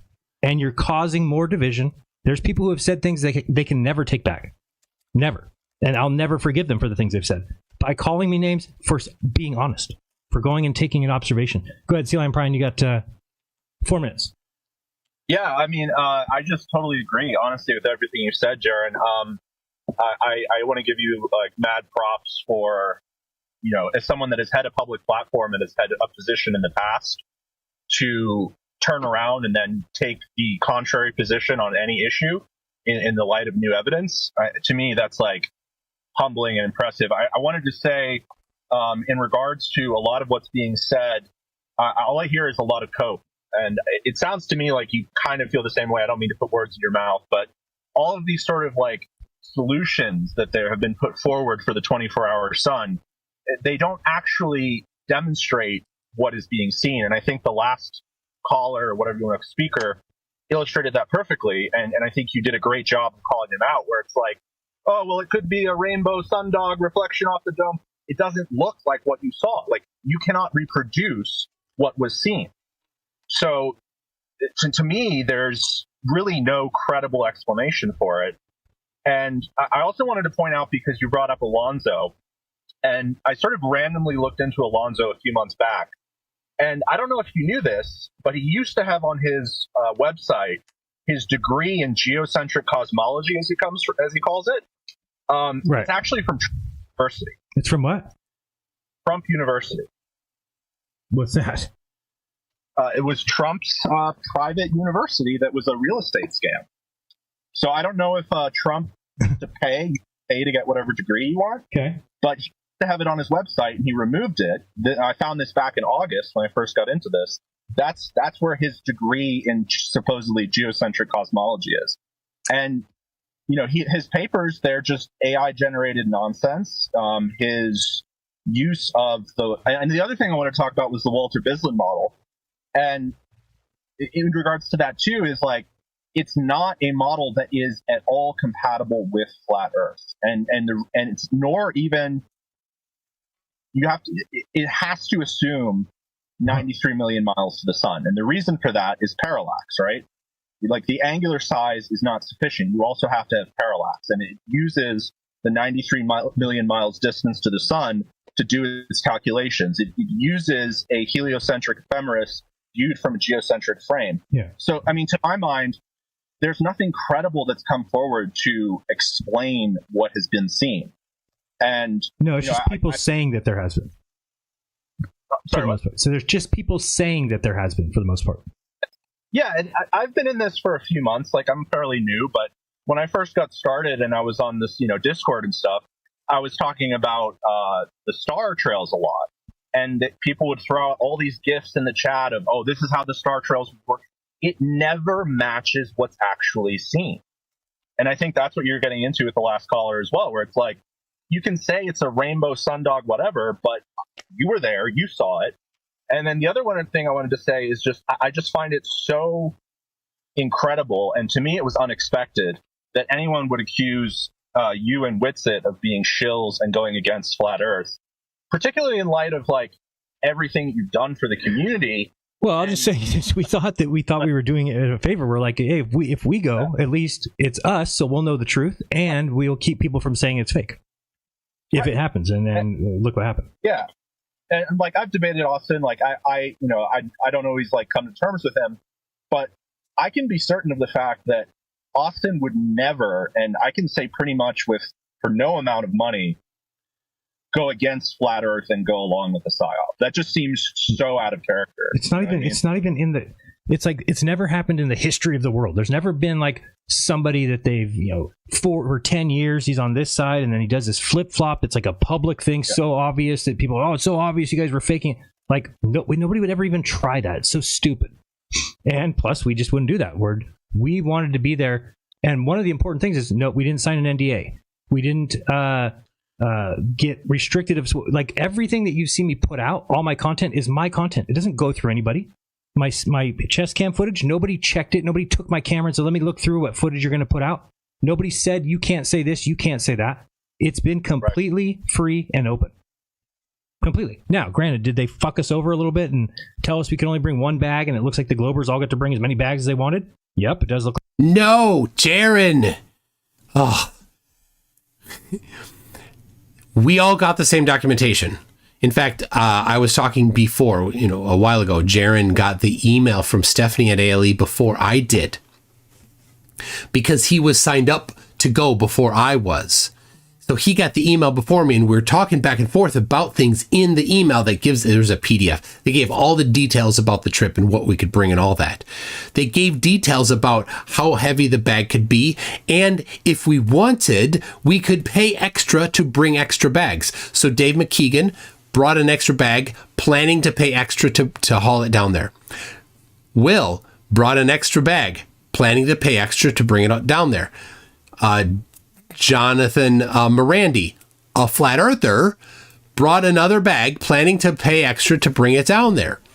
It was all in the documentation. Every single bit of it was in the documentation. And in the last couple days, just before we left, we posted, it was posted in the Telegram channel where all of us are in, including Jiren, was the rules from the airline, from LATAM, the airline, the primary airline that we flew with, that what we can bring on the trip for for check bags and carry-ons through LATAM. One check bag up to 23 or 25 kilograms, something like that. I think 23, 50 pounds. A carry-on with the specific dimensions, and Jiren and I went back and forth about those specific dimensions. I found on Walmart's website a carry-on bag with wheels that fit those dimensions. I went to Walmart and bought it for it was like $30, 20 some dollars. I don't know. It wasn't very expensive. And you get a personal item. My backpack, my blue backpack. Jiren had the exact same one. Witsit had the exact same backpack. That's the personal item. It goes underneath the chair in front of you. That's the personal item. The carry-on goes in the bin over top. I brought both of them on the plane with me. Those were detailed ahead of time. I knew that. We knew that we could pay extra to bring stuff down. And then, bonus, when we got there, they said, since there aren't that many of you going, you can basically bring as much as you want, because the entire Antarctic Odyssey, there's only 11 people going out of a possible 70. So we had 70 people worth of mass that we could bring amongst 11 of us. So they released that restriction. But Jiren knew all of this ahead of time, the exact same that Dave McKeegan, Will, and Jonathan Morandi did, and me. I did not want to pay extra. I was thinking I was going to have to pay $35 extra for whatever I brought. I brought cash so that if I was over, I could pay for it. I brought that cash. That cash is still in my wallet. I'll be using it next weekend in Tahoe. So I don't know why Jiren is saying that. Austin has been saying that because Austin is lazy and didn't read the Telegram chat. Jiren did. I don't know why he's saying that. That's stupid. Like that. I mean, there's things like that that are kind of swayed one way. Okay, well, I can talk about those. But as far as not $35 a bag, Ashton. Either 35. I think it's $35 per kilogram. Paid in U.S. dollars cash. That's what the documentation says. It may be per pound, which is even worse, instead of per kilogram. That's not important. They didn't charge us in the end, but they were going to charge us extra for extra baggage overweight.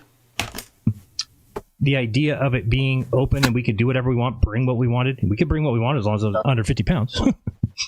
But just saying, there is some funny things that went on that had nothing to do with the final result. The Globers were way more prepared. That's obvious. Right. Had experiments ready to go. Had contingency plans. Had ideas for experiments. They did. I can't take anything away from them. Yeah, I'm just curious, Jiren. Like, and I don't want to take too much more time if there's anyone else in the queue, but where do you feel like this goes next? Because, like, I think you are taking a very honest look at the situation. You've made statements of what was wrong, but at the same time, obviously, like, you come from a particular perspective, and like this piece of the puzzle being falsified doesn't mean there aren't other aspects of reality to study and be skeptical of, right? So I'm curious, like, if you have thoughts on like where it goes from here. I think it just depends on the community, but I don't really think that they can pull themselves out of the hole and say they were wrong about something. It's something this community just doesn't do. They've never done it. They will continue to just barrel through things and say that they're right or that it doesn't matter because they're not going to ever admit, oh, I was wrong about that. So if they could, they would just say, okay, we were wrong. Jiren Witsit did go. Duffy's not a Satanist. He just was somebody who wanted to prove the globe. And yeah, they did press releases, so that's why it was in the news. And like, accept the things for what they are, and then move past it and say, okay, now we know there's a 24-hour sun in the south. Let's move and let's go from there. If they're going to be not even able to admit that fact, then I think the whole thing is done. Then probably the whole movement needs to be blown up because you can't think that you're in an equal running with somebody who's got a model of the Earth. Even if we think there's a bunch of things wrong with the globe, great, but they're making predictions. And so humble yourself, go home and make predictions until you're equal with the predictions the globe's putting out. You can't just say, doesn't matter, it's fake, who cares, nothing burger, and think that's equal to a globe saying, this is exactly what you'll see at 80 degrees south, this is where you'll see the sun, this is how long it'll take to go around, this is what the shadows will do, this is where we'll see. And then everything is just nailed perfect. When I go and witness that, it's hard for me to come back to people saying, doesn't matter, nothing burger. I'm like, well, it does have something to it. There's substance there. They're making predictions while we're saying nothing. To me, that's an embarrassing position. All right, I gotta let you go. All right, thank you. What is this? Witsit on the call, possibly. Witsit, what's up? What, bro? Did you just faked your breath right there? I just saw it. Thanks. Yeah, how's you know? What's up? I gotta say something fast. I got it. It was on a second ago. He said, but we didn't lie about anything. The whole thing was lied. The whole time. Yo, he came on. He's like, explain this, Witsit. How come at the marathon these people are running and you can see their breath always? And then I'm like, you just said that you can always see their breath. You literally can't. You can watch the video. You can't see their breath half the time. He said, I didn't say always. I said sometimes. Right. And the guy said he just changed his mind. No, he swore up and down he never said always. And then he started saying, it's recorded. You really want to die on this hill or whatever? And, I'm like, yo, you want to bet $10,000? But look, they never want to bet. You notice that? I know. And then some people were like, see, that's proof you got paid off. I'm like, I don't have $10,000 to bet. There's a literal 0% chance I'm going to lose these bets. That's why I do it. Right. It just proves these people are lying. But anyway, from the meta though, I am going to try to do a live stream. But let me show you something, dude. I'm so triggered right now. So I've been messing with that 1.45 terabyte file. Mm-hmm. It's a 25-hour long 360. So you actually took a video.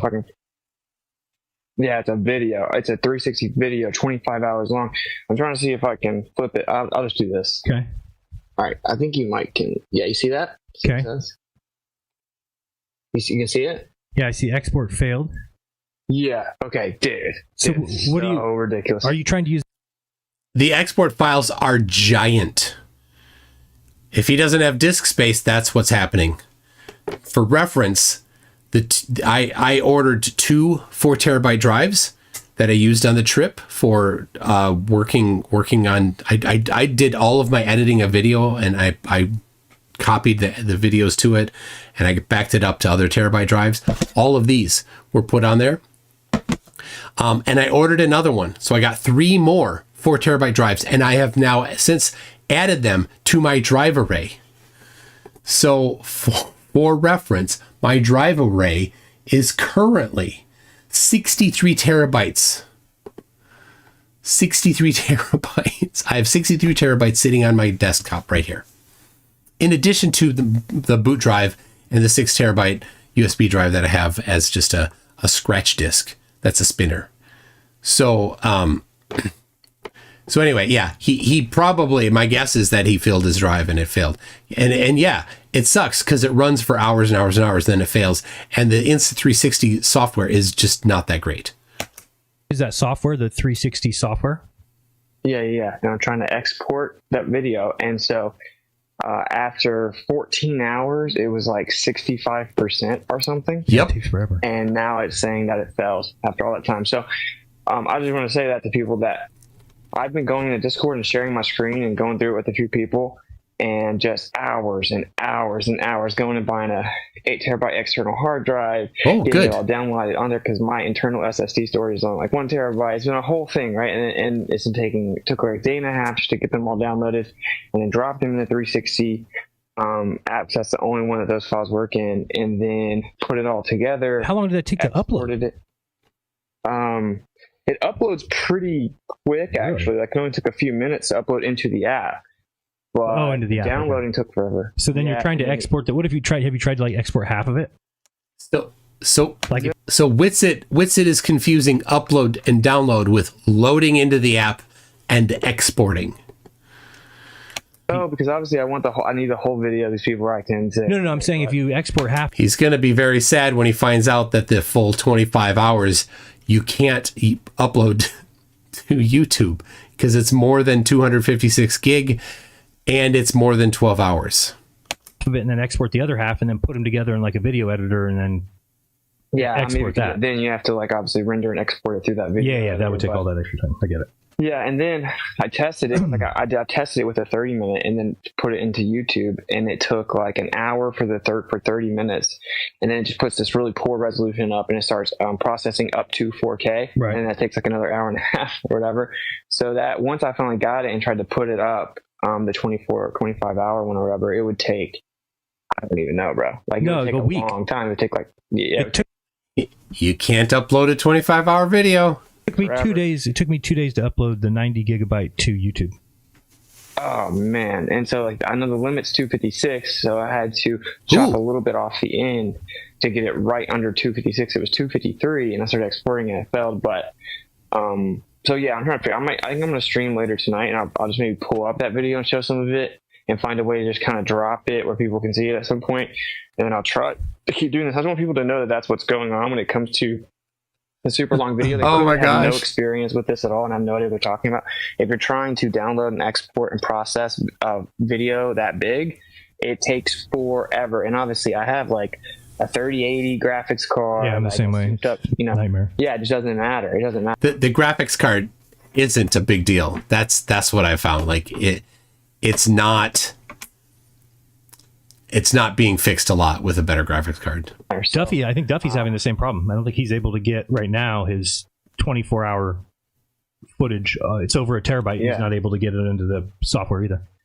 And Dave McKeegan's trying to help him and stuff. So just so people know that part of it, like I will go live and I'll show it. And if you really want to hear some of this stuff, you can go to Discord. I've been in Earth Awakenings or EtherCod a lot, sharing my screen, answering questions, showing a lot of this stuff. So anyway, I guess I'll just kind of give my take on like the meta here, right? Because like obviously you and I were there, and we were together practically the whole time, and we talked about everything, and then we saw people were faking it. And when we were there, you and I were much less concerned with like actively trying to convince people it was real. The Globers were like really focused on it, you know, and we were just like, wow, that's crazy, and we were just kind of laughing. Like whoever's saying that, you're not going to convince them. They're going to keep moving the goalposts. I think that you and I thought that it was going to be a smaller percentage of people than I guess it is. Yes, we got that wrong. Yeah. So that's pretty wild. But yeah, so I will say this. This is how I view it, right? Like, I feel like a lot of people internalize like that FE model, and like I totally disagree with that. I don't think that's not how I became a flat earther. I know everyone has you said that from day one. Yeah, like it's just not my thing. It's just that the globe model has been falsified, and I don't. No, he watched a Dubé video. He bought the whole AE map. He's got the AE map thing all over the place. He talks about all the time. He just wants to be different, but he's not. He fell for the same thing, the same trap, using the same method as all other flatties. You don't prove that's flat by falsifying something, right? That's a recent thing. When I first debated him over 5 years ago, he didn't say anything about the falsified garbage. That's not it. Was this Calder of Assault says, was this the first time Jiren and Whitsitt met in person? No, I think they met first in Las Vegas at Flattoberfest about a year and a half ago, a little less than a year and a half ago. I don't know what the Earth is. I don't think you'll ever know. And also then I go look over at the scriptures and it tells me I'm never going to know the dimensions. I'm never going to know exactly how it all works. But obviously the people that fly planes know the dimensions. Because no insurance company, no airline, no navigator, no pilot, no air traffic controller, no flight planner would put things together over the ocean over 12 hours, 14 hours flight, thousands of miles. If they didn't know the dimension, it wouldn't work. To the point where he's like, yo, count what's in the sky and let me know. Right. So there's that part of it. I just don't know that we actually can know. And I think we were kind of objectifying the Earth. Yeah, Lisa, Whitsitt is so humble with a hoodie on inside. And he lives in Florida. I don't know. Maybe it's cold there. But I live in Minnesota. It's like 1 degree out is the low tonight, I think. And Earth is the plan and we're surrounded by lots of water or whatever. But I do think that there are explanations. For example, Joe Hamby could possibly be going in the right direction. Oh my more gosh. of like a apparent location based on kind of like a refractive effect, which means there is no like transitional position of the sun. It's all based on where you are. It's just that if you get that far out, it would do that. That would be your apparent position. Obviously, there's a lot of things that he would need to still iron out and make that all work. But also like bipolar models, because that projection, it just, the only time that you get one pole is if you put the center of the map on a pole, right? And then into the North Pole or South Pole, quote unquote, you get the ring. Other than that, no matter where you put it, you get two poles. And so that's interesting. Obviously, if you put like Capricorn and Cancer like above, he's just saying these are all impossible. I love this. And below, like a bipolar model, which is how magnetic fields work, of course. You have the issue of like how the sun's actually transitioning and stuff like that. But I will say Brian Leakey has kind of got the sunset direction to be pretty accurate. And if you get to the south and it's like a few degrees off, that doesn't matter at all, right? Because there's this magnetic. It matters a ton. A ton. It matters. Oh my gosh, he's about to say magnetic declination, right? He thinks that magnetic declination is the only way that people can figure out north and south. When we were in Punta Arenas, we figured out due north and due south without looking at magnetic declination. We used GPS.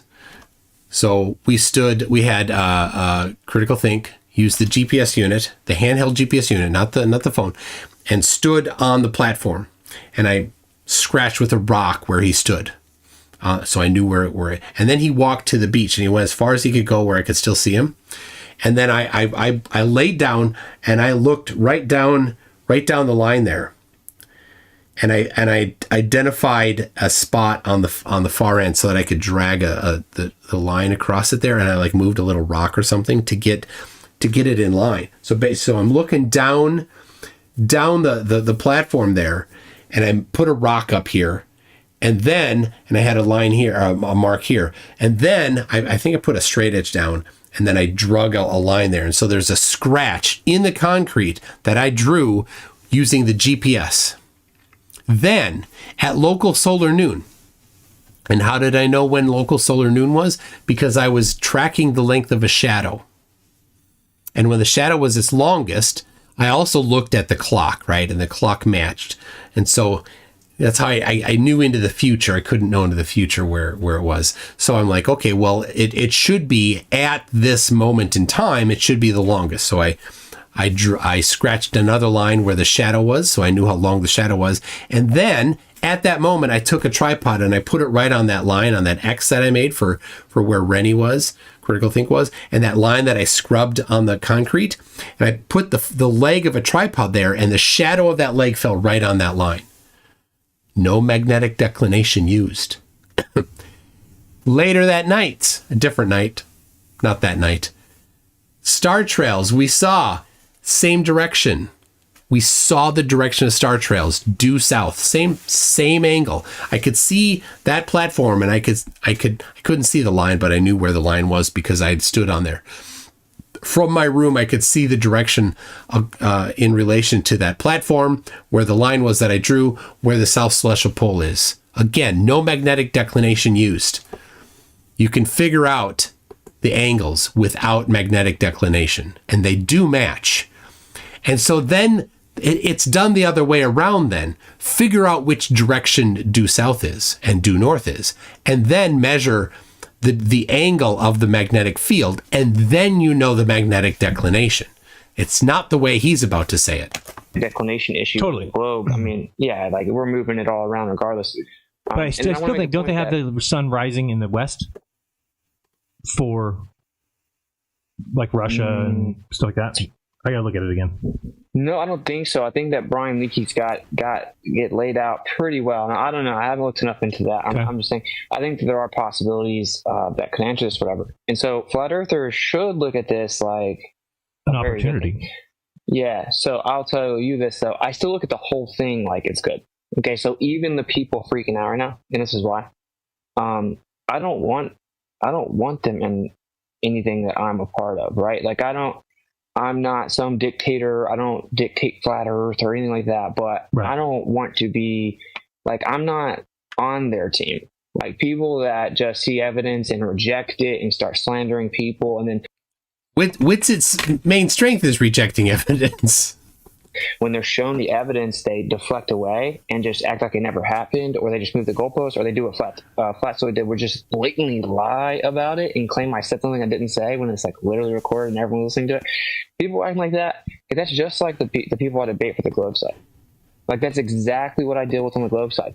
Which is why it's so funny. I don't know if you know, I'm supposed to debate Dustin Nemos about whether or not the trip was legit, and Dave Weiss is supposed to moderate. Hilarious. Friday. I didn't know that. Dustin Nemos is messaging me today. He said, you have to explain all these things. I'm not explaining any of those things. Sorry. Yeah.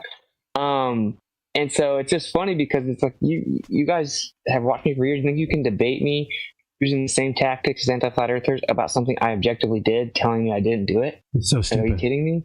Yeah. So anyway, I am. All right. So in that instance, he used the word objectively, and he then did not say something incorrect afterwards. So mark that up as the first time his tell hasn't been a tell. I'm like investing lots of time and energy. I've been on Discord for consecutive hours and hours and hours, consecutive days, fielding all questions, have to repeat myself over and over and over and over, share my screen, show receipts, all of this. I definitely get why you wouldn't do that. I get why someone wouldn't do that. I'm kind of getting to the brink of my patience, especially when I'm over there and I see the export ended. You know, I'm just like, of course it did. But let me ask you this. This is my one question to you. So is that alarming to you to now realize that in this community that even stuff that is real evidence would be dismissed or called fake right away? And then it's not like they're just questioning it. They're actually making assertions. And then on top of that, there's actual video manipulation going on. There's cutting, there's editing, there's placing you in places that you weren't, there's moving the timeline, and the people believe it. And they won't even listen when you're like, that video's been edited. They're so far gone. So basically what I'm saying is now anybody can just set us up in any way that they want. Jiren, this is what you had a part in creating. You've done the same thing. You've let people in your community do the same thing. Ugh. We basically can be cut out a video, put another video with AI. They can take our voice, put it in us thing. So we are going to be fighting uphill forever because we don't even have the wherewithal to say, wait, somebody's saying Witsit lied by doing this vape thing. Let's go check the original film and make sure. Like, we don't have researchers like that anymore. They think that watching a TikTok video is research. That's the problem I have. Yeah. I don't know how you get past that. Does it concern me or surprise me? My answer to that question is no, because I've already known that. So kind of like behind the scenes, I'm like always correcting flat earthers. You know, I would say they just so happen to have the right conclusion. You know, a lot of them didn't get to the conclusion the right way. Mm-hmm. And so let's say hypothetically the Earth is like a spinning globe, free falling through a vacuum change direction perpetually with no forces involved in defining physics or whatever. Like if those people somehow in theory had the right conclusion, which they don't, but let's say they did, like they didn't come to it the right way either, right? Like that's just like majority of people about majority of topics. So it doesn't really surprise me, but it is a terrible precedent. The whole thing about being a truther is that you don't do those things. Right. When you see something deceptively edited, you like ring the alarm bells and you show integrity. And if you were wrong and you propagated it, you have responsibility to go out and be like, yo, stop sharing that. I was wrong. That isn't legit. Right. That's like what a truther does. And the people I surround myself with most in Flat Earth, they are like that. It's just obviously we see that there's maybe more than we realize that aren't. Well, I think this other thing too is, I'll just say something real quick about you. Why I think you and I get along, or why we have the same views of things, is when we don't have to talk about other people, like, or to think about what they believe. Like, when's the last time you went to somebody like, what do you believe about this? What do you think about this? I just think it's so funny that everybody's got to come after us like that. Some sort of thing that people should be interested in. It's just, I have no desire to ask anybody what they believe about something. Like, I'll just ask them facts about what they observe, about where they go, what they've seen, and then I'll come to my own conclusions about beliefs. But I just think it's funny that people need to, what do you believe about this? What do you believe about that? And it's like just hilarious to me. I've never asked another man, what do you believe about this? I need to know for my beliefs. Like, what? No, I don't. Yeah, and or like dictate what they believe or whatever. It's really gay. But right. Like, just so everyone knows, okay, that there's this video that went around where, so like Flatty was saying, we saw it live, and then he was pointing out something from the 360 video that was uploaded later. It's like, you didn't see that live. Right. Like, how do people not see that? That's just stupid and retarded. But anyway, this guy says, look, here you see what's it ducking behind the trash can and hitting a vape. And here you see him stand up. That's where he fakes his breath. And it's literally an entirely different portion of the stream. Right. It isn't the same at all. Like, I walk inside, I walk outside, I walk straight to the computer, and that's where you see my breath. And then I'm like, surprised you see my breath. I'm like, oh, look at that. What's up now? And then try to take another couple breaths and you don't see it, which obviously anyone that's not retarded knows that means I wasn't faking anything, or I wouldn't have immediately took 2 deep breaths, And then obviously when I'm with the Owen Benjamin on the stream, I'm drinking a hot tea and I'm kind of in the shadow of the dining tent. Because it's so funny, I just like set up my stream there, and you see my breath the whole time. Well, I'm drinking like hot tea, so like there's moisture and warmth constantly. Is this getting old? I think it's getting old. People could learn from this, right? I mean, I know we've learned a lot because we were obviously there, but there's things to learn. Like, I mean, I didn't know, and now I know that it doesn't snow at Union Glacier. I think they did a survey and they get 1 inch a year, 1 inch of snow, which is the most ridiculous thing ever. So when everybody's asking, like, why are you not making footprints in the snow? It's like, okay, let's learn a little bit about what we were actually standing on, which is frozen ice. Now, some of it gets chopped up. Some of it. All right. Here's what I'm going to do. Flatzoid doesn't have a whole lot of people in his live chat. The poll said yes. I'm not going to do it for very long, but I need to go to the bathroom, so I'm going to play you a song from Astrocat, Sathix, and then go to the bathroom, and then we're going to go look at Flatzoid. I just asked you to unmute. Yeah, I'll respond to that. Yeah, that's a common misunderstanding of the situation. Officially, the sun doesn't rise or set. It's what's known as the sunrise. Brian says the earth is flat, no up or down, just this or that. He stays up late to watch the sky, says the sun's a trick, no need to lie.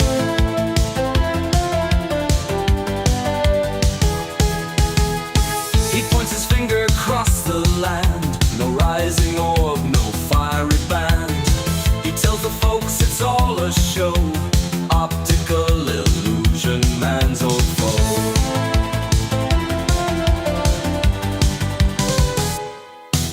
Sun mirage in Brian's mind, no round world, no time to find. Sun mirage, it's just a game, he's convinced we're all the same.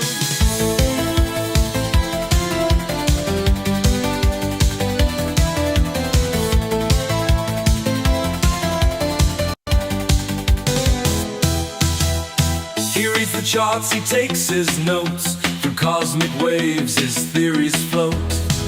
Brian laughs at solar beams, calls them all his seamless dreams.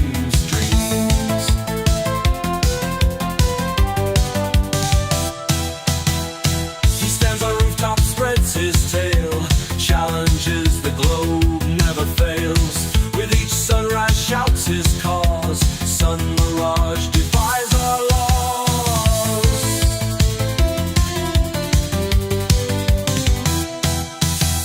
Sun mirage in Brian's mind, no round world, no time to find. Sun mirage, it's just a game, he's convinced we're all the same. So we see at the horizon in the morning and evening time. There is no setting sun or rising sun. And the horizon is not the leading geometric edge of the globe. It's an optical phenomenon. It changes with weather, optics, elevation. So it's the meeting of two phenomenons. The horizon, two optical phenomenons, the horizon and what's known as the sun mirage. That's official. That's not me. That's official.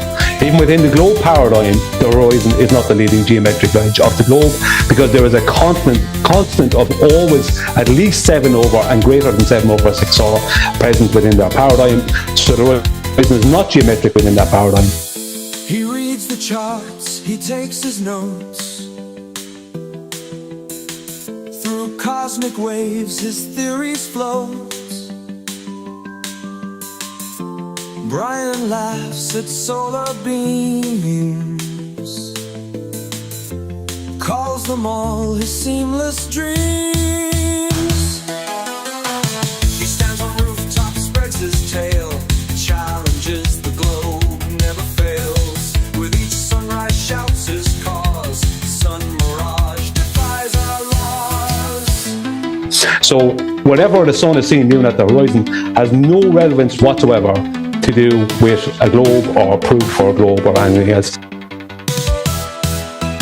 Sun mirage in Brian's mind, no round world, no time to find. Sun mirage, it's just a game, he's convinced we're all the same.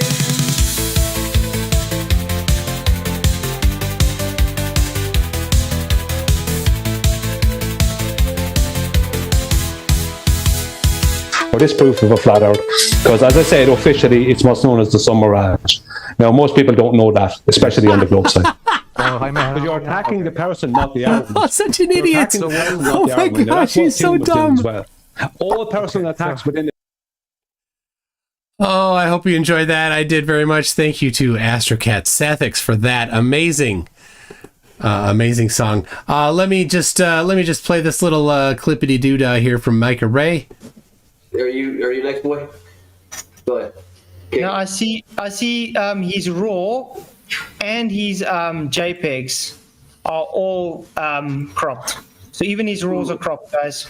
And I just wanted to. Are you next, boy? Go ahead. Okay. No, I see his raw and his JPEGs are all cropped. So even his raws are cropped, guys. And I just wanted to. That's a strong claim. Are you next, boy? Go ahead. Okay. No, I see his raw and his JPEGs are all cropped. So even his raws are cropped, guys. And I just wanted to talk. All right. So, by the way, anybody can go look at Dave McKeegan's. He's talking about Dave McKeegan's raw photos and the JPEGs of the raw, and as well as the this version here, which is the only one that's cropped, actually. The PNG files that my program output. That's these. These are cropped. The raw, which I don't think I'm going to be able to display on here. Let me see what happens when I drop it on here. Yeah, it just tries to download it. So I can't display in the web browser the raw ARW file, but you all can. Anyway, the ARW files are not cropped. Flatsoid lied. He just responded to my comment where I said that he lied, and in the response he said it looks the same as the JPEGs. So I will I'll drop in the chat here for everybody to go have a look. You can look at where he actually posted that. Where he lied about that. Anyway, this is his live stream. We're going to have a look here, see if there's anything interesting in his live stream. I'll go back in to get it. The Gleason's map.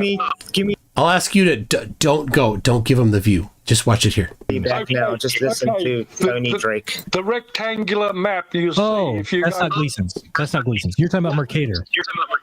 Mercator, right? Okay. Would you agree that the Mercator map appears to be fairly accurate, and anybody anywhere in the world can check and see that those sun shadows are in that place at that time? It gets really distorted at the poles, and it requires a Pac-Man sun. So, Flat Sim Dev, I can open the raw files. I don't have a problem with that. I just can't do it in my web browser. right? It'll open in Apple's preview app. It's built in. I have Photoshop. I just wanted to drop it onto the web browser, and it didn't work. Yes. Yeah, I agree. It does get distorted at the poles, but I've always known that the sun is circling around the south because All right, I'm going to back it up here to see what Fakatzoid has to say. Accusations about. Yo, what's up, everybody? Good to see you. Well, I saw Jiren was live on Speaker's Corner. I'm trying to get in there now to confront him because I just watched like a piece on my phone where Jiren was talking to Roger Ledwell, and he made a few accusations about me. So yeah, I'm going to go and try and get on. I've been the StreamYard is full. He's not letting me in so far. I have been messaging him on Speaker's Corner the whole time, saying, "Hey, I'm here. You want what you want me to do what you asked for?" He's whining about it. Here I am. Poor baby. And yeah, so we'll wait for him. He needs to man up, but so far nothing. He's not even trying to go and do what's going on because all he's doing is ignoring my messages here. People are just telling me patience. Instead, he's talking about a guy here about star rotations and the sun's direction and blah, blah, blah, blah, blah. So it's quite concerning. But yeah, Shifty, this is going to be interesting because he made a claim that I didn't use Dave McKeegan's 360 to show what's walking to it and vaping. He's also pushing that I use the trash can and use edited video and all that nonsense bullshit. You know what I mean? So I'm waiting for him. But the studio is still full. Can I enter the studio now? Nope, it's still full. Waiting. Hopefully we can get through. You at the North Pole. In the meantime, you're pretending we're on a ball. I'm not. I'm telling you on the flat Earth. We're talking about the flat Earth. That's right now. a joke. The flat Earth has a sun that goes clockwise over the top of the flat Earth. If you're inside that middle, here at the North Pole, the sun moves left to right all the time. It's like what doesn't matter what the sun does. If you can't get that, then there's no one. It's not even a surprise to me that you can't get what I'm saying about everything else because we're not even able to get past that. You literally don't know what the difference between clockwise, counterclockwise, and east to west is, dude. And you've been at this for how long? And then here's the thing: this is how you guys all act, and you don't realize that you're the one who's grossly wrong. And it's just pathetic that you're gonna. You're over here talking about taking elevation angles off a pen. How am I wrong? Yeah, elevation. I sent a message to Jiren saying it would be hilarious if you let Fakatzoid on. I don't know. I think it's just going to be him whining about stuff. Looks like it. This isn't going to be all that interesting unless he gets on the actual show, right? Which I don't think is going to happen. Can you see that photograph? I could see it, but just so you know, there's a bad echo on your line.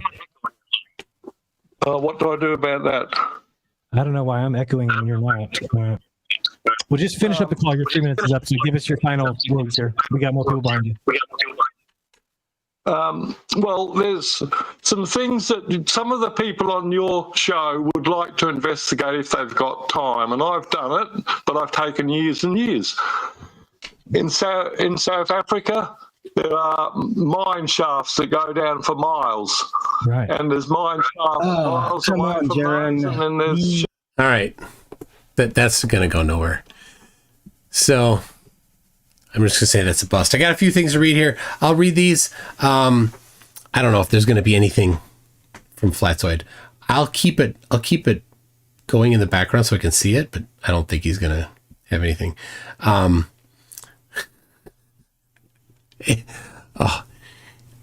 meltdowns are amazing. People like, how come you can't see the footprints in the snow? The snow is packed ice. Why would you expect that? You weren't there. You don't prove that the sun sets in Antarctica by not going there. You would need to go there. Mr. Toffles gifted 1 membership. Thank you for that, Mr. Toffles. Nugs Automation says with the member super chat, how can you crop raw photos before taking them? That's quite a feat. Quite something to be able to crop raw photos before taking them. G-Cat, the Catstronaut says, you can always join me in making physics and astronomy videos, astrophysics videos. Well, thank you very much. I do like physics, and so I am working on that. I don't have a big depth in astrophysics. So anyway, Mr. Toffel gifted another membership and then 5. So if you are the recipient, make sure you thank Mr. Toffees. I said Toffles. Toffees. Kango44 says, can Der Earth predict why the sun der? Meanwhile, the real world, we're catching 500-ton rockets falling from space. Absolutely. They now, after 10 years, Austin and Jiren were just sitting there saying, we got too cocky. We thought we could do anything. It turns out you can't do anything with flat Earth. You can predict exactly nothing with flat Earth, and the globe predicts everything accurately. They found that out on the trip. They watched, and Jiren, I mean, nailed it. They watched. We were prepared. I spent weeks. Dave spent weeks. Rennie spent weeks preparing the things that we were going to do, the experiments that we were going to work on. What were we going to film? We spent time preparing these things. When we got there, we dug in. We're like, it's go time. And we were, it was a flurry of activity. Jiren did his stuff. Lisbeth did some stuff. I don't know what Austin did. He did something, but I don't know what. I think a lot of the time Austin just sat there like, oh, I don't know what to do. Don't have anything to do. So anyway, yeah, we were completely prepared, and both Austin and Jiren are fully aware that we made a whole bunch of predictions and they all were completely accurate. Not just stuff based on the sky. We measured the ground and the ground matched. Darkstar 4400 says measurements require a container. Absolutely. Kango 44 says Kinder model Earth or gravity. Meanwhile, in the real world, we have a cured sickle cell using CRISPR. Look it up. It's amazing. Really, that's really awesome. I didn't know that. Kango 44 said, wow, Alan's a effing genius. You can't tell the shape of the ground by looking at the sky. Yes, you can, moron. We did it 2,500 years ago. In fact, I did it in Antarctica. I measured the radius of the Earth. The reverse Eratosthenes measurement that I did, I put into the spreadsheet the last couple days. I nailed it. How is it that I can do that? And then flat earthers are like, well, it worked in flat Earth too. So, okay, here you go. Here's my measurement. Show how it works. Nothing at all. Nothing. Flat earthers, you can't do it. It's embarrassing for you. People asking about Lisbeth. I haven't heard a word from Lisbeth. I don't know. Oh, he's on. Is he on? Literally showing that Witsit was lying. Yeah, so you... Okay. I've got plenty of evidence if you want more things to look at. Because I'm a privileged person. Flatzoid in here. Let's get. Thank you very much. Okay, here we go. I see Flatzoid in here. Let's get his 4 minutes of more lies, I'm sure. Hey, Jiren, thank you. Yeah, just been waiting a while, but I came in to say thank you for Witsit for still not responding to the video he said I can't produce, and thank you for being rude to Roger Ledwell for literally showing that Witsit was lying.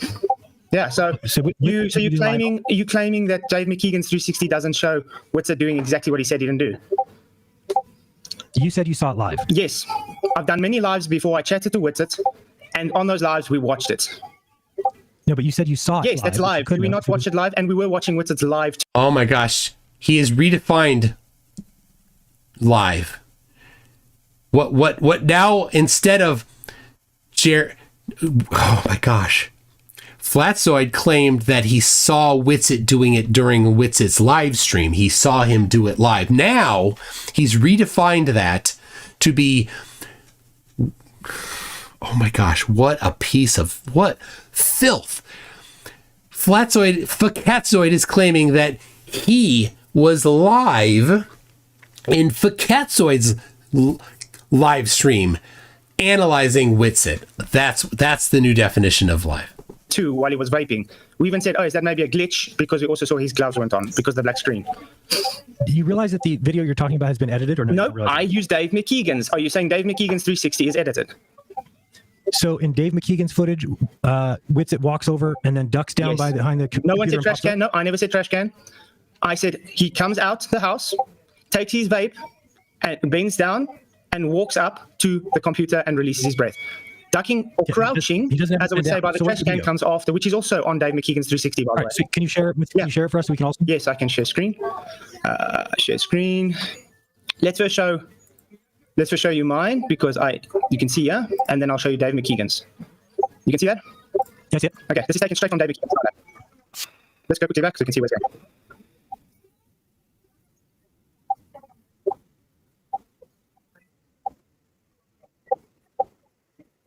Hold on, where did he bend down? Where did he bend down? I just showed you. There we go. Bending down head. Where? There we go. There's taking a vape. That's not bending down. That's bending down. What is? Is he not bending down to take the vape? On the picture that's on the screen? Yes. No. Oh my gosh. Flatsoy thinks that is bending down head. Oh my gosh. What? Is he not? That's not bending down. What's he doing? What's his head doing? Man, you guys are really. What's he doing there? What's he doing there? Wait, the video. So now we're just not talking about the video anymore where he pops up in the screen and does it? I didn't say anything about the trash can crouching. That's still in the same video, by the way, of Dave McKeegan. So, but that wasn't what I was talking about. I was talking about him walking specifically to the computer and taking a vape, which he said he did not do. Correct. And this is showing it. Showing what? Him taking a vape, going to the screen, and releasing his breath. Oh, I don't know if that's what that shows. You can tell he's taking a vape right here? Yes, that's a vape. Oh, I don't know that. Okay, what did he do? Did he punch himself in the face? I don't know. Did you ask him? You can see he even puts it in. Let me slow it even more down so you can see him put it in his pocket. How's this? You can see him put it in. Yeah, did you ask him? No, yeah, did you ask him what happened? Whitsett is literally, there we go, puts it in his pocket. He just put the vape in his pocket, and now he's walking over to... This is the depth they'll go to. You can't make out what it is that he had, what's in his hand or anything. You don't see a vape. You saw, and the frame rate is, you know, very slow. So you see hand down, hand up, hand down. You don't see it. You can't make out a vape in his hand. You have no detail. They're so desperate. It's hilarious. To show his breath. It literally makes no sense. Yeah, because he's lying. He said, I can't do this. Again, what is your whatever you guys are talking. What is your contention? So what is your claim? Your claim is that this is not in Antarctica? No, never said that. This is me in contention saying, Whitsett, if you lied and you were just honest, you would just say, okay, I was pressurized to do this because everyone was going blah, blah, blah, blah, breath, and apologize. Instead, he's tripling down. Instead, he's tripling down and saying, you're lying. This doesn't exist. We're showing it. But we're not lying. So why would he say that? He is lying. I just showed him vaping. He said he never did this. And if you don't believe me, I can even show Dave McKeegan's 360 self showing exactly the same thing. Okay, I will, because it's such a big deal that you keep lying about it, you keep talking about it, I will find out what happened and I'll put out a video and show it if it's one way or the other. Because I don't know, I haven't talked to Whitsett about what is he doing there. I thought he said he got a drink of water. But I know that the video that everyone's talking about is a different video where he's kneeling down and taking a vape. And I heard you talking about that. Yeah, this is what I was talking about. Not kneeling down, bending down. Kneeling down and crouching would be by the trash can, which I didn't even talk about, by the way. I was talking about specifically him bending down, or in this case, bending over, as you guys would say. Sorry, because I am Afrikaans. And we don't call that bending over. Nobody calls that bending over. And he says he never did it. If I told my wife to bend over and she put her head down like this, I would think she's retarded. Sorry, there's a difference between bending down like this and crouching at a trash can. The point is, I never spoke about the trash can at all. And you guys are trying to intentionally put on crouching at a trash can, which I didn't talk about, and then say, look, you took a video, which I didn't. In the conversation, I thought you were talking about the video that's been cut. You now realize there is an edited video, right? I've always realized an edited video, but I've specifically told Whitsett and everybody I'd never used that edited video. Why are people making edited videos of Whitsett lying? They're lying and putting it out there. Why would that be happening? They're not lying. He did crouch behind the trash can and vape as well. You want to see that part? Oh boy, here we go. Okay, let me reshare my other screen. Did the guy who made the video, did he edit it so it looked like Whitsett came up from the vape and blew it? Dave McKeegan, not dude, you guys so sorry. Sea Lion Prime says, Cope, the new flavor of vape in stores near you this spring. You guys are like that. What are we like? We're pointing out deception. It's not pointing out deception. There's no deception. He just said he didn't vape, and then he shows him vaping. He didn't. That's not showing him vaping. That's you. He said he's vaping. Okay. And by the way, I just want to see if I can get that video quickly. That point on the video. Okay, sorry. Let's go. Okay. Getting it. Okay. Now let's get it on screen. Sorry, I just got to get it off my desktop. Okay. Where am I? Stop sharing. Okay. Sharing again. Share screen. Window. Okay. Can you see this?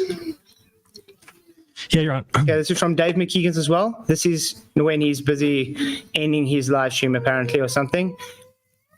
Low edits. Just watch. Dave puts it down. He's going to vape now. He's going to come now. He's putting his gloves on his side. Notice this is from Dave McKeegan's 360, okay? There we go. He's vaping. Okay, and wasn't that during a music? How do you know he's vaping? What do you mean? How do you know? Wait, hold on. He's bent over. So he ducks down to not show himself vaping because he's playing a song. No, this was afterwards. So what's going on in the live stream? The way I show him vaping was when he came out of the container, where he claimed he went in to drink water. He came out. I'm talking about right now. Right now, you just showed. Hold on. Right now, you showed him at a laptop. Mm-hmm. Right. He's at a laptop, and then he bends down to take a vape. Are you saying he came up and then blew it in the camera's face again? When he came out of the container, he took a vape, walked to the camera, and released his breath. This crouching at the drum is just to show he did definitely vape, because everyone said he didn't vape. I don't know who said that. Jiren. Everybody says that. You just said it as well. Can you prove it's a vape? I did not. What? So I just showed you it was a vape. I said, dude, you are so. When you show him walking out and you say he's vaping, I'm saying we don't know that. I wanted to ask him what he says. Definitely it vapes. That's taken from the 4K, by the way. So then, what does he say? That was terrible footage. Oh, what's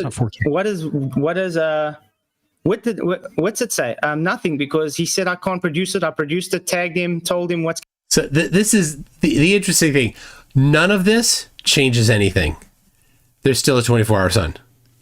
This is the desperation and the coping that they're reduced to. Going on, when am I getting a response? He hasn't responded to it. Instead, he just goes MIA about it. You guys are talking around each other. He's talking about the edited video. You are now showing a video that's not edited. And I made it very specific. I'm not talking about the edited video. And he keeps going back to the edited video. I said, I don't care about the edited video. I didn't even see it on the edited video. I saw it on Dave McKeegan's 360. Okay. Gotcha. I like the big fish says, I vape and confirm that you do not have to crouch down to do it. So the video that there's out there of him coming up and then blowing the smoke in the face of the camera, you realize that is a chopped piece. No, I just showed you on Dave McKeegan's 360. He walked out of the container, took the vape. Not that one. And he walked to the computer and released his breath. It's so stupid. That's not edited. It's Dave McKeegan's 360. Your claim is that you caught us because for some reason we needed to show our breath, even though you don't see breath in Antarctica. No, we needed to show it. This is what's so glorious about this. So funny, right? Of course, none of this matters. This is all diversion, right? But what is the actual claim about the breath, about seeing the breath? It has to be that it wasn't cold. That is what it has to be, because that would then make you not see your breath. So if it wasn't cold, what would it be? It would be warm. And if it's warm and we're wearing all of those cold weather clothes that you see us wearing, what happens when you wear cold weather clothes when it's warm? When you wear cold weather clothes and it's warm, you get warm. And you sweat.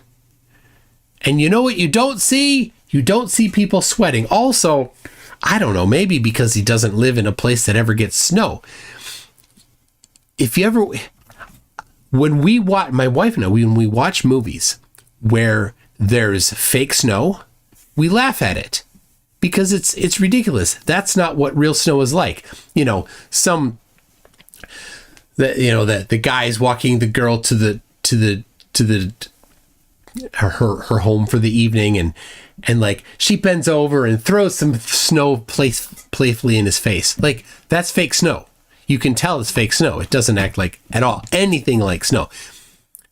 So the stuff that we were walking on, that wasn't fake snow. You can hear the crunching in the audio, in the different videos. You can hear it. So that sound, that's a very specific sound that it makes when you have layers that are crunching beneath it, right? It's very like, so what did they think it was? Fake snow? It's so desperate. They're so desperate. I love watching them absolutely destroy themselves over these stupid things. It's not about that. Again, it's about if he just says, okay, yeah, guys, I was under pressure. People were pressurizing me about the breath. There is no under pressure. He can just say, yes, sorry, guys, I lied. And it's over. But how is that okay for you to say? How can you just say, if he said this, then I would accept, but what you're asking him to say isn't the truth. It is the truth. He's lying and he's tripling down about it. And you defending his lies. This is the whole problem with this whole truth, the community of you guys. You guys are defending lies. I don't think the people out who's trying to weed it out. Well, I don't think you can tell by a little video. Back and listen to the Video. conversation. Oh, no. In the 4K, by the way. So then, That's over. But it doesn't work. how is that okay for you to say? How can you just say, if he said this, then I would accept, but what you're asking to say isn't the truth. It is the truth. He's lying and he's tripling down about it, and you're defending his lies. This is the whole problem with this whole truth, the community of you guys. You guys are defending lies, I don't calling the think that people he did out what you're saying. who's trying to weed it out. Well, I don't think you can tell by a little video like that that's what happened. I don't think you can tell that. So I don't think that Witsit came out, hit a vape, and then went in the camera and blew the vape in the camera. Did you see? That's what I don't think happened. Did you see he hold his breath? And I want to ask you a question. If you just after he unpaused the video, after he unpaused the music video, he didn't talk. He literally just released his breath as he was holding it. He was even out of breath during the video. Yeah. See, right. So that, what you're saying. So he didn't breathe it on camera. He didn't show anybody, right? He did breathe it on camera. He was holding it. Show me. Okay. Show me. Let me share screen. And then just realize your picture for me is very small, so I need to actually look at the real footage. I'm not going to take this little pixelated job that you're sending me and assume that I can, from that, determine whether or not somebody was vaping. Just Okay. assume that. Share screen again. This is because I had to zoom it in. That's the whole reason. But just quickly, let's put it back to normal speed. You can see that he's vaping. He's walking to the screen. No, okay, this is now when he's going to stop his wife's video playing. It's black screen now. Okay, now he presses it so it can go on. This is him live now. You see that? Straight away, pushes his breath out, and he's out of breath. He didn't talk first. He immediately expelled his lungs. When you walk up and you want to talk, you just talk. This shows he knew he was holding the breath. Okay, but he could have drank water or something. I don't know what he did. He said he drank water inside the container. Right. And he already expelled his breath when he came out. You see him putting the vape to his mouth, sticking it back in his pocket, and then doing this. And by the way, if you drank water, why is there no ice crystals on his beard? He didn't spill the water on his beard. He drank water. There should be some ice. No, that's not the way. Jesus Christ. But yeah, the point is, he's lying about this. He said, I can't show this footage. We're showing it. And the dishonest guy is trying to keep pushing me back to King Nico's edited video, which I didn't even bring up.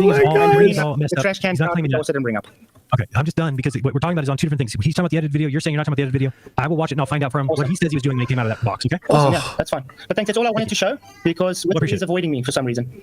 Okay, we'll find out. We'll get to the bottom of it. But I'm promising you that we were there in Antarctica. There's nobody who ever told us anything about we had under pressure or anything. I could post whatever I want. I didn't sign any NDA. I didn't say I would ever say anything. I never was told to say anything. I was never told I couldn't post video footage of anything. I was completely free to do whatever I want. Now this is what's interesting. Facatzoid is unaware that people can drink water without dribbling all over their face. He has apparently never experienced it. I wanted to film whatever I wanted. Yep. If you don't want to believe that, that's okay. No, that's on you. like I But I'm said, the only thing I've been saying this whole time, okay? It doesn't matter when you guys are there. It doesn't matter if the sun showed or not, just like you guys said, it's still flat. The point in contention is, if true, why need to lie? I agree with you. So that's why I don't think he's lying, because there's no reason to. It just showed it on screen, he's lying. No, you are making a claim based on a very hard to see picture. At least it's hard for me. It's small. So let me look at the original footage. Okay, I'm going to give you Dave McKeegan's link and you can go and watch I the don't chat need to now. do that. I can find that on my own. There we go. People are doing that. Thank you. Okay, sure. I've got to go. All right, thanks again, man. Cheers. Okay, guys, so that was it. Trust me, bro. Now he struts around like a peacock. Anyway, thanks for coming. Please hit the like, share the show. Sorry I had to wait too long, but I have to go cut the grass now while it's sunny. You guys rock. All right. Well, there you go. He didn't take the chance to strut around like a peacock. Why not? Wow, the desperation. All right, Icy Spin, do you have any thoughts about what I said up here, Icy Spin?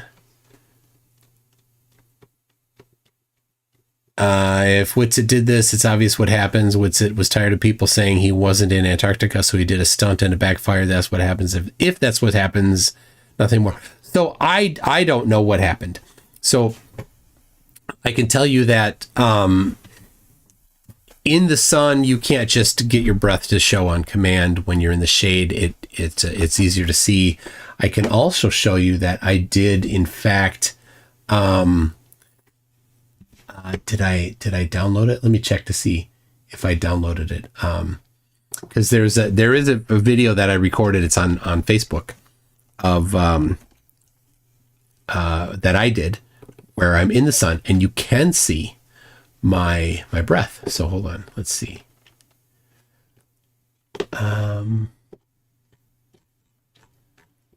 Nope, that's not it. Well, hold on. I can grab it off of Facebook. Just a second. So you can see my breath in a particular video. So let me see here. Is this? There it is. Okay. I'll grab it. F2 down.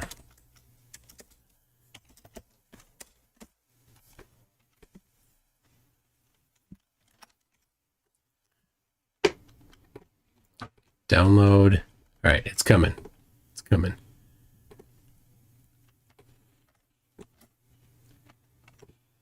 All right. So here's a video that I uploaded shortly after we got there.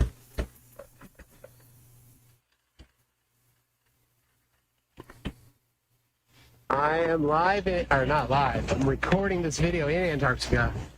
We're at Union Glacier Camp. You see my breath there? We're at Union Glacier Camp. Behind me, so you can really, right there, you can just see it. You can really only see it in front of my black shirt. You need to have that that contrast there. Well, critical think. Dave McKeegan going in the tent. Austin. Jiren. No vaping for me. And me, Tune. We're here. Look at that mountain. Mount Rossman. 2 kilometers away. It looks super close. They had a marathon here yesterday. There's the Antarctic Ice Marathon 2024. We've got all around camp here, the ice runway, or the skiway they call it. We got the mess hall. We got all of the we got bathrooms. And then the tents, all those tents over there. We made it. Flight was perfect. No problems. Smooth run the whole way. We landed on ice. It was amazing. There's no wind here. No wind. None at all. It's about 14 degrees Fahrenheit. It's not cold, but I can see how it could be. There's ice. There's ice everywhere. That's all we got. Ice and snow. This is amazing. Everybody, thank you for supporting me, for doing this. We know what we'll see tonight in a few hours. Sun right there will be up here. It will not set. Amazing, so cool. There you go. So you saw my breath. That's on Facebook. You can go pull it up on Facebook.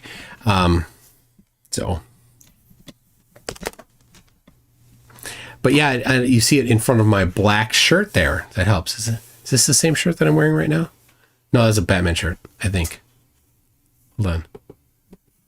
Yeah, that's a Batman shirt. Okay, Darkstar 4400 says, is Facatzoid auditioning to replace Nathan Oakley? Sounds like it. Oh, Facatzoid would love that. Nathan Oakley is Facatzoid's Papa Flurf. Conspiracy Music for 10-year-old says, Facatzoid is hilarious. Always double down flats. Always double down. On another note, thanks, Toon, for taking TFE seriously and spending all the effort to prepare properly. You're welcome. I really enjoyed it, and I appreciate very much everybody that supported me. Professor Phil Bell says, Facatzoid waves away evidence by discrediting the person. That's right. That's not how you address evidence.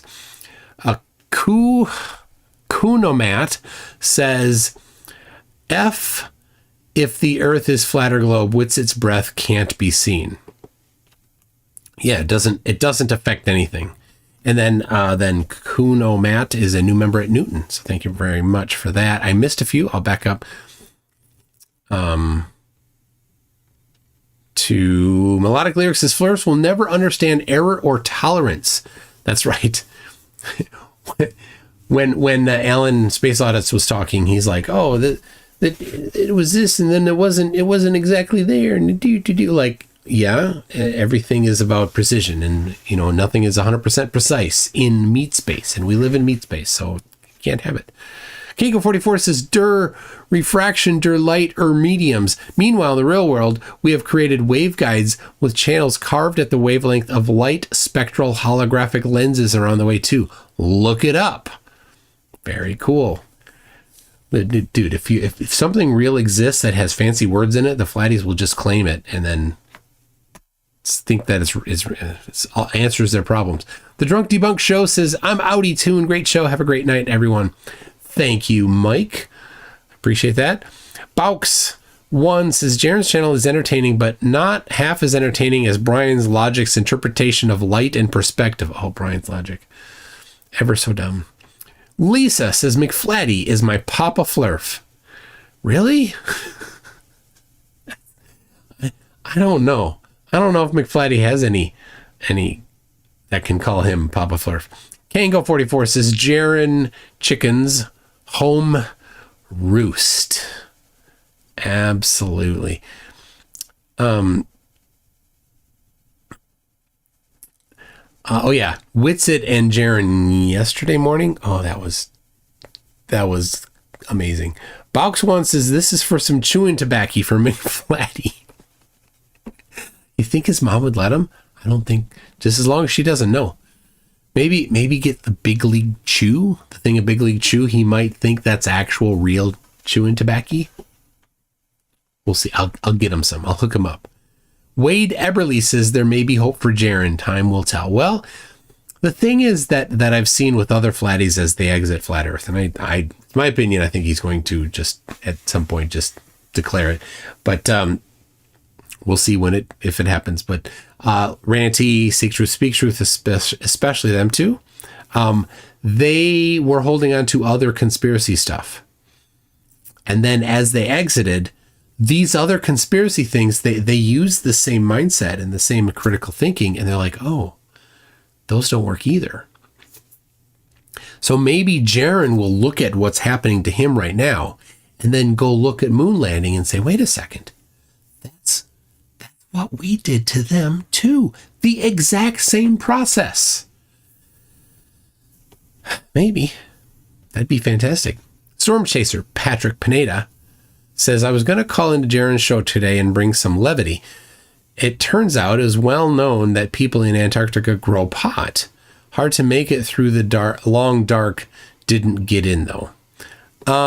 Yes, so there's no official laws in Antarctica, right? Because there's no country. You're not in a country. It's a place protected by a treaty. So what rules apply is a bit ambiguous if there's crimes and stuff like that. So is it the country that you live in? Is it the country from which you departed to get there? Both of those could be answered in the affirmative. So if somebody broke Chilean law in Antarctica, then Chile could potentially go after you. If you broke American law while in Antarctica, even if you left from Chile, you maybe could be held accountable for. I don't know if this has been tested in court at all. But for example, to have some serious law, some serious breakage of the law, where you stole something or somebody got right, what would happen then?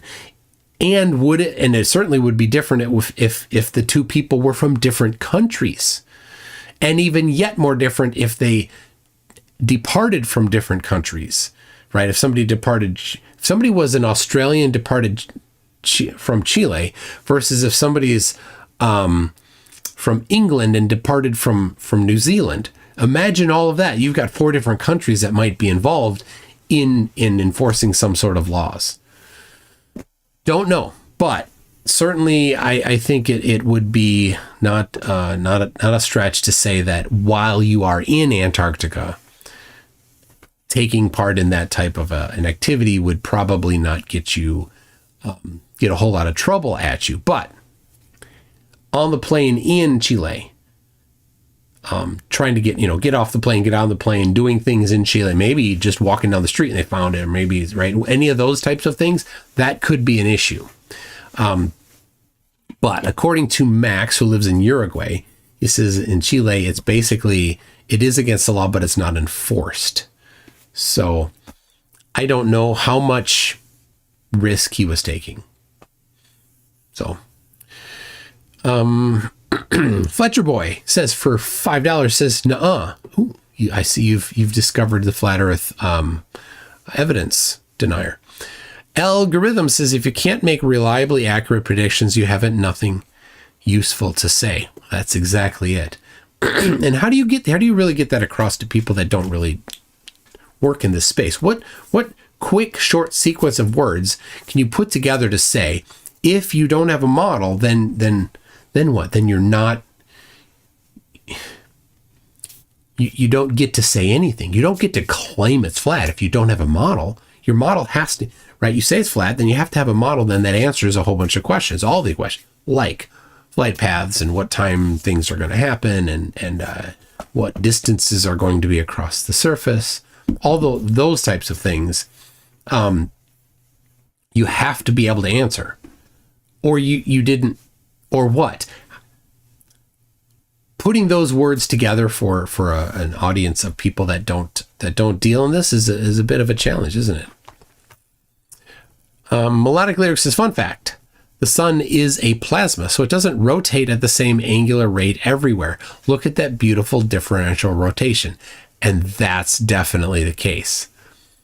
Just like on the Earth is, you've got the surface of the Earth, but the air portion of the Earth, the gaseous portion of the Earth, does move differently from the surface of the Earth. Though the surface does have a, the viscosity relationship between the air and the ground does have an impact on it. So if you took that away and it was just gaseous, plasma is a gas. If it's just gaseous, then yeah, a whole bunch of things are different because you don't have that viscosity between the solid surface and the gas. You've just got the viscosity between the gas and the gas, which is a whole different whole different magnitude. Wade Eberly says, maybe you can have Wendy sew your shadow back on. Ooh, a nice reference to Peter Pan. I love it. Eduardo Ferrero says, Witsit said something nice about you. Go figure. Yeah. Hey, it happened. I may have been caught saying nice things about Witsit too. I don't know. Don't get upset at me. All right. You got to be honest. Justin Messenger says Jiren is reaping what he has sown. Absolutely. Icy Spin says Jiren every day sees one more layer of the cult. Yep. Hey, I need a new thumbnail for this and title. Thoughts. 12 Wing Productions says Jiren only went to Antarctica. Imagine an astronaut trying to explain what it was like to be on the moon and have some boob say it was fake. Yep. Think about this, right? What's his Dingleface got a punch to the face from Buzz Aldrin, right? Just think for a second, Jiren. Just think. Put yourself in Jiren's. Are the things that people are saying about Jiren the kind of thing that might make you want to, have knuckle and face meet? Yeah, for sure. The kinds of things that people are saying about Jiren and about Austin would certainly make Jiren and Austin think, man, to Fakatsoid, yeah, that would be, or to sovereign citizen, whatever, David Kane's whatever, just like, yeah, I would guess that Jiren and Austin are right now feeling a whole lot of sympathy for what Buzz Aldrin did to Dingleface, right? Monkey Cat Pat Pat says, can we all get together and just call out Fakatsoid about his constant lying? Jiren and Witsit are free to join, and they have joined in. Isn't it nice? Astrocat Sathik says, Stephen Alonso proves Flat Earth can make accurate predictions as long as they do all their calculations using the globe/solar system model. Yup. Wink, wink, Astrokate. Pat in the chat says, my guy, what studio can house an airport for 757s? Exactly. Scott Wirt, Pooter, is a member at Einstein. Thank you very much, Scott Wirt, parentheses, Pooter. Baux one says, how can a fully grown adult be this dumb? I don't know. But you go on X and you look, there's a lot of fully grown adults that are dumb. Really dumb. Oh, so dumb. Got an email today from the child of a flat earther saying, I did not know. Basically saying, my parent is severely mentally ill. I'm estranged, and I was just checking to see if they're still alive. That was the email today. No kidding. An adult, that dumb. Malcolm Boyce says, I keep hoping Jiren can have a breakthrough and apply some of this logical thinking he's using to more of his conspiracies and personal biases. I hope so. NASA Security Force says, how would you also not see the real sun on flat Earth? So here's the thing. They think that the sun gets too far away to see and then it sets. They can't answer how far, but they think. So Jiren, Austin, they think that the sun sets because some reason. So how could you see the sun due south of you? Well, the other one is gone because of whatever that reason is. But of course, whatever that reason is would also apply to the reflected version of the sun. It would have to apply to the reflected version of the sun because it's farther away. It's whatever it is that causes it to set. You have more of that between you and the reflection, and then the reflection and the real sun. All of that is significantly more. So of course it doesn't make any sense at all. So Wade Eberly says, love your dog named Penguin. My cat's name is Possum. Well, that's great. We've got a possum out in our yard that our dogs keep trying to play with, especially Donkey. He really wants to play with Possum. But we haven't named Possum, the possum, yet. It's actually an opossum. But yeah, we haven't named the opossum. We could take name submissions, I suppose. Sea Lion Prime says, Witsit, admitting he makes bets when he can't pay up. Yep. Absolutely. Sea Lion Prime again comes in and says, does anyone else feel like a kid on Christmas? But every day you wake up and the presents get better. Yes. Alyssum says, don't forget to check Failzoid's email on stream. To check Failzoid's email. I don't know what you mean.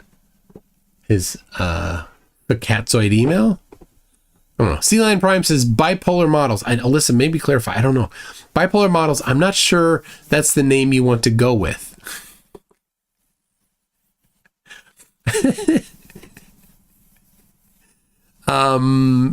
Matthew Vicendes says, Witsit live right now. Oh, I can't cover him. There's how many inceptions, how many layers of inception? Yeah. I think, yeah, he's just setting the record straight. I don't, this is your doing. You did it to yourself, Witsit. I'm anxious for the Witsit and Dustin Nemos debate. Sea Lion Prime says, can we rule out the possibility that the mass of Witsit's massive ego caused the light to bend to let you guys see the 24-hour sun? We cannot rule that possibility out. I don't think that can be ruled out. That could have been what caused it. It could have been from the whole time, from the beginning. We knew we needed a massive ego to bend that light. And it was all orchestrated by Will to make sure that Austin was there so that the massive ego mass was present. Icy Spin says, never forget, we don't have a model. Rip. That's the thing. No model. You don't get to play. If you're going to claim you're going to make a claim, you've got to be able to answer the basic questions. Steve from Wormhaven gifted 10 memberships. Thank you very much for that, Steve. If you're the recipient, make sure you thank Steve as well. Icy Spin says hashtag FCatzoid or FK Catzoid. You can pronounce that a little bit differently then, if you want. Okay. Sea Lion Prime says, do flurf tears find their level? I don't know, but they do good when you're thirsty.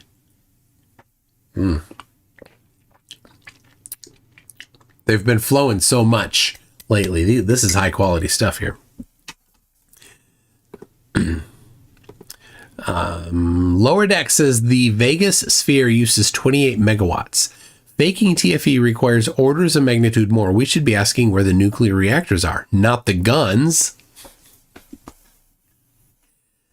Yes. I mean, so many things show that was just absolutely wrong. How big would it be? How big? We drove away. Wade Eberly says, "Donde están las armas?" Nathan, where are the guns, Nathan? I didn't know that armas was guns until somebody provided me that translation. But donde está is where is. I know that. Thank you for that. Kunomat says the armed penguin enforce the law in Antarctica. Oh, they do. And they confiscate all the weed for themselves. So, you know, Paul Curtis says head drinking hut, wiped mouth outside, no vape. That's what I think happened. Yeah, Paul Curtis. And so I never saw Witsit vape. I didn't follow him around. I didn't make a point to see if he was vaping or not. I know that he stood on the smoking platform a lot because it was had a good Wi-Fi and he was on Discord or talking to people during the time. Plus, Mark Herman and John Marindi did smoke, and so they would hang out there a bit, and so they were hanging out in the vicinity of them smoking. I know that that Jiren did have an occasional cigarette as well, so they all kind of hung out there. Whether or not Austin was vaping, I don't know. It doesn't matter. I think that he went inside, he got a drink of tea, and he came out. And did he do that so that you could see his breath? Maybe he did. Because I think the question to him was, can we see your breath? And like, I'm impressed if he did that. I'm impressed that he put that together and figured it out, right? That if I go and have something to drink that's warm, it will warm up, and put moisture in there so that you can exhale. So there you go. Ole de Hasselier says, good morning from the other side of the globe. Good morning to you, Ole. Darkstar 4400 says, U.S. citizens are covered by the Comprehensive Crime Control Act of 1984 in Antarctica. Well, there you go. So, U.S. laws apply while we're in Antarctica? Is that the case? It's interesting because the thing is,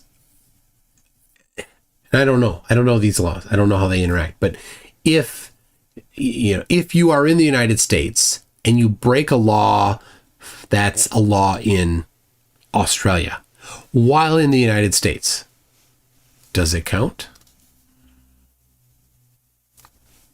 I don't think other laws can apply here. Same thing if somebody who's not an American citizen is somewhere else in the world and they break an American law, but they're not here. We can't, doesn't matter, right? What if there's an American in that other country that breaks an American law in that other country, but it's not against the law in that other country? Is that an issue? Maybe that particular Comprehensive Crime Control Act makes it an issue. I don't know. I would not want it to be an issue. I would think that if I'm not in the United States, even if I am a United States citizen, I would only have to be beholden to the laws of where I'm at, not the laws of where I am a citizen. I don't know. Yeah, what about international waters? Did we enter international waters? We did fly over international waters. There's a whole lot of legal it depends. I don't know. I'm not nearly as legally adept as some people are. Some humble people are. So I couldn't say.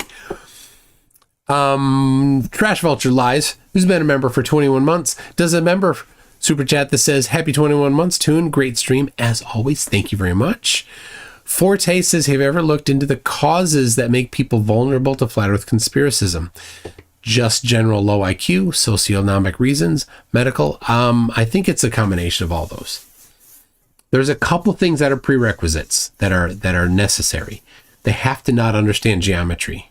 They have to have a conspiratorial mindset.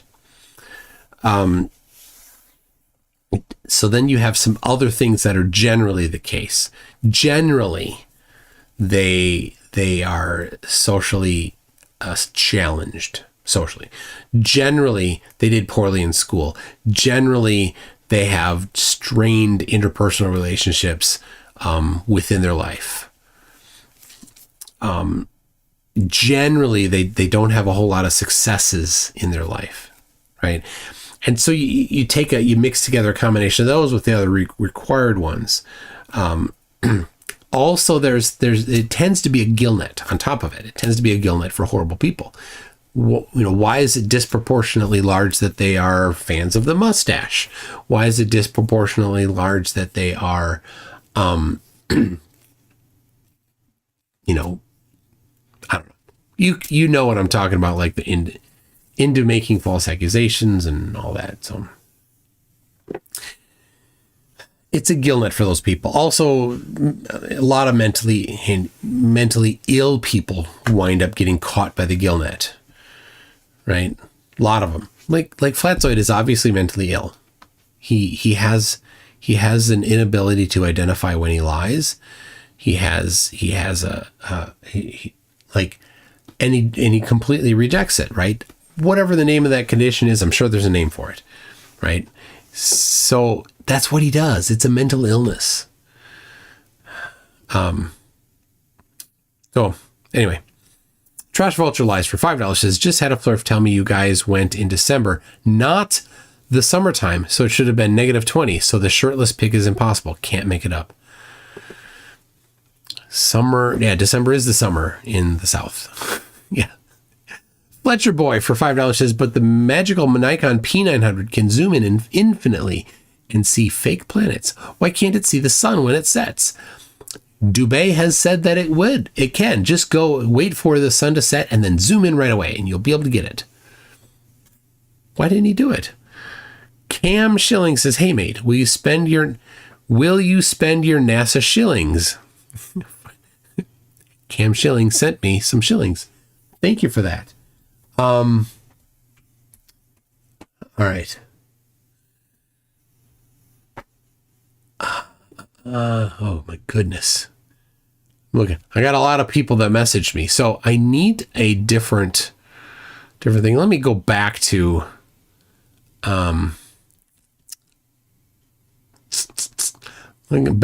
Jack Cushman-Harrer. He just sent me a message. I said, I will be standing on the dock live streaming your failure. Then during this live stream, he says, makes zero sense. Why wouldn't you want to win the money?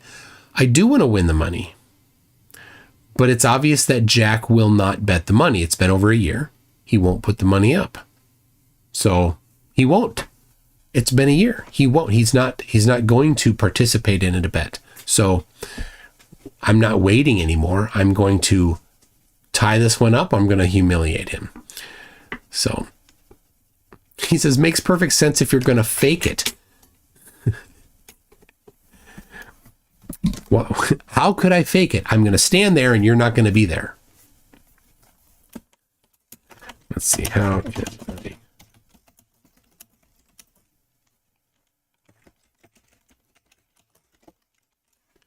can I fake that you chickened out? Anyway, so there's that. This live stream wasn't generally about that. It was about everything else. So what should the thumbnail and title be? I need that. And then I'm going to wrap it up. Dang, it's only 23C here in Sydney. Wow.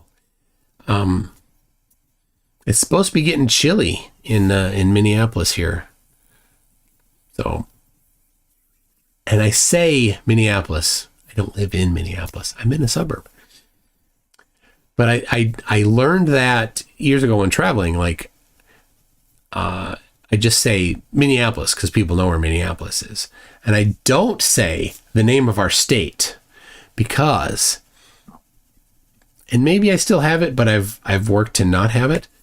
There's a certain way that people from my state say the name of my state. That's a regional accent. So, Minnesota. That's how I say it. Did I say it with that little accent? While you're thinking about that, Dave Fierce says, how long till the Flurf reset on TFE? I think for the most part, the ones that don't want to admit that it exists have already just moved on and said it doesn't exist and are going to just, stick with the nothingness. So, you want me to play the song? All right, hold on. I gotta have to play it first. I need to preview it because I don't know what it is. Like, having stuff sent to me on the fly is a little tough, All right, I'm listening.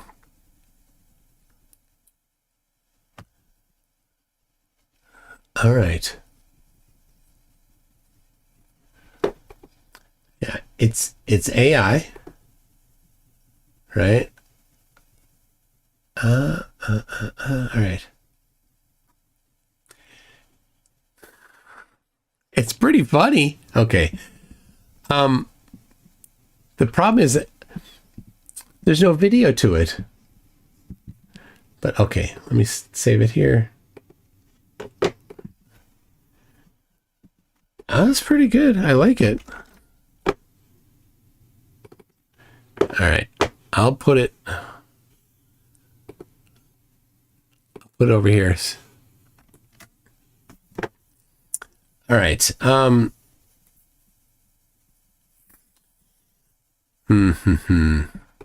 Hi, Rez says, appreciate all your work, Toon. A long-time viewer. Thank you for that.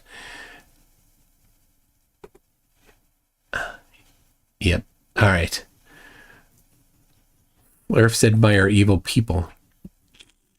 Okay. So can I do a quick outro? I think I can. Let's see. Let me see here.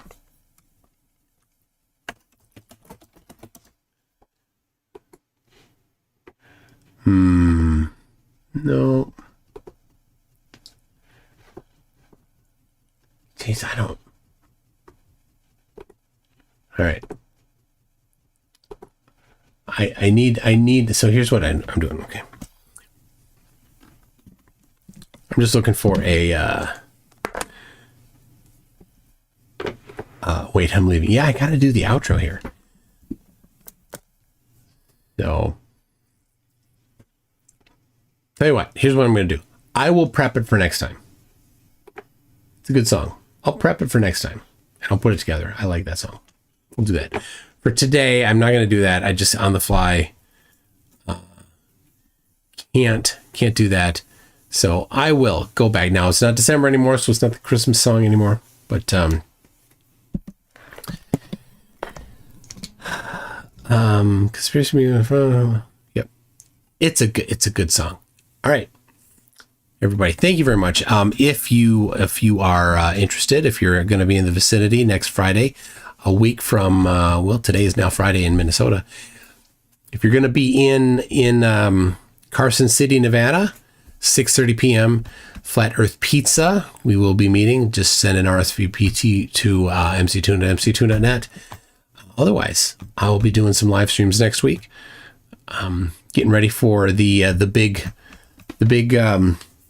trip to Tahoe, where we get to laugh at Jack Cushman Hair, and he's scared of his own bet.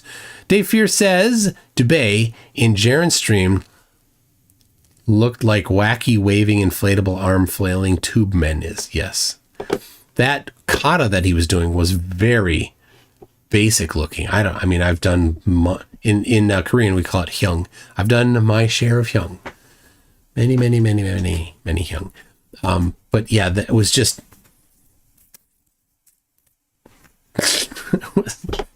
Like, I wasn't impressed with that one. Anyway, we'll see everybody next time. Here we go. MC Tune, drop that beat. All right, let it flow. Let yourself go. So I know that is the tempo. So, yeah, let's do this. So let's do this. Yo, it's MC Tune, the debunking tycoon. I shatter flat earthers, make them face the moon. Your attempts are decent, but they'll swoon in the face of my logic like a deflated balloon. Oh, MC Tune, the one soon cartoons. On your real say, send it first to their dues. Your theories are like old brooms, sweeping ignorance or just spreading the views. FDFE stands for fumbling the facts, evidently. I drop truth bombs so splendidly. Your approach is soft, mine's unrelenting. I bring the science while you're just venting. MC Tune, the buffoon with silver spoon. I got the pseudoscience, make them change their tune. You're the sidekick, I'm the maroon. When it comes to debunking, I'm the broom.